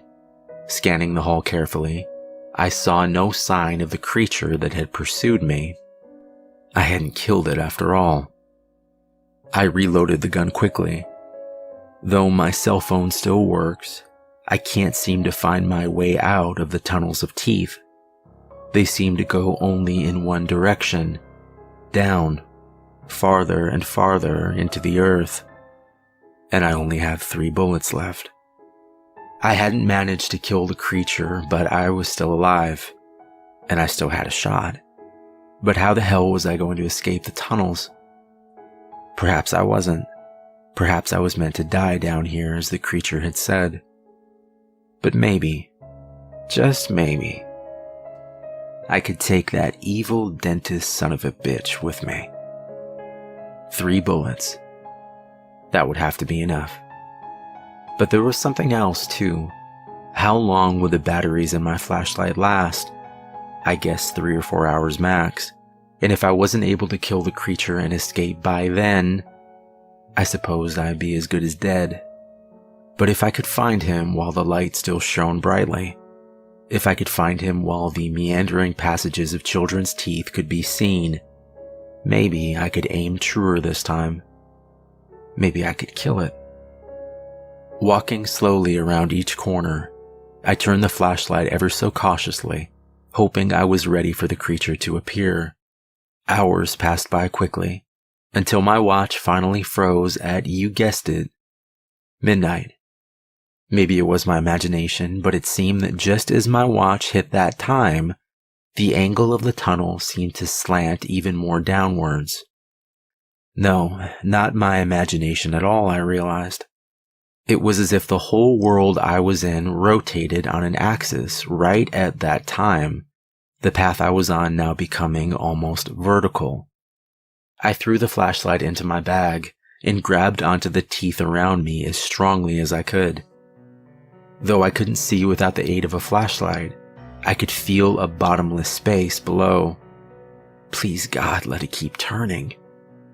Though I had tried rock climbing a few times and had done fairly well, I could feel my hands start to tighten up and weaken. I wouldn't be able to hold on much longer, and I would soon fall. A million thoughts rushed through my mind then, everything from my parents' reaction to losing their only son, to the curious question of would my body ever even be found down here. The muscles in my arms finally gave out completely, and I fell. I fell downwards into endless darkness. I hit the icy water hard, and for a few seconds I was sure that I was dead. But I was alive, it seemed, the liquid breaking my fall, though still painful. From the acute pain on my left side, it was clear I had broken a rib or two, and from how difficult breathing had become, it wasn't altogether impossible that the fractured bone hadn't pierced my lung. Coughing as I tried desperately to stay afloat, I wondered if the warm sensation around my mouth was from the pool I swam in, or produced from my own damaged lungs. I felt the sand below my feet then, and a feeling of relief as I collapsed onto the murky shore around the body of water. Lying there until I could breathe steadily again, I began to rise to my feet and survey the new environment. The damp air pushed down into my lungs, and though I wanted to breathe in deeply, I knew I needed to work hard to slow my breathing. Closing my eyes, I tried to picture being anywhere but where I was. Only one picture kept flashing again and again in my mind, the pink-dressed creature I had met only a day earlier. I dug my hand deep into my skin to try and dull the pain, and then I headed towards the faint light emanating from a few yards away. When I reached it, I began to understand what this place was. A tomb of sorts, or a gallery. The burning fireplace directly ahead of me illuminating the vast walls and ceilings around. There were teeth as there had been in the hallways where I had fallen from, but there were bones here as well. The bones of children. Bones and teeth were woven together in murals, each one a more disturbing and terrifying scene than the next. "You made it easy on me," the voice called out from behind. I quickly turned, but it was too late, the familiar prick of a needle piercing the flesh of my neck. Before I could grab my father's gun, I felt my legs and arms turn into jelly, and I collapsed onto the damp sand below. I was losing consciousness quickly, but the voice still continued. "Normally I have to carry them down here." There was a faint laughter as the creature began to dance in joy. My eyes were seeing double, but I remember the creature's arm gesturing out slowly towards a blank space on the wall. "This will be your exhibit. It's beautiful, isn't it? I'm thinking of putting your left arm where your head is now, and then stitching your teeth beautifully around your ears. The pattern will be lovely, don't you think?" You did all this?" I asked weakly. The creature stopped twirling then and cocked its head towards me as if it were a dog. "I did some of this.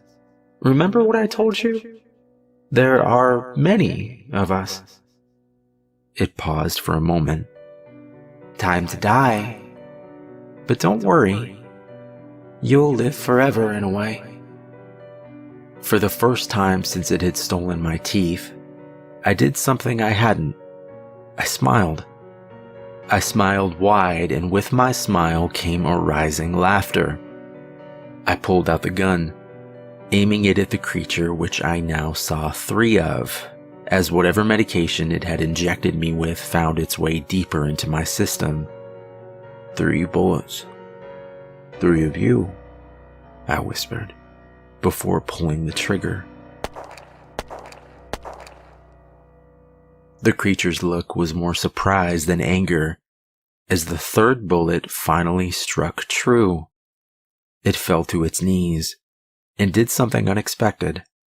It pulled out the teeth it had taken from me, and extended its arm out in my direction. Here, you've earned them. Getting up weakly, I reached out and took hold of what was mine. I gave one last look at the creature before beginning my journey out of the strange labyrinth. My vision was still failing, and my steps wobbly, but I remember its last words clearly. Remember to floss.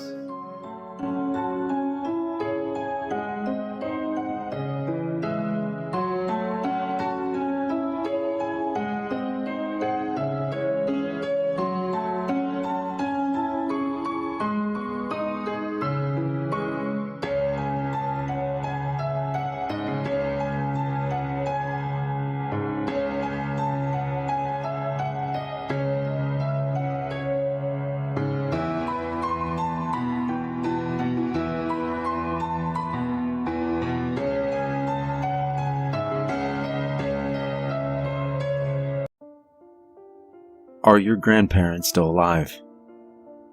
If they died today, would you miss them? My own grandfather died 4 days ago, it most likely being the biggest surprise of my life. Yes, people die, but I hadn't even known of his existence until that Monday evening phone call. John Walker? Yeah? I'm afraid I have some bad news. The caller, my grandfather's lawyer, went on to inform me of multiple family details I hadn't known. First, I had a grandfather named William. Second, he had died by suicide, a self-inflicted gunshot wound. And third, I was to be the sole beneficiary in his will, contingent on only one fulfillment. Which is? I asked. There was a slight hesitation on the other end before she continued. It would be better if I explained in person. Could you come by tomorrow? I hung up the phone and tried to get some rest before my drive through the mountains. The strange new information swirling around in my mind like glitter in a snow globe before finally falling gently to the ground below.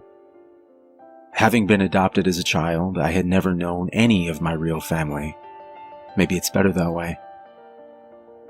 Despite finding out about the life and death of a man I had never known, I slept well that night. The next morning, after checking the weather forecast, I quickly replaced the front windshield wipers and headed north. While he had lived surprisingly close, all things considered, the drive would still take nearly 6 hours, and the upper part of the state was due for the first snowstorm of the year.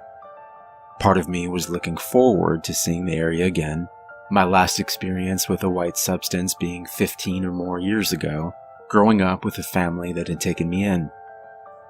The drive started with rain at first, a slow plop for 5 or so minutes, and then a steady plastering of the windshield. 2 hours or so later after that, the snow began to fall. By the time I reached the lawyer's office, there was nearly 6 inches on the ground already, and I was in a bit of a rush to try and make it back downstate before getting snowed in completely. Hello. You must be John. I'm Cindy. She would have been stunningly beautiful under any other circumstance, her dark hair falling perfectly across her face, and a pair of the darkest green eyes I had ever seen staring back at me as she extended her hand forward. Hello, Cindy. I used the phrase, under any other circumstance, because, well, not only did the untimely death of a family member, if you could call him that, spoil the moment, the woman seemed completely devoid of any emotion, almost like a doll. It's hard to describe, and I fear I cannot do Cindy justice. Perhaps all you need to know is that there was something not quite right about my grandfather's lawyer. She was too perfect, if there is such a thing. After going over the finer details of his estate, Cindy quickly got to the caveat. It is all to be yours. The mansion in Grang Hills, his collection of old automobiles valued at $500,000, and a large property in upstate New York. It is all to be yours based on one condition. The woman paused for a moment, pretending to sort through a small stack of papers while she eyed me over. You have to send his ashes into space. Can you repeat that? Yes. He wished for you to release his remains into space. Don't worry. The details have been meticulously arranged. The woman smiled for the first time, a painfully transparent act. Physically, her smile should have been beautiful, yet that same word seemed to jump up in my mind. Unnatural. We discussed the meticulous details for a few minutes, at the end of which she handed me a single key. It unlocks every door in his home, save for one, she said. Curious now, I asked, which door doesn't it unlock? Her eyes met mine, and then drifted down towards the expensive tile underneath our feet. All but one, she repeated. Did I think that was odd? Yes, but part of me just wanted to get this whole thing over with. I didn't give a damn about the grandfather I never knew, the man that hadn't cared enough to ever contact me while he was alive, and I was planning on selling the property and possessions as quickly as possible. The subsequent drive was an hour or so north through a mix of country roads, mountains, and forest as far as the eye could see.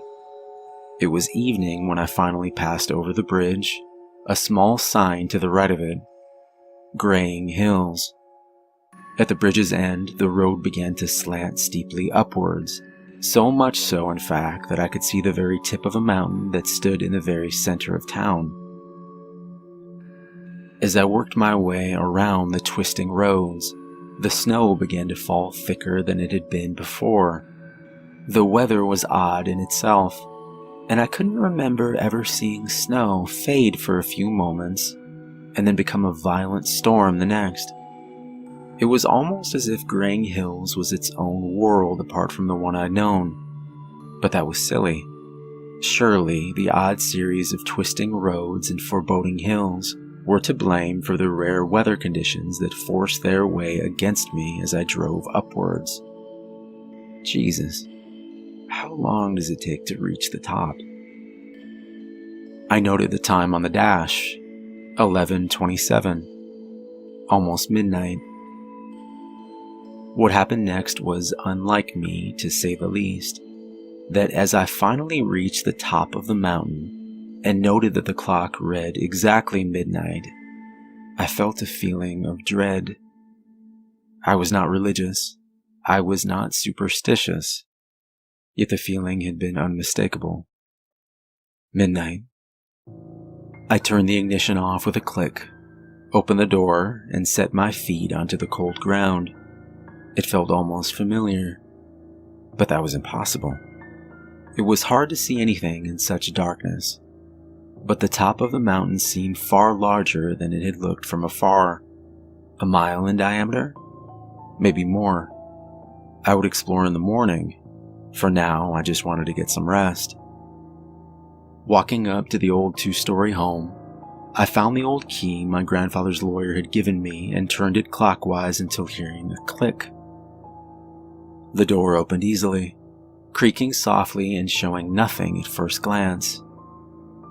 I flicked on the phone's flashlight and stepped into the entryway. A chandelier hung far above me as I scanned the home. It seemed pristine, almost untouched. There was a large stairway leading upwards, where I had been informed there were 2 guest bedrooms, and directly ahead of me sat a long hallway to which I seemed unable to see its ending. I placed my hand on the banister, and climbed upwards for the last time that evening. Opening the blue and gold door handle to the first room, I was pleased to find a comfortable enough looking bed. The room connected to an old antique bathroom as well, with an artfully tiled floor and a cast iron bathtub that looked as if it could survive a nuclear blast. I was too tired to explore any farther. I slept. I'm not sure how much time passed when something warm brushed up against the side of my face. I let out a scream that could have woken the dead.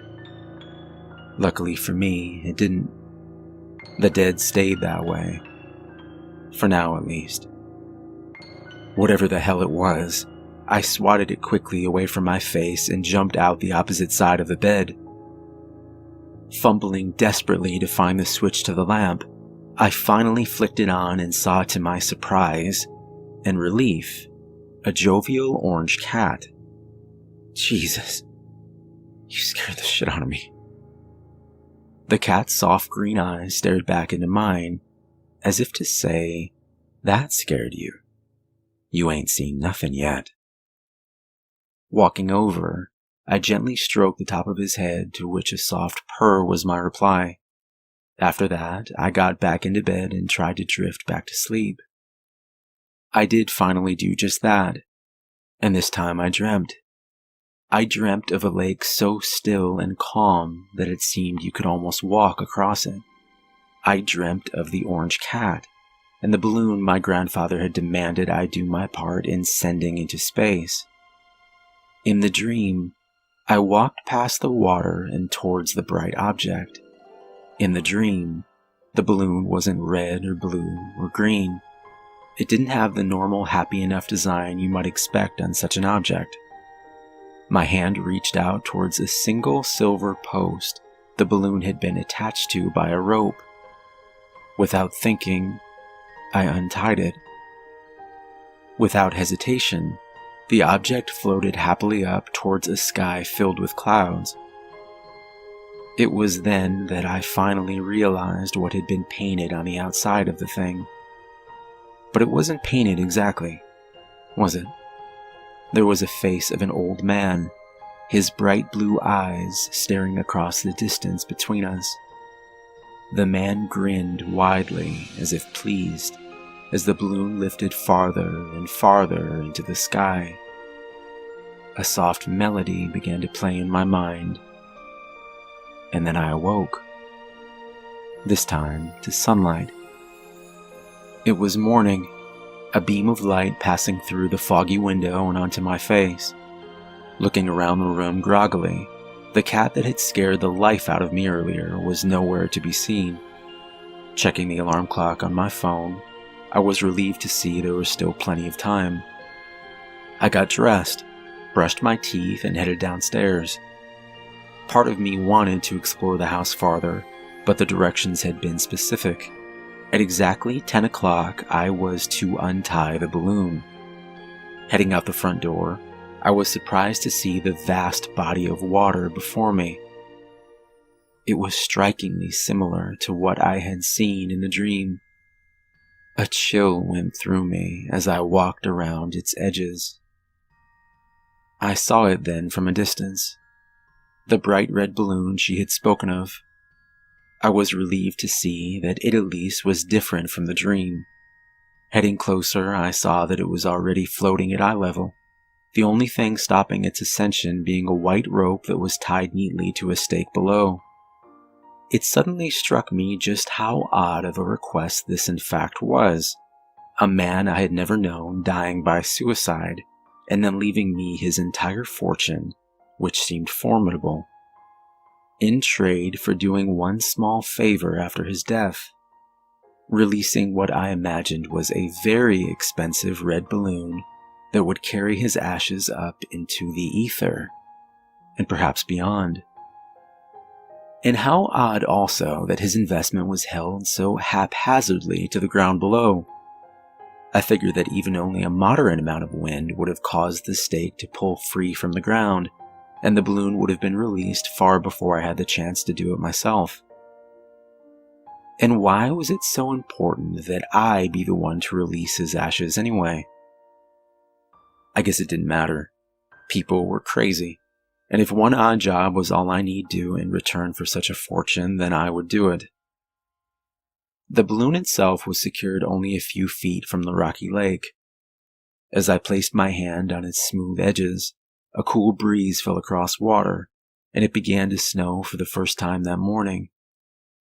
Light snowflakes filled the air around me, their company seeming to silence the water on top of the mountain.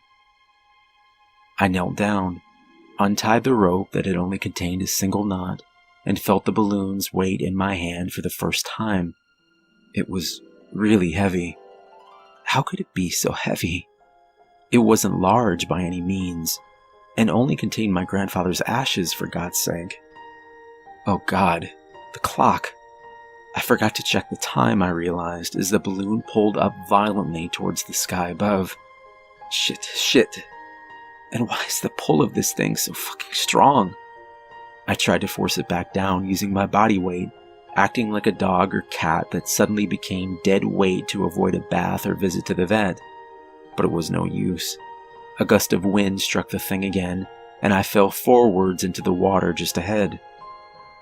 I watched the red colors float quickly up through the falling snow, higher and higher.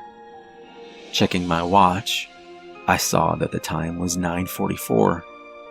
Close enough. It was just about the time of me losing sight of the balloon that I noticed a drop of blood on my left hand. I must have cut it on the rope. And then there was a drop on my right hand. And then one on my forearm. Plop, plop. I looked back up towards the sky. Plop, plop, plop. At first I thought, no, I was sure that I was dreaming, or my eyes were just playing tricks on me.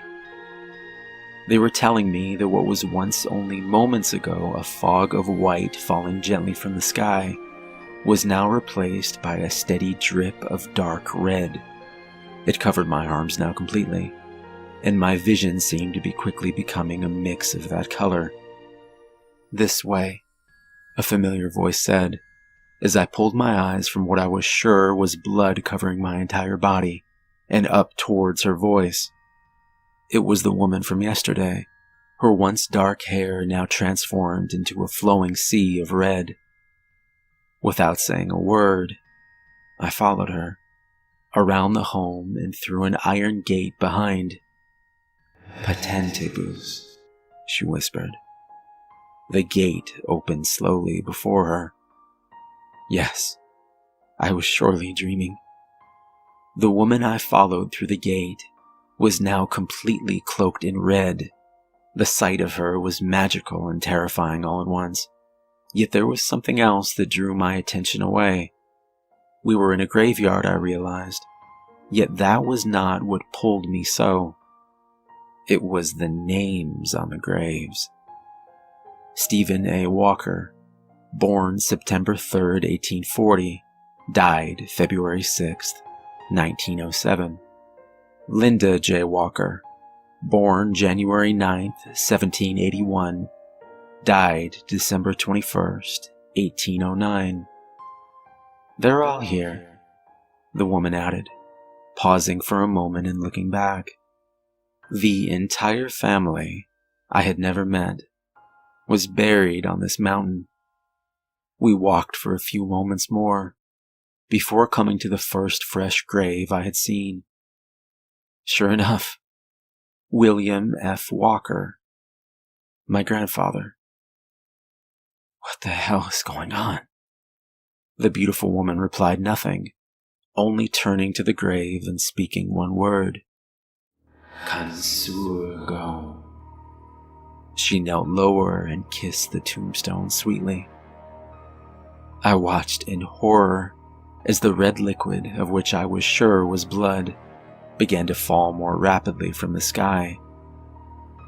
Though terrified, I wasn't even all that surprised by that point, when a strong hand reached out from the stained grave and towards the sky above. And then another hand. The red woman extended her arms downwards and towards them. "No," I shouted. "Stop!" But it was too late, the cold hands clutching on and pulling strongly. She braced her feet against the tombstone as not to be dragged downwards into the earth herself. And that's when I saw him for the first time. William F. Walker. His stained red face popping out of the ground first, and then his torso, and then his legs.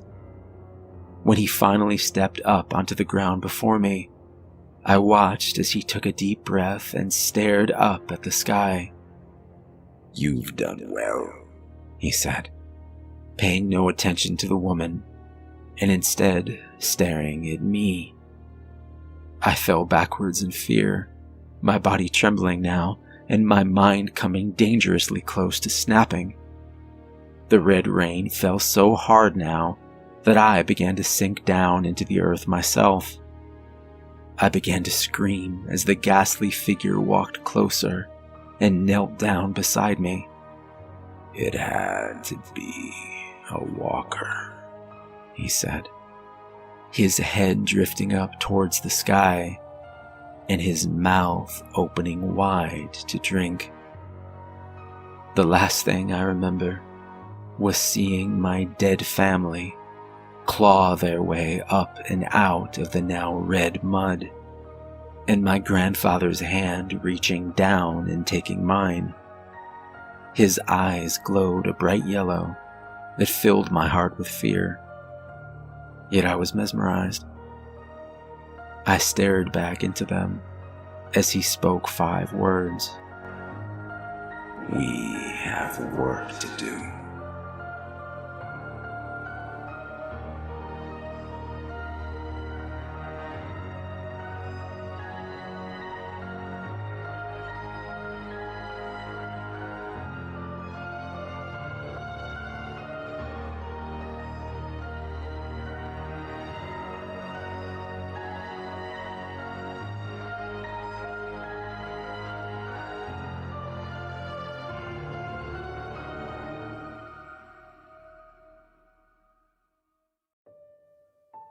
A good human is a human who does not neglect the food bowl, reflected Poppy. And until quite recently, the old woman had been a quite good human indeed.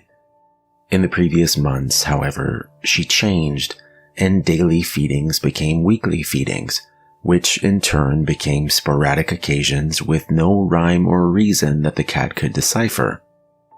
Today, fortunately, the old woman filled the bowl with old beef and rice, and Poppy purred and rubbed against her leg to show his contentment. Perhaps if she understood his appreciation, she would not wait so long until next time. Poppy supposed he could survive without her help. Any good cat possesses many ways to find food, of course. But since he had lived alone with the woman for so many years, he felt a sort of renewed companionship with every meal she periodically gave him. More importantly, he preferred fresh human food to the stale meat he scavenged on his own. He watched the old woman putter around the table aimlessly and wondered what a human thought about all day.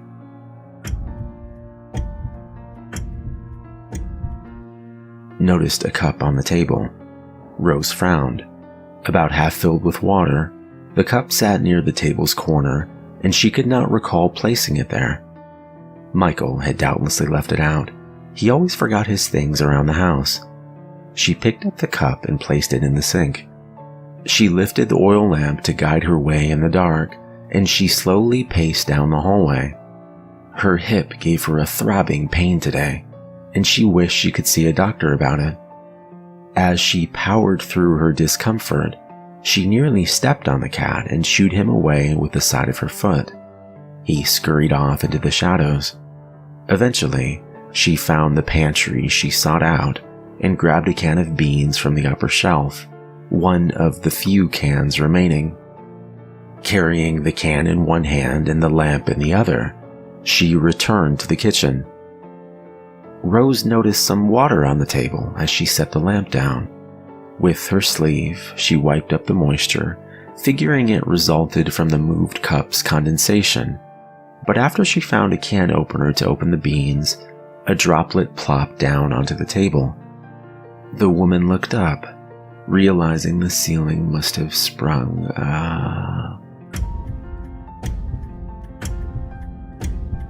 Left a cup on the table.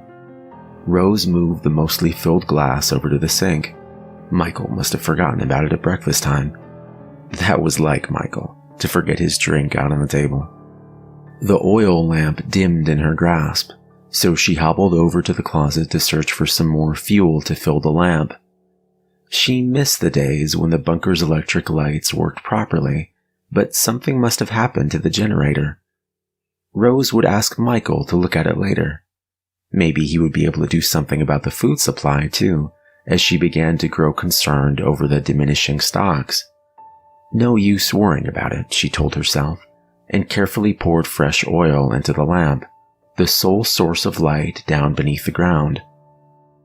One day, Clara and Rose had laid out in the sunshine, having a picnic out in the grass. Rose had made a pair of sandwiches.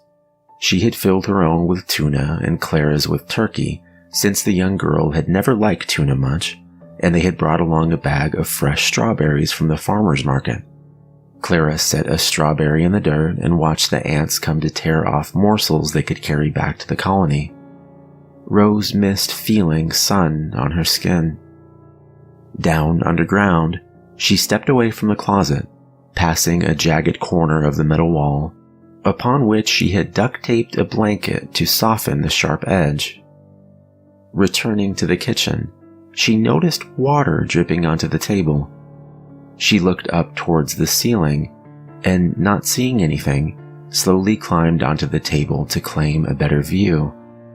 Holding up the lamp and keeping her frail body balanced on the table, she examined the ceiling, not finding any crack or flaw the water could have escaped from. Frowning, she fetched the glass from the sink and set it below the drip to catch the water. Better than damaging the table, she thought. Michael can look at that too next time he's around.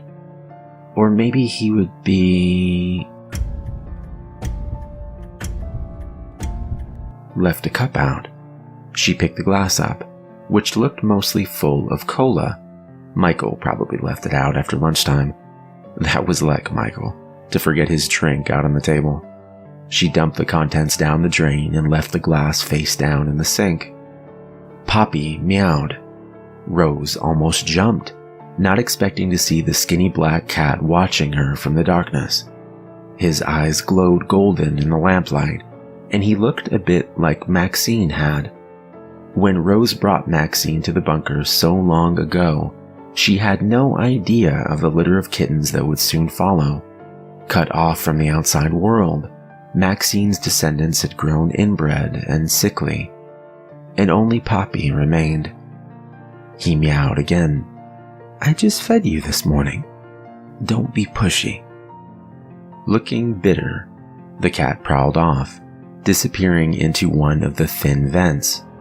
Clara would play with the cats in the vents, squeezing through the narrow spaces. But the vents had a pretty bad smell now. When Clara came over next time, she probably wouldn't like to play there, even if Poppy didn't seem to mind the odor. Rose would ask Michael to take a look once he had time. Once, her cat had smelled terrible, and Michael found a family of mice that had settled in the ventilation system with a secret supply of cat food they had stolen. He took care of it. Generally, Michael could fix most anything, although he never got the bunker clock ticking again.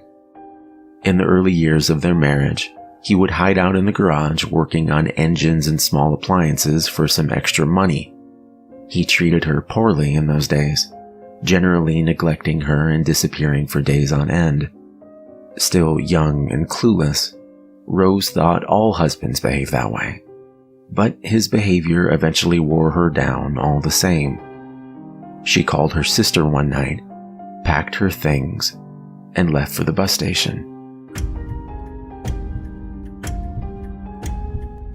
On the bus ride to school, Rose sat in the back seat with the other school children as the vehicle rattled down the dirt road. A girl named Paulina made fun of her, but Rose couldn't remember what she looked like.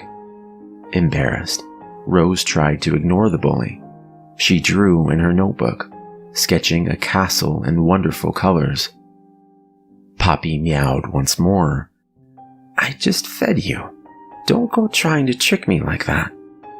Returning to the kitchen, she noticed a thin pool of a dark liquid on the table, dripping down from the ceiling.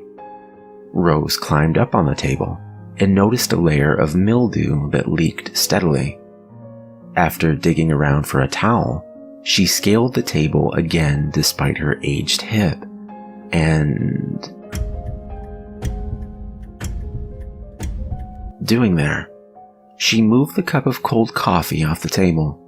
Rose frowned, vaguely remembering Michael telling her that they had run out of coffee years ago. He must have found some more. Silly man, leaving his drink out after breakfast. As she moved the cup to the sink, she scrunched up her nose. What stank? Rose went downstairs to the lower level of the bunker, stopping by the patch of soft dirt in the corner of the room. Originally, Michael had planned to dig out through that soft patch, and had spent weeks tearing up the concrete floor with a metal length of pipe. He said he could have made short work of it with a sledgehammer. Rose wondered how he planned to dig his way out without a shovel, but that day never came anyways. Michael rarely planned far ahead. When they had Wesley, he lost his job for missing work because he hadn't thought to tell his employers at the garage he would be out for the day. Before Wesley could speak, he used to spend all day coloring and drawing, and Rose could hardly call herself surprised when he earned a spot in art school. He turned down the scholarship and became an architect instead, on Michael's behest. Although Rose always thought their boy would have lived happier as an artist. Wesley seemed pleased with his decision, however, and met a beautiful girl at university. They had a daughter of their own not too long after, Clara. Every Tuesday and Thursday, Rose and Michael watched Clara during the summer while her parents worked. What day was today? Rose hoped Clara would come by tomorrow. The analog clock read 2:15, as it had for an unknowable stretch of time.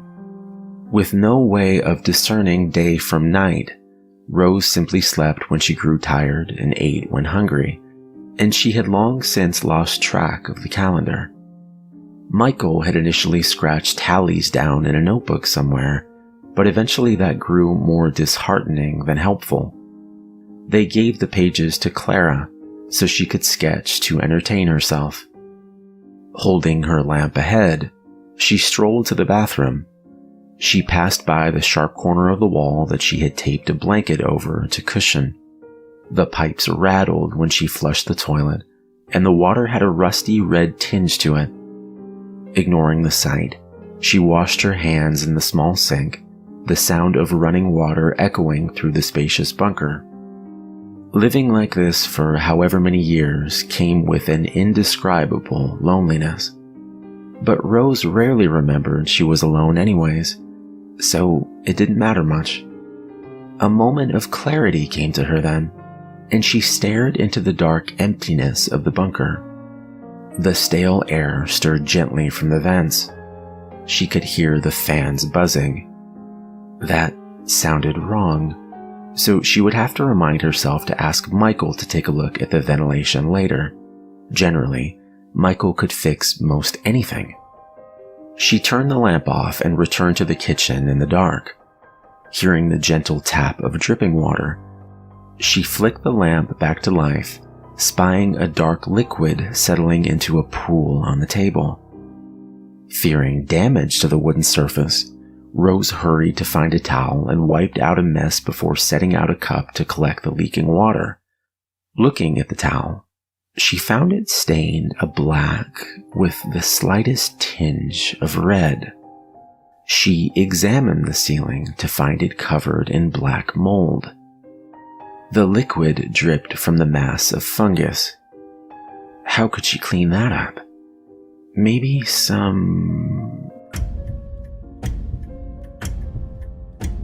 There. It looked filled to the brim with ink. She dumped the cup out in the toilet, not wanting to stain the sink. Why would Michael have left a cup of ink out? Clara must have done some painting earlier and used the glass to clean her brushes. Unlike her to forget her art supplies on the counter, though. Wesley would have chided her for such forgetful behavior. Poppy sniffed at the oil lamp, cuddling up against its warmth. Rose missed the days where she didn't have to rely on the lamp, where she could just flip up the switch and expect the bulbs to light up the bunker.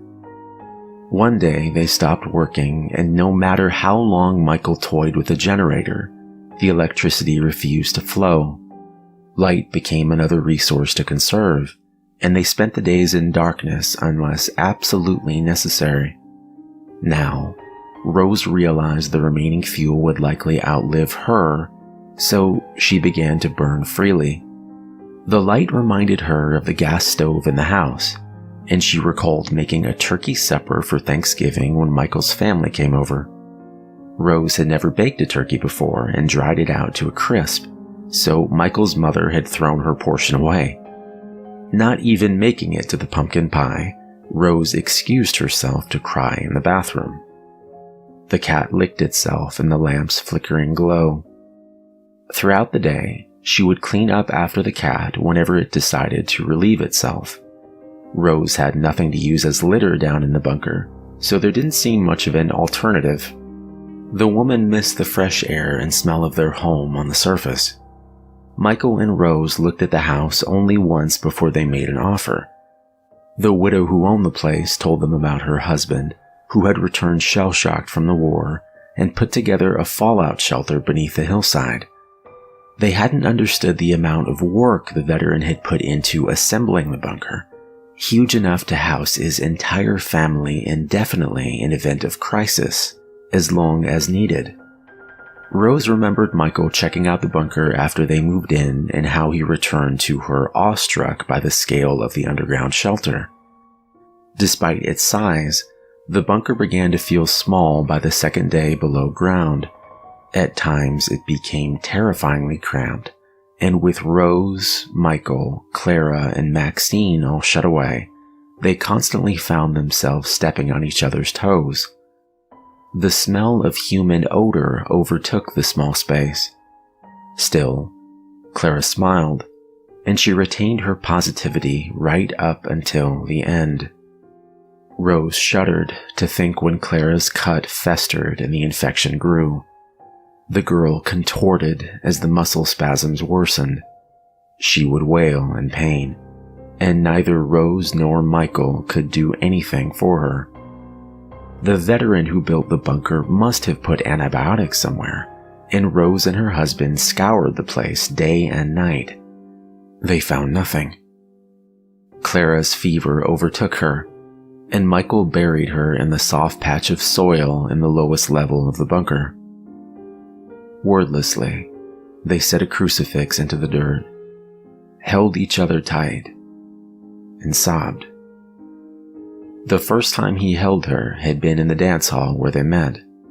Rose's parents set her up with a date, and she refused to go until her dad bribed her with the new dress she wanted. With 4 years between them, Michael seemed a proper adult. He made Rose feel childish, but he clearly fancied her anyways. Nobody had ever paid attention to her before. She felt so safe when he wrapped his arm around her. Rose had known so little then. When Christmas came to the fallout shelter, back when they still kept track of the days and couldn't have marked more than a few dozen, the family gathered around the table and ate the same rations as usual, but Rose encouraged them to sing a few carols. Her husband hated to sing, but Clara convinced him to join in. Black liquid settled on the table beside the cat, who showed no recognition of it. Rose frowned at the leak and quickly set out a cup to collect the drip. How didn't Poppy notice it? Observing how quickly the cup filled, she thought better of it and replaced the cup with a bowl. She would need to get her husband to look at it. She couldn't seem to retrieve his name. Funny that it should... Was that a bowl of black slime sat out on the table, and Rose turned her nose up at it. Grease, maybe. She scraped it out into the trash. Where did Michael go? She hadn't seen him for days now. He must have gone to visit his mother. She placed the bowl back, and it collected fluid that dripped from the ceiling. Worrying that the liquid might ruin the bowl, she replaced it with some cheap Tupperware. Rose noticed some greasy stains on the wood beneath the bowl and decided to move the whole table to avoid damaging it. Her hip hurt, but she managed to push the table out of the way anyways. She placed the Tupperware on the floor to collect. The table gone? Rose noticed the table pushed to the other side of the kitchen and frowned. Why would Michael have moved the table? She almost tripped on the Tupperware container in the center of the floor, and she set down the lamp to see its pitch black contents. Michael, Rose, and Clara all stared at the emergency announcement that had interrupted their show. Clara began to cry, and Michael said they needed to grab essentials.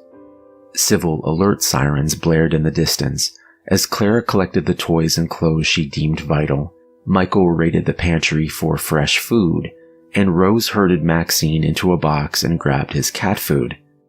They raced down the hill to the bunker while Rose looked upwards, half expecting to see the sky crashing down.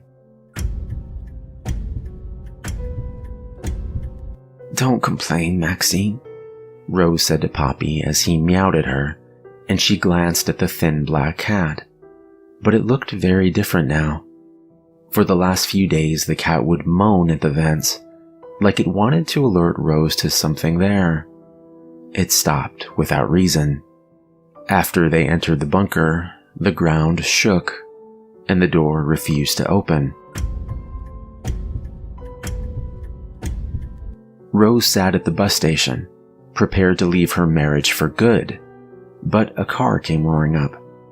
She didn't know what to say when Michael tumbled out from the driver's seat, entirely out of breath, and he knelt before her and begged for forgiveness. Many times before, he had apologized and promised to change. Rose told him she had to go, told him that she hadn't understood what marrying him meant, and she boarded the bus. She stayed with her sister, and every day Michael called. Her sister kept telling her to ignore him because nobody ever really changed, but after 4 months of waiting by the phone for their daily chat, she finally returned. He doted on her. He listened to her. He defended her from his mother when she snipped. Rose had never been happier. Clara ran into the sharp edge a few months after they moved into the bunker. The cut didn't look so bad, and Michael and Rose washed it out and wrapped the whole area in gauze. It didn't seem like a big deal. Just to be safe, Rose duct taped a blanket over the sharp edge to prevent another accident. Rose looked at the ceiling and saw black fluid pouring down from a lump. The concrete bulged and warped as though under incredible pressure. It dropped down, soaked black, ready to burst, and... Around the bunker, Rose hadn't realized where the oil on the floor had come from. The food had run out that morning. Wesley? She found a mop and tried to clean. Grime seemed to pour from the walls, dripping down from above. Rose wanted to turn on the lamp to assess the damage, but Michael says they need to conserve oil since they might be down in the shelter for a while. The sound of the dripping came from the kitchen, where she supposed Clara hadn't fully shut off the faucet. Rose knew better than to waste water, so she followed the noise. A stench nearly knocked her off her feet. She quickly grabbed the lamp but couldn't find a match until she had dug through every shelf of the closet. When she actually found one, Her shaky fingers struggled to hold it, but she managed to clutch the match tight enough to ignite it by gripping it between her middle and pointer finger. Finally lit, the lamp cast off a dim glow. Rose held the light source and lumbered back to the kitchen. Her hip began to hurt. A vaguely humanoid shape hung upside down from above, stretching from the concrete ceiling and dripping sludge to the floor. Rose could barely see it in the thin light, and she noticed Poppy sitting in the corner of the kitchen. The cat showed no reaction to the thing. Poppy couldn't see it at all. Not surprising, since the figure had come for her. Rose came closer, and the growth shifted towards her. It wore someone's face. She knew the face belonged to someone important, but she couldn't recognize it at all. A limb extended from the mass, and it caressed her. Leaning close, she could feel its wet breath against her features, and everything came apart at the... Poppy licked water from a pipe in the corner of the lowest level. He had spotted a mouse once many weeks back, but he hadn't seen any vermin for some time. Worse yet, the rest of his food had spoiled beyond usage.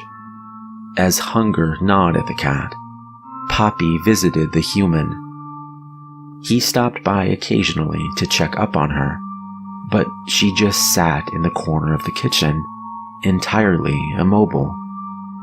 He rubbed up against her leg, but she refused to acknowledge him. Typical. Hopping up on her lap, he pressed into her, missing the days she would make light. He tried biting her, but she still wouldn't react. Poppy wondered what had happened to the good human who used to feed him so diligently. The cat licked itself. No matter. He could still find use for her.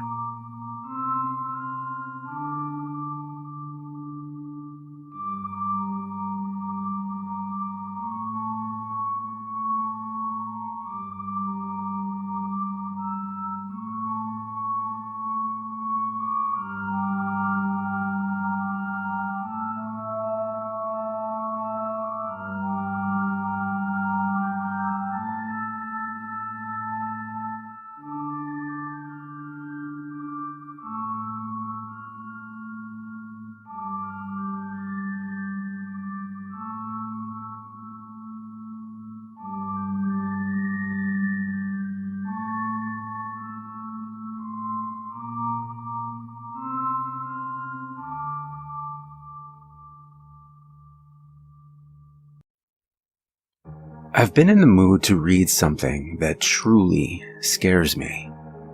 That's pretty rare. I'm not a person who scares easily.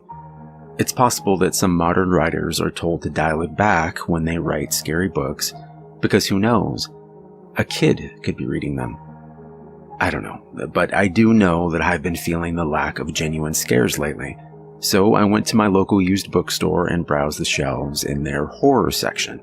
I like used bookstores because they usually have much larger horror sections than a chain store might, and they definitely have a lot of older stuff there.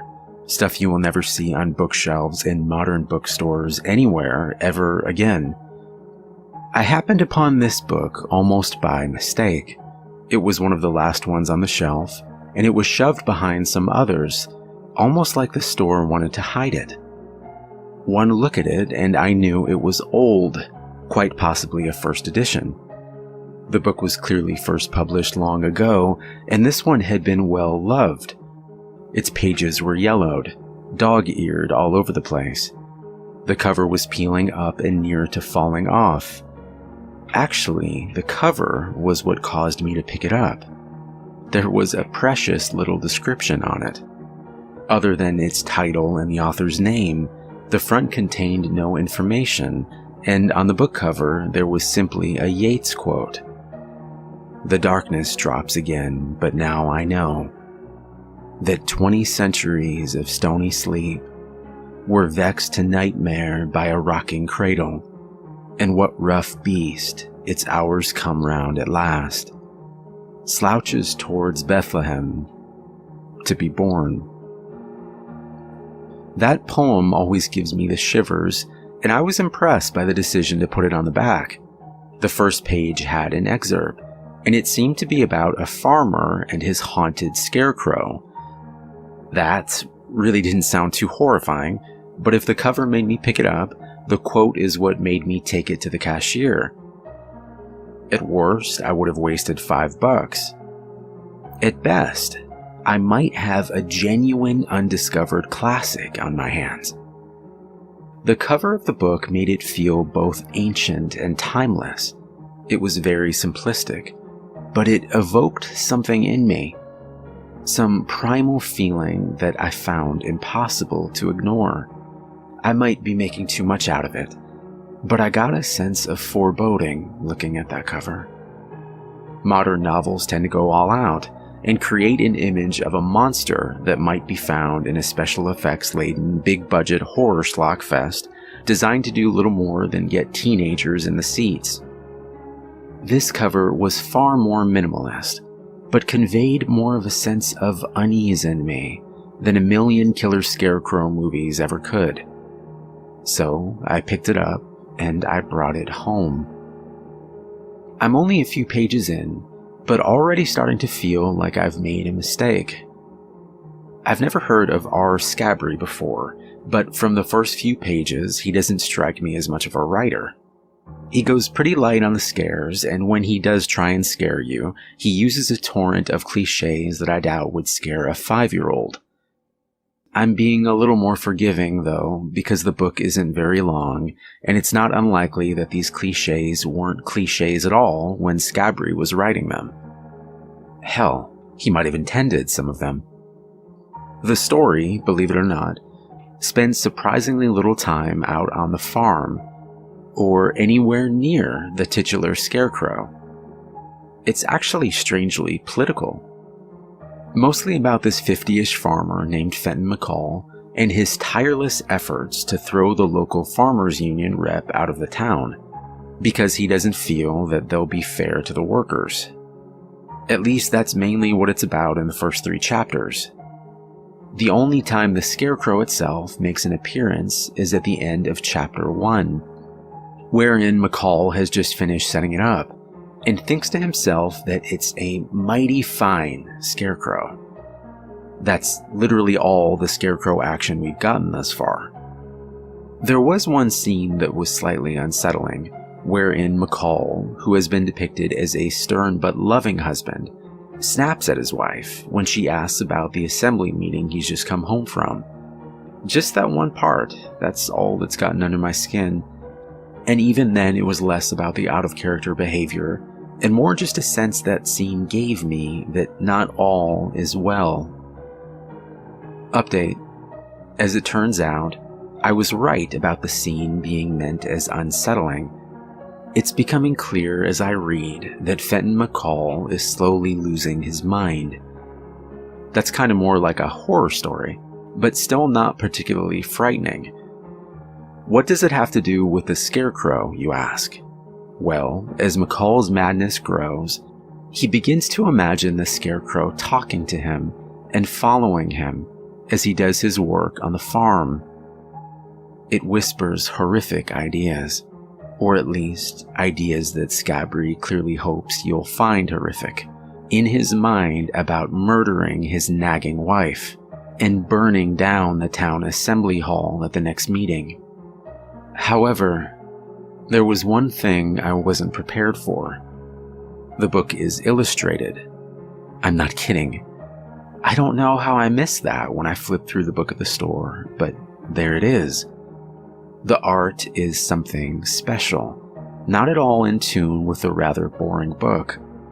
I flipped to the incredibly sparse credits page and could not find mention of an artist, except the one for the cover image, and he clearly isn't the guy who made the illustrations on the inside. His style is very vivid, even if it's also simplistic. His drawings look almost like photographs, except blurry, or with eyes shown as glowing holes. I've scanned in the first image, which I trust you will agree is rather strange looking. That's literally supposed to be McCall and his wife.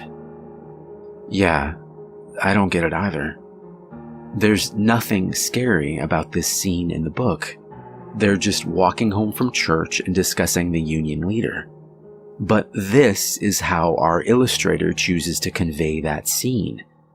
If the book itself were 1/10 as frightening as that picture, I'd probably give it a much more favorable review than I have so far. I know that some of you might think the image is cheesy looking. Okay, I'll grant you that even looking at it here on my computer, it looks way less intense. But there's something about looking at it from the page itself that I can't even begin to describe.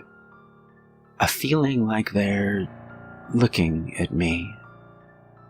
Maybe I just stayed up too late reading. Update. Taking a break from reading this damn book today. It's starting to get to me. Not Scabry's writing, it still sucks. But just I can't really explain it.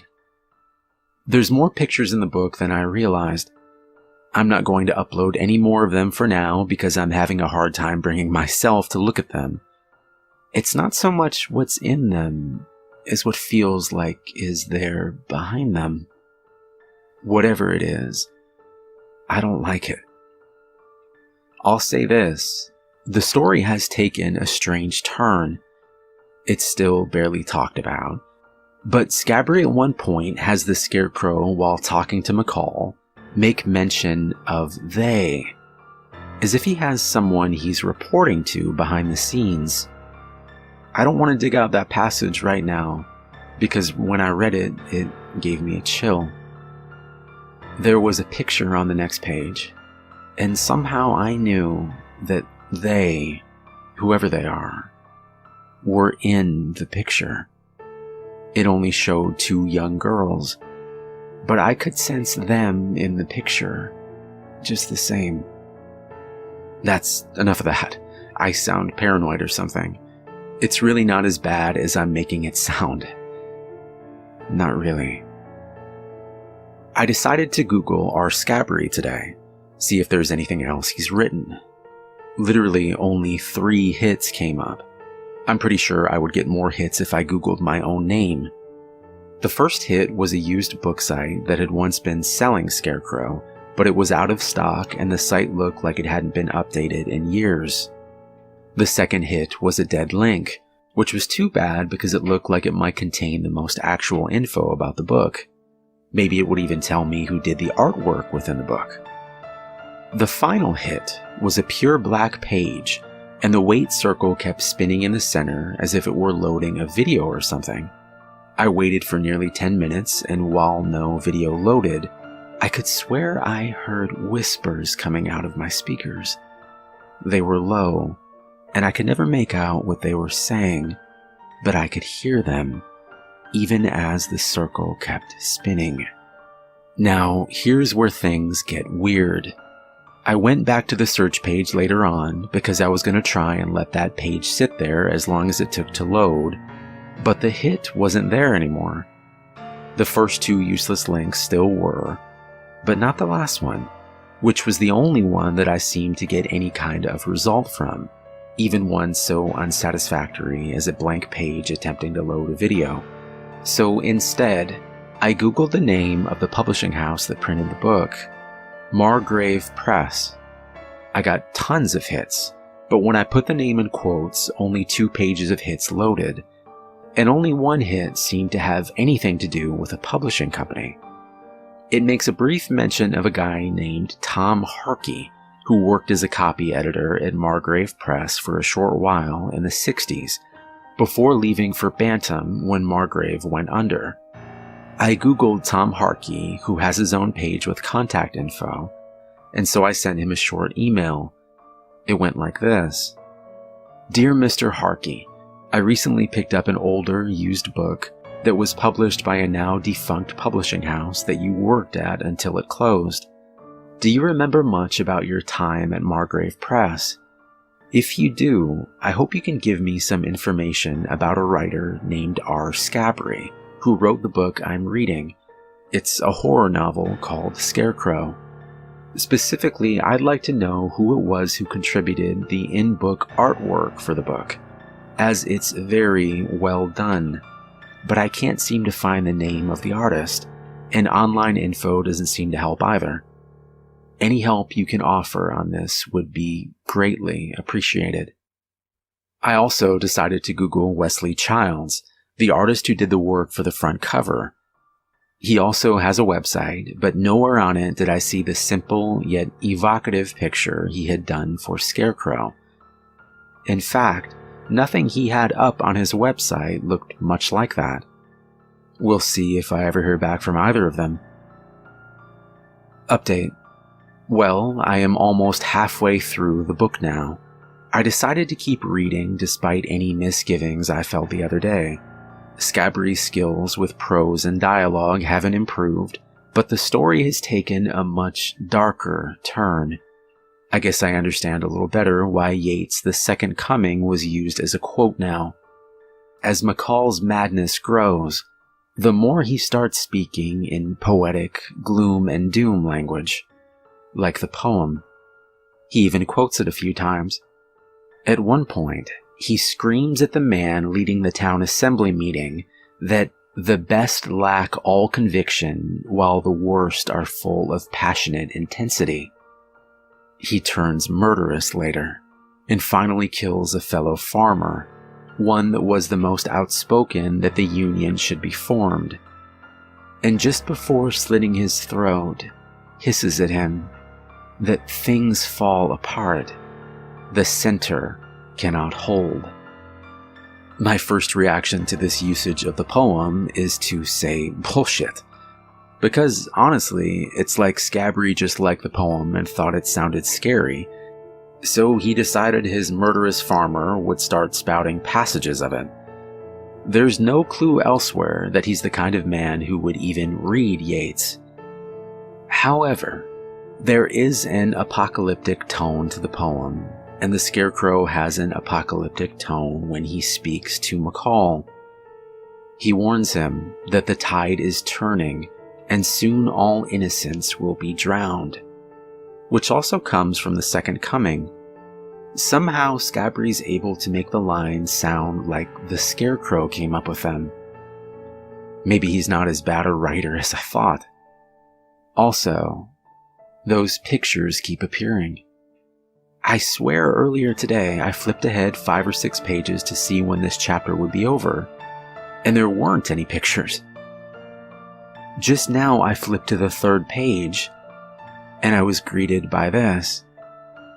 I mean, what the hell is that? It has nothing, literally nothing to do with the story. And I could swear it wasn't there earlier today. Much like the others. Those eyes, man. I want it to be just my imagination, but I swear they're looking at me. And seeing me. Writing it down like that, it feels stupid. But all I can say is read this damn thing for yourself and tell me it doesn't creep you out. Update. Heard back from Wesley Childs today. He says he only barely remembers making that drawing. The dude is something like 80 now, and he was commissioned for that piece in the early 60s. He said he's never read the book himself, and that he only remembers the painting when I emailed him. He seems surprised that anyone is reading this book in the modern age, because according to him, they only printed a handful of copies. He wasn't sure how many.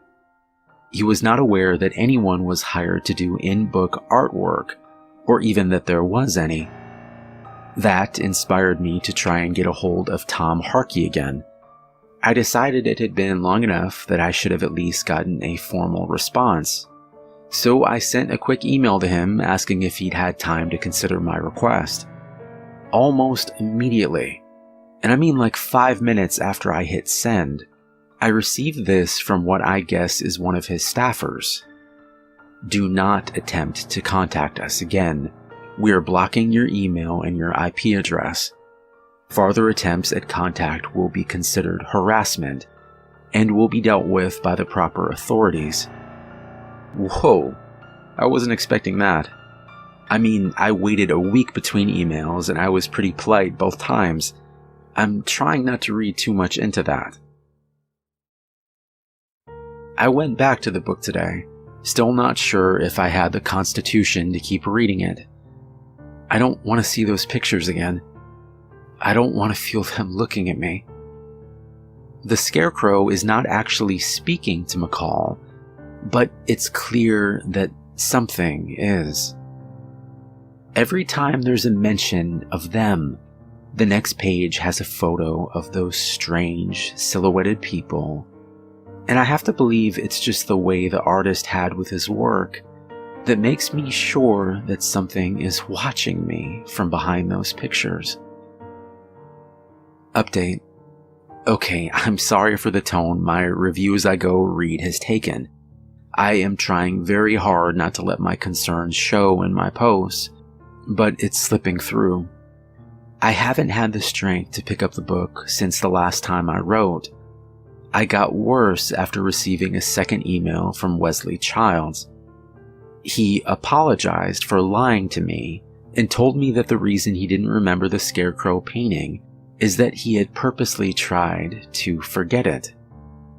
According to him, as he was painting it, he kept hearing whispering, and once it was completed, he could swear it was coming to life and talking to him through his dreams. He mailed it as soon as he could and spent days after that trying to get rid of the feeling of being watched or believing that he heard whispers. He says he's never made a painting like that before and never has been able to again. It was the first and last work he did for Margrave Press. He also told me that he met R. Scabry, but only once, and that it was just a pen name. Unfortunately, he doesn't remember what the man's real name was. He said Scabry was a small man who seemed nervous all the time. I wrote back and asked him why he thinks Tom Harkey would wish to block me and threaten me with the authorities just for asking about this book. He replied just a few minutes ago to tell me that Harkey has been asked a couple of times before during Q&A sessions about his time at Margrave, and anytime he is asked, he immediately concludes the session and walks out. He won't talk to anyone about Margrave. Childs himself once tried to reach any other contacts that commissioned him for the cover art, but he found none. It's as if Margrave Press never existed, other than its tenuous connection to one man. Update. It's been another week. Woke up this morning to an email from Tom Harkey in my inbox. It wasn't the website address. It looked more like an account for personal use. It said only this: if you have that goddamn book in your house, burn it. I haven't burnt it. It's on my coffee table right now. I can barely bring myself to look at it.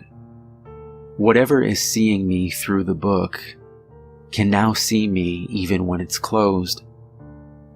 I have a feeling it's the rough beast moving its slow thighs, slouching towards Bethlehem. Maybe that beast inspired the great poet William Butler Yeats to write about it, and just over 40 years later inspired a hack writer who called himself R. Scabry to do the same. I don't know.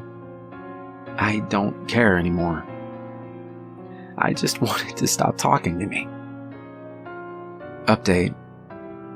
I tried to burn it. I did. I used kitchen tongs and took it out to my backyard. I dropped it in an old steel bucket and struck a match. Then I held it there. I waited. I couldn't drop the match. Something was going to make sure that if I burned the book, I would feel every flame the book did, tenfold. I put the match out and left the book in the bucket. I'm not going back for it. Update. I've nearly finished the book. There have been no pictures for the last several pages. There don't need to be any. They tell me what has already been happening. They tell me what is going to happen. They see me through the words I read.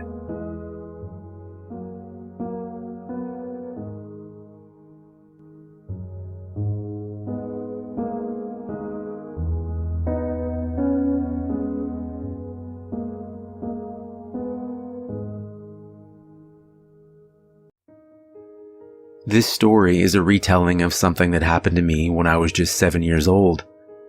As the years have gone by and I've grown up, I've realized that the story cannot possibly be true, yet I can't shake the feeling that it is. It happened in Tokyo, in the subway station. I was standing with my father when I saw the demon, a monstrously tall and furry creature with leathery black wings and a snout like an anteater. I must have stared at him for close to 10 minutes before he finally spoke, in a soft mutter that was clearly intended for his ears only. This human is creeping me out. It almost seems like he's looking right at me. I am looking right at you, I said. The demon nearly jumped out of his skin. You can see me? Yes. Can everybody? Not unless they're in the fifth dimension. Am I in the fifth dimension? I asked. Your mind must have slipped over here by mistake. What were you thinking about before you saw me? I thought for a moment, and then grinned. Trains. Oh, well, trains are the link between our dimensions. I guess your mind must have just wandered over here. Either that, or you're going crazy. I hope I'm not going crazy, I said. Being crazy is a good thing in the fifth dimension, the demon replied. I laughed. Do you have subway lines in the fifth dimension? I asked. Of course. How else would we get to work? You've got wings, I said. Yes, but who wants to fly? Taking the train is so much faster. And if I fly to work, I'm all sweaty when I get there. So what do you use your wings for? I asked. I put them over my head when it rains. Can I see? Sure, the demon said. My hair blew back as he swooped his enormous wings over his head. I laughed again. You're funny, I said. The demon laughed too, but then his expression changed. Are you okay? I asked. You seem sad. Yes, the demon replied, not looking at me, but at something behind me. Say, would you like to see a magic trick? Okay. The demon reached up and tugged a big rainbow handkerchief out of his snout. He must have pulled out 20 feet before he ran out. That's funny, I laughed. But I stopped when I realized I wasn't holding my dad's hand anymore. I looked around and saw the subway station had disappeared, replaced by flowing green meadows that were full of old trains. I can't see the subway station anymore, I said. That's okay. Sometimes it's better to see what isn't there instead of what is. What do you mean? Sometimes when I'm bored or sad, my mind slips off to the third dimension, and I see people like you. Can you go to other dimensions too? But the demon didn't answer. He was looking up at the sky. It's starting to rain, he said, whooshing his wings up over his head. Warm droplets of rain hit my face. "Can I get under your wings with you?" I asked. Not now, He replied. you've got to go home. The world began to shimmer and flow together like different shades of green and golden paint, spinning around faster and faster in circles. I started to feel a little sick, and I closed my eyes. The world stopped spinning, but warm droplets of water still fell on my face. I opened my eyes and saw my mom crying over me, but I didn't see my dad. "Where's Dad?" I asked her. "Did he bring me home?" "Yes, darling," she said, although she couldn't look at me when she said it. "He brought you home, and then he had to go away." "Oh, when will he be back?" "I don't know," she said. My dad never did come back, and it was years before I found out the truth. He had killed himself that day. That morning, he had written a note to my mother, explaining that he intended to bring me along and step in front of the train with me. My mother found it when she got home from work and called the police, but it was too late to stop my father. The witnesses say that just before he jumped, I pulled away from his hand and ran off, fainting right after. But one of the witnesses, a little boy around my age, said that he saw something take my hand and lead me away from the speeding train. He said it was a monstrously tall and furry creature with leathery black wings and an anteater's snout.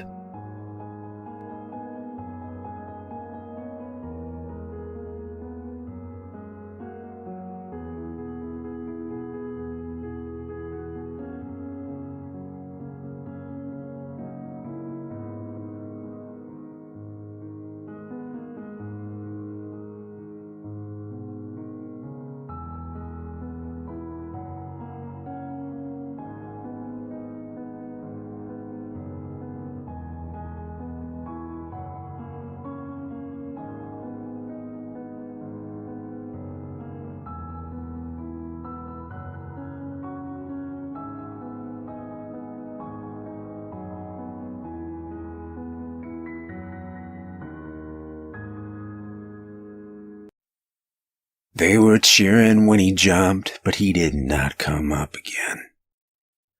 Turnpike Troubadours, before the devil knows we're dead. I remember one time growing up when my best friend David asked if my grandparents were still living. His own grandmother had passed away a few days earlier, and I think he was just looking for someone to talk to about it. "Do you still have your grandparents around?" David asked from the sidewalk, pausing for a moment and looking over at me. "Yes," I said, leaving it at that. Of course they were around. Everyone was. But I could never tell. That's what Mom and Dad had said. No one in my family has died for quite some time, at least not in the traditional sense. Sure, they will become sick, and maybe for a few hours they will even leave this world. But they always come back. Take my Uncle Carl, for instance. He had developed bone cancer in his late 70s, and day by day it wore down his body until by the end he could nearly pass for a skeleton. One day, as he lay in bed with his family circled around, his heart finally gave in and stopped fighting. He took one last breath, held his necklace tightly in his right hand, and then he was gone. My mother held me close and watched as I stared over at his vacant body. "It's okay, dear. He'll be back tomorrow." And he was. Sure enough, the next morning, Uncle Carl was the first one at the table for breakfast. And what's more, he was young again. "Uncle Carl!" I yelled happily, running over into his arms. "Hey there, sport. I miss you," he said, ruffling my hair. "Is it gone?" "It's gone, buddy," he replied warmly. I didn't ask, and I'm not sure that even he knew the exact age he now was, but he appeared to be in his early 30s. It's different every time. I like to think that maybe you come back at the age you were most happy, but that's just speculation, really. None of us know why you come back the age you do. All we know is that you always come back. That is, until recently. My great-grandfather Isaac was the strongest of us. He had been a coal miner and had seemingly come back in his best physical condition. His shoulders were broad and wide, and his arms thick and muscular. He still wore the same dusty pants and cloudy gray jacket that no doubt came from the old days. He would even wake up wearing a cracked mining helmet that looked to be over 100 years old. I could hear him swearing every morning. "Son of a sore neck again, and this cursed thing." He would yell through the house, throwing his helmet angrily against the wall on the other side of mine. I always chuckled. That was one of the peculiarities with the family. Once you died and came back, you always woke up every morning wearing the same set of clothes. It seemed to be chosen at random, as far as we could tell.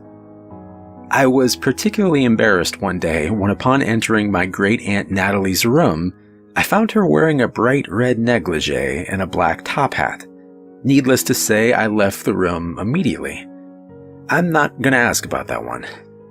But I digress, and back to the main story. I'm 18 years old now and was due to leave for college this week, when Grandpa Isaac went missing. Maybe more accurately still, he never showed up. That morning when our family sat around at the breakfast table, I noticed his seat was empty. I wouldn't have thought much of it had it not been for the surprised look of fear from my remaining family. "I'll go," his wife had said, quickly rising from her chair and leading 3 or 4 family members upstairs to his room. He wasn't there either. We held the funeral 3 days later. I had never been to one before. His wife, my grandma, gave the eulogy, and I wish I could remember more of what she said, but I was too shaken up. I had never experienced death before, and as she stood up in front of us, I only recall her saying one thing: "Death seems to have found us again." After it was all over, she took my hand. "Come with me," she said softly, leading me up the old creaky stairs that led to the attic. She unlocked a dark wooden chest I had never seen before and pulled out something small that was wrapped tightly. "You need to know." That night, I walked with her from door to door and window to window. At each, she would recite a set of words. I'm still learning Latin, but upon asking, she told me the approximate translation. Death is not welcome here. The chest had contained an ancient vial of liquid. Sky blues, forest greens, and taxicab yellows seemed to swirl endlessly and with purpose, and I held my breath in wonder as I walked behind her through our home.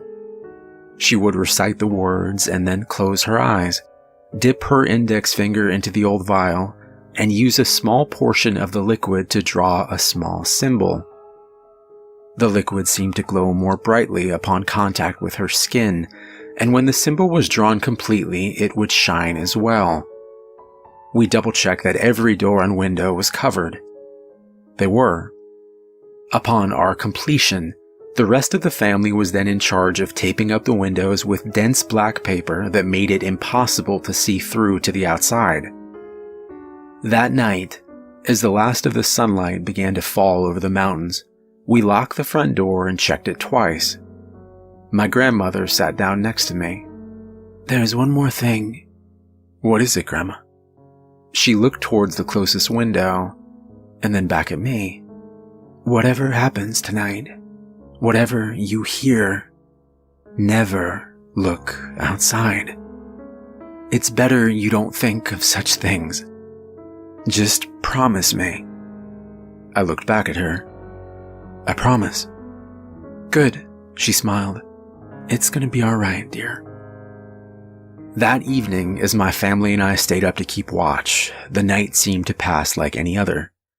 We played cards and made poor attempts at joking, trying our best to keep our minds off the current situation. And then the knocking started. First, there were 3 knocks at the front door. My family grew silent. Then there were 3 more on the kitchen window close by. And then suddenly, there was a rapid, more powerful knocking that seemed to strike every window and doorway in the house at once. Something wanted desperately to get inside. After a time, it stopped. There was quiet again. A minute or 2 passed, and the calm was interrupted by a great howling.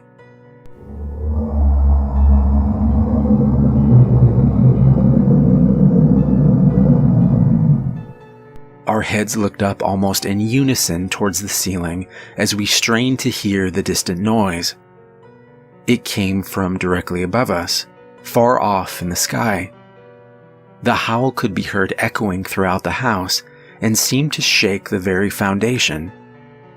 And then, as quickly as it had started, it was over.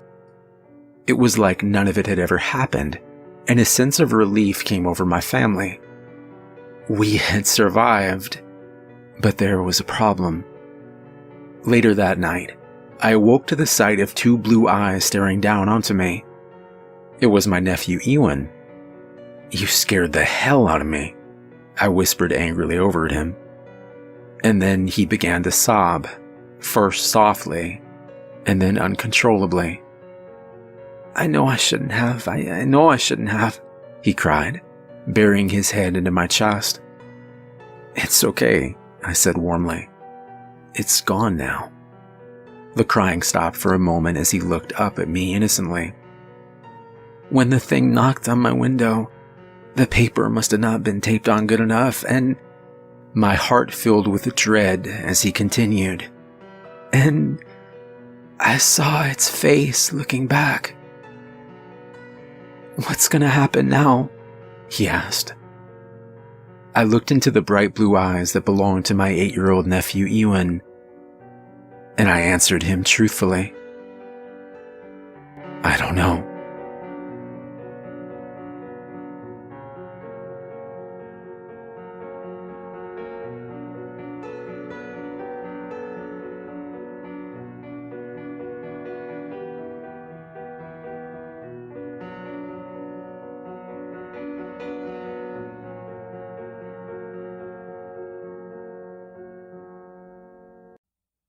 Part 2. May we all get to heaven before the devil knows we're dead. Turnpike Troubadours. "What's going to happen now?" he asked. I looked into the bright blue eyes that belonged to my 8-year-old nephew Ewan. "I don't know," I answered truthfully. And I didn't know. How could I know what was going to happen next? "Why the hell would you..." I suddenly saw the fear in his eyes and came to my senses. Instead of yelling, I hugged him. "It'll be okay, buddy. We'll ask Grandma for help," I said, trying to calm him. "You won't let anything bad happen to me, will you, Stephen?" I forced a smile. "I won't let anything bad happen to you." Checking the alarm clock on the old antique bedside table next to us, I saw it was nearly 2 hours past midnight. "Now come on, let's go wake her up," I said, patting him on the back. He smiled genuinely, and as he did, an ominous feeling seemed to pass across me. I suddenly knew that none of this could end well. For a brief moment, I understood that when Ewan had looked at whatever ghastly figure had been on the other side of the window, it had sealed the fate of himself, myself, and possibly even that of our entire family. But perhaps it wasn't entirely his fault. This had started with the death of our grandfather Isaac. Something dark had finally found us. Maybe whatever it was could sense the happiness and innocence of a family that had lived without a fear of death, that had lived without that inevitability hanging over it. That inevitability, my mind repeated. Death can't be cheated, and your family has cheated me for too long. Stop it, Stephen, I told myself angrily, pushing those thoughts back into a deeper recess of my mind. I took a breath and opened the door to the hallway. It seemed darker than usual, and a certain musty smell hung in the air, almost like the smell of... Stop it. We walked quickly down into the darkness and towards my grandmother's room, ignoring the thick silence. When we got there, the door was already wide open. Stay close to me, Ewan, I said, before realizing he couldn't have been any closer if we had been tied together. He was terrified. Grandma? I said, trying to muster a courage that wouldn't come. This felt wrong. Everything felt wrong. As I stepped slowly into her room, I saw that a small lamp was flicked on near her bedside. The bed was empty. Grandma? I called out again, this time with even less courage. I somehow knew she was gone. I could feel it. She's not here, I said, looking down at Ewan. Come on. We knocked on the door to Uncle Carl's room, which was a short ways down the hallway. Uncle Carl? I called out through the door. Nothing. Opening the door quietly, I saw that his bed was empty as well. Where is everyone? Ewan asked, looking up at me. I don't know. The noise that came next almost brought on a heart attack, even though I was only 18. I could feel my heart tense, and then my breathing stopped. A great howling boomed against the walls around us.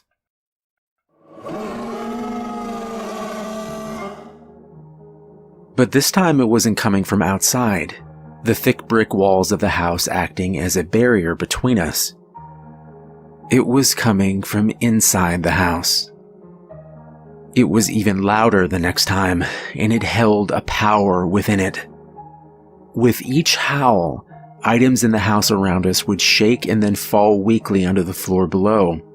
First, a mirror shattered far too close to Ewan. Somehow he was unharmed. Then, the old grandfather clock that stood at the end of the hallway began to shake violently before crumbling like an old statue.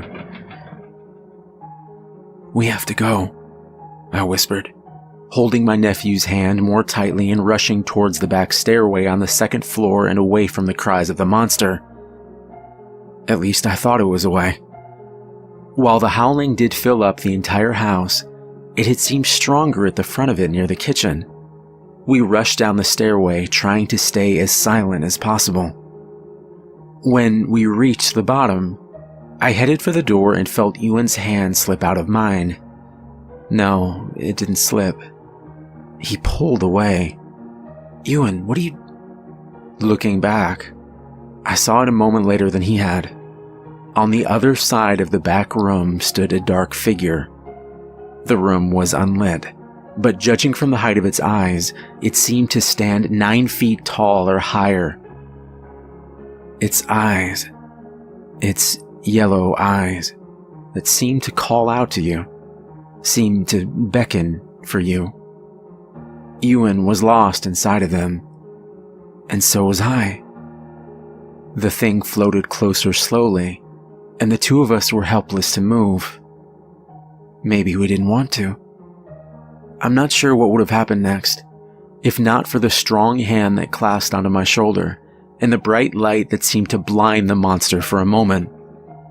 It howled wickedly as if wounded, and its eyes looked away. When it did, the spell was broken, and the two of us could move again. We looked up into the eyes of our great-grandfather Isaac.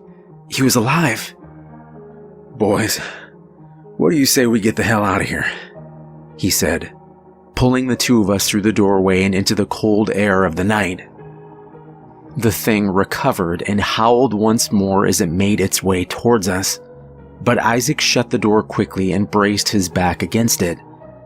His eyes were wide as he called out, "The vial!" And suddenly I realized that there was a small container of liquid lying on the ground in front of us. The door seemed to crack and bend as the thing slammed into it again and again, desperate to reach us. "Get the vial!" he screamed out again, his eyes even more desperate. An unexpected feeling of understanding came over me then, and I knew what to do. Picking up the vial, I opened it and dipped my index finger inside. As it touched my skin, there was a cooling feeling that came over my entire body. Maybe it was courage, I thought, as a determined look passed across my face, and I reached out for the door.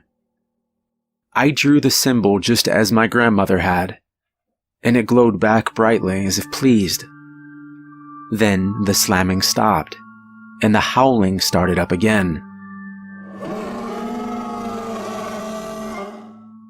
It was even worse than before, I realized, watching as Isaac's back slid down the doorway and he sat on the ground.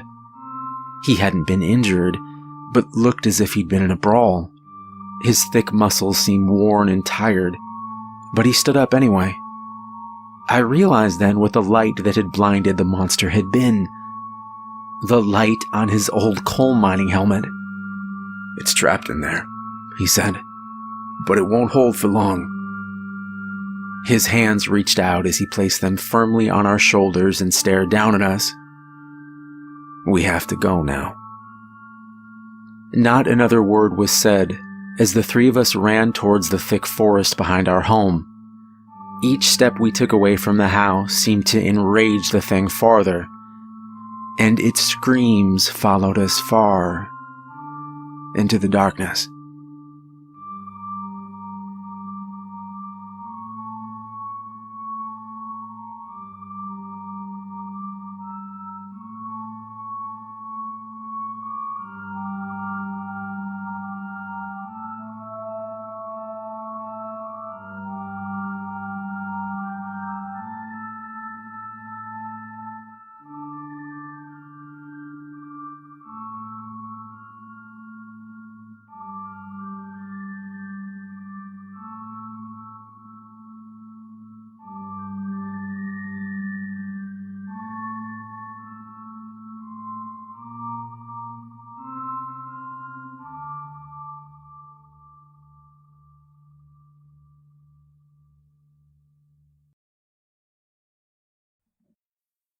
Well, I'm 28 years old now. I was born in 84, and I've been free as I can be, and I won't ask for any more. Turnpike Troubadours. We entered the cover of the forest at a full-on run. Grandpa Isaac's headlamp lit the path to a distance of about 15 feet. Everything outside of that thin beam of light was blanketed in pure, inky blackness. "What's the plan?" I shouted. "Get as far away from that thing as we can before it breaks free," my grandfather said back. As if on cue, we heard the sound of splintering wood coming from the house. A thundering howl echoed through the night air. "It got out," Grandpa said, perhaps more to himself, as he slowed to a fast walk. "We need to be quiet now. We need to hide." And with that, he motioned towards a small clearing, one side overgrown with huge brambles of wild blackberries. He switched off the headlamp and we made our way silently into the heavy underbrush. We paid no notice of the sharp thorns catching on our clothes and bare skin. Listening intently, we heard it crash through the trees and onto the trail behind the house. My grandfather was right next to me, but it was too dark to see his face. I heard him turn toward us and whisper, "Don't move now. Quiet your breathing and try to keep perfectly still."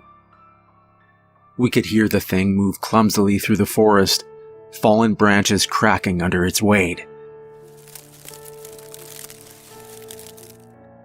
It stopped at a fork in the path, and I swear I heard it sniff the air.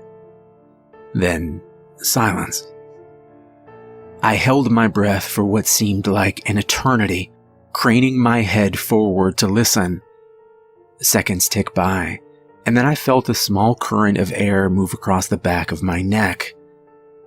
A dawning dread flooded over me. Turning to warn him, I heard a startled surprise as talons sunk into both of his shoulders and Isaac was lifted straight up off the ground.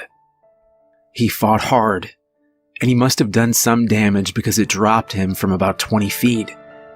He landed flush on his back, and I could see he was in a great deal of pain. By the time he was able to speak, Ewan and I were by his side. "Take the vial," he said weakly, placing it into the palm of my hand. As I closed my fingers around the small glass bottle, the creature hit me full force in the chest and I was thrown back onto the forest floor. It stood staring intently at me, and then it screamed. The sound was so loud that it shook the ground around us. Bits of leaves and branches flew past my head and I felt as though I was in the eye of a hurricane. It looked to be over 8 feet tall with huge leathery wings and the face of something out of a nightmare.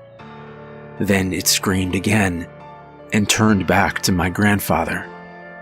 Picking him up by the throat, it pulled him close until its face was only inches away from his. Their eyes locked, and with what appeared to be anticipation, a kind of savoring, the creature opened its maw and slowly inhaled the life force of my grandfather. His cheerful blue eyes dimmed, his skin became pale, and then turned an ashen gray. I watched helplessly as Grandpa Isaac began to disintegrate in front of my eyes, starting with the tips of his fingers, then moving up his arms and legs until there was nothing but a small heap of ashes on the ground. The creature took great pleasure in using its talons to mix the ashes with dirt. Scratching wildly, it scattered the remains in all directions. The sound of Ewan softly crying forced me back into reality. Struggling to stand, I could feel the cool glass vial still clutched in my right hand. Ewan ran to me, locking his arms around my waist.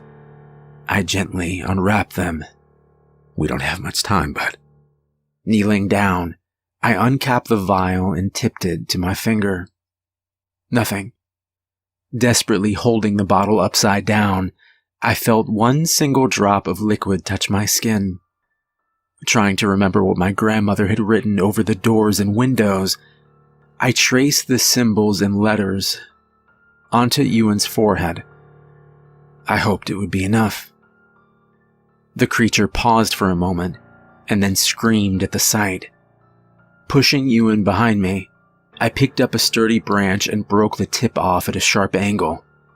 Coming straight forward, it closed the distance between us in a millisecond. Using the branch to stab for an eye, I missed, but tore a hole in one of its leathery wings. It screeched more in outrage than pain. Then it snapped my weapon in two, grabbed me by the throat, and lifted me from the ground. Eye to eye, it widened its maw and began to extract my life. But it didn't work. Surprised, then enraged, it raised one razor-sharp talon and tore deep into my chest. My body dropped to the ground. The world began to fade. It's hard to describe the feeling that followed. I must have looked dead to Ewan, but somehow I was still in my body, and I was still aware, but I couldn't speak or move, and worse, I couldn't help him. Ewan screamed my name. It cocked its head, perhaps just now remembering that Ewan had been its primary target. As the thing lumbered towards him, the symbols on Ewan's forehead began to glow brighter and brighter until the creature was forced to stop in its tracks. They seemed to create some type of barrier now that even it couldn't cross. It screamed and flew into a rage, flinging branches and ripping small trees right out of the ground, but it couldn't touch him. Finally, Barely opening its wings, it shot straight upward like a missile and disappeared into the night sky. Ewan ran crying and fell on the ground next to my body. I couldn't comfort him, and I was filled with an overwhelming sense of sadness. Eventually, exhaustion overtook him and he fell asleep, tightly grasping my hand. As dawn broke, he was startled awake by the sound of someone calling his name. It was Great-Grandma Hester, and Ewan ran to her crying, "Grandpa Isaac and Stephen are dead. It killed them." Holding the boy tightly, Hester looked over at where I lie on the ground, and then she glanced upward to the sky. It took a while to calm him, but eventually she settled Ewan under the shade of an oak tree and set about tending to my body. Reaching into her coat pocket, she pulled out a thick glass bottle brimming with a colorful swirling liquid. Carefully tipping it to her finger, she gently drew symbols on my forehead. The two of them made their way back to the house in silence. Once they arrived, she sent him upstairs to clean up while Grandma Hester prepared a quick supper. There was too much empty space, a reminder of their loss at the long oak table in the kitchen. They decided to carry their plates to a small round table on the front porch. "Why did we have to leave Stephen out there?" Ewan asked sadly. "Because that's the way it's done," she replied. "You must lie where you fall." "Will everyone come back again, like before?" Ewan said hopefully. She looked down at him sadly. "No, my dearest. Not this time." Grandma forced a smile. "There is more I will tell you. For this next part, you must be very brave."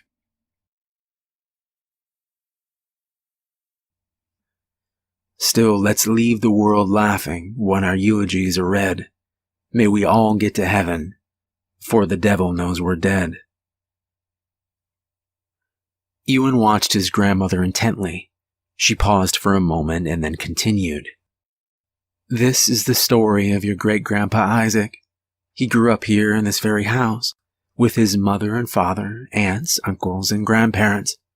Just like us, they did not worry about death. Isaac had 3 brothers and a sister. You didn't know that, did you? He didn't much like to talk about them. The time before. When he was 9 years old, his own great-grandfather disappeared and the family knew that death had found them. So they painted symbols over the doors and windows, sealed up the house, and waited. Hours passed and boredom must have gotten the better of Isaac. He went up to his room just like you, and just like you, he forgot to be afraid. Isaac peeked out of his own window that night. There was something out there, and it stared right back. The next morning when Isaac woke up, everyone was gone. He was alone. What did he do? Ewan asked breathlessly. What could he do? She replied. He was just a little boy, all alone and terrified. He moved some pillows and a blanket into the little pantry off the kitchen, and that's where he slept, crying himself to sleep most nights. He blamed himself, and he missed his family terribly. Ewan sat deep in thought. It's hard to imagine Grandpa Isaac crying. He's never been afraid of anything. That made Hester smile, but pain came with remembering as well. For a moment she thought of her husband and the life they had shared together. Pushing her own sadness aside, she continued, hoping he hadn't noticed the tears beginning to form. Ewan needed to be strong now. Well, she said, how do you think he got to be so brave? The strongest steel is forged from the hottest fire. Those hardest of times, that's what made him so strong. Climbing onto his grandma's lap, Ewan said, I'm so glad you're here with me. She looked sadly into his eyes. Well, that's the hardest thing, my dearest. I won't be able to stay. Just this night to get you settled. I'll be gone by first light. What? Ewan panicked. No, you can't go. Please. I don't want to be alone. I'm afraid I have no choice, my love, she said, holding him close as time passed and quietly humming a song that she used to sing to him as a baby. Ewan didn't understand why she had to go. I suppose no little boy can really be prepared for something like that. His grandma was here now, but by the morning she would be gone. She took his chin into her hand and smiled once more. Now I'm going to dish us out 2 big bowls of ice cream, but after we finish we've got some work to do. They ate their Rocky Road ice cream while Grandma Hester shared stories from her childhood. She even got a couple of smiles out of Ewan. When they finished, the great tour of the house began. First, they visited the little nail in the closet where she kept the key to the old trunk in the attic. The books and drawings were inside, explaining how to make the markings over every door and window. The fresh vial of thick glass was carefully filled to the brim with swirling liquid, wrapped and tucked into a pocket of the trunk. Also included were the handwritten instructions on how to make more. She even gave him a business card for the family accountant. He pays all the bills every month, no questions asked. Once a month he leaves an envelope with a little cash in the mailbox. If you need anything, if any problems arise, call him. Lastly, they walked into Great-Grandpa Isaac's room. Grandma Hester went to the top drawer of his dresser and pulled out something wrapped in old newspaper. It was a journal Grandpa Isaac had written as a boy to help get through the solitude and loneliness. It also detailed some of the fixes to ordinary problems around the house. By the time they were finished going over things, it was nearing 3 o'clock in the morning. Despite his worry, Ewan's eyes began to drift closed and his head began to nod gently. It's time for you to get some sleep, Grandma said warmly, walking with Ewan up to his room and pulling a rocking chair to the very edge of his bed. He drifted slowly off as Grandma sang him to sleep from her rocker, watching over him and holding his hand for the last time. Some time passed, and Ewan's eyes opened quickly at the sound of rapid knocking on his bedroom window. Dread fell over him like a wet blanket, wrapping his entire body with a sense of inevitability. The rocking chair next to the bed still swayed gently back and forth, but Grandma Hester wasn't there anymore. The room was empty now, and darkness hung much heavier than before. 3 more knocks. Ewan didn't want to get up. He wanted to hide underneath the thick wool blankets and wait for it all to be over, but he found himself standing and walking slowly towards the window anyway. With each step towards the foggy glass, his mind desperately tried to turn away, to run back to safety. 3 knocks, louder than before, hungrier than before. Ewan watched his own hand disobey and reach out slowly to open the window. He wanted to scream, but his body wouldn't listen. Then the nightmare ended, for now at least. He woke to heavy rays of sunlight pouring in through the bedroom window. As reality dawned, he bolted straight up and flung his head to the right and reached towards the rocker. But it was empty. The thought of this big abandoned house gripped his chest like a huge weight pressing down on him. Laying his head back down on the pillow, he stared up at the ceiling and tried not to cry. Minutes passed, and suddenly Ewan started to imagine the smell of bacon frying. It seemed almost as real as the nightmare had been. Then he heard a sound, clear as a bell and coming from downstairs. It was whistling. Ewan jumped up and ran down the back stairway to the kitchen. He took the last 4 steps at a leap and landed squarely on the black and white tiles of the kitchen floor. "Stephen!" he shouted. I turned away from the stove, just in time to catch my nephew mid-leap. He was laughing through his tears, when suddenly he paused and pulled back to look me in the eyes. "Will you stay?" he asked. "You can't get rid of me that easily," I answered. "But how?" he asked, bewildered. "It was Great-Grandma Hester," I said. "She didn't tell you because she wasn't sure it would work." Setting Ewan down, I grabbed 2 plates from the cupboard and filled them with bacon and scoops of scrambled eggs. Placing them down on the huge oak table, their solitude made the loss of our family feel almost palpable. Suddenly, I thought better of it, and we took our plates out to the front porch. Talking as we ate, I told Ewan that things would be different for a while, but we would adjust. Eventually, one or both of us would marry and have kids. Someday, maybe even grandkids. Perhaps one day, the house would be filled once again with laughter and family. For now, though, it was just the 2 of us. I asked him if that was okay. He smiled back. 2 is so much better than 1. Still, I knew how empty the house was going to feel with the loss of our family.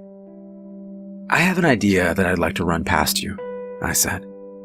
"Last week before all this started, I noticed a sign 3 streets over. It said they were giving away free puppies to a good home. I think they were a mix of—" "For real?" Ewan interrupted. I smiled and finished. "A mix of Labrador and Golden Retriever." "We can really get a dog?" he said again, with a funny amount of disbelief for a boy that had seen what he had. "Well, Grandma Hester did leave you in charge. It's really up to you." "Yes!" Ewan shouted happily. And with that, we finished our breakfast, talking together about the past, but hopeful as well for the future.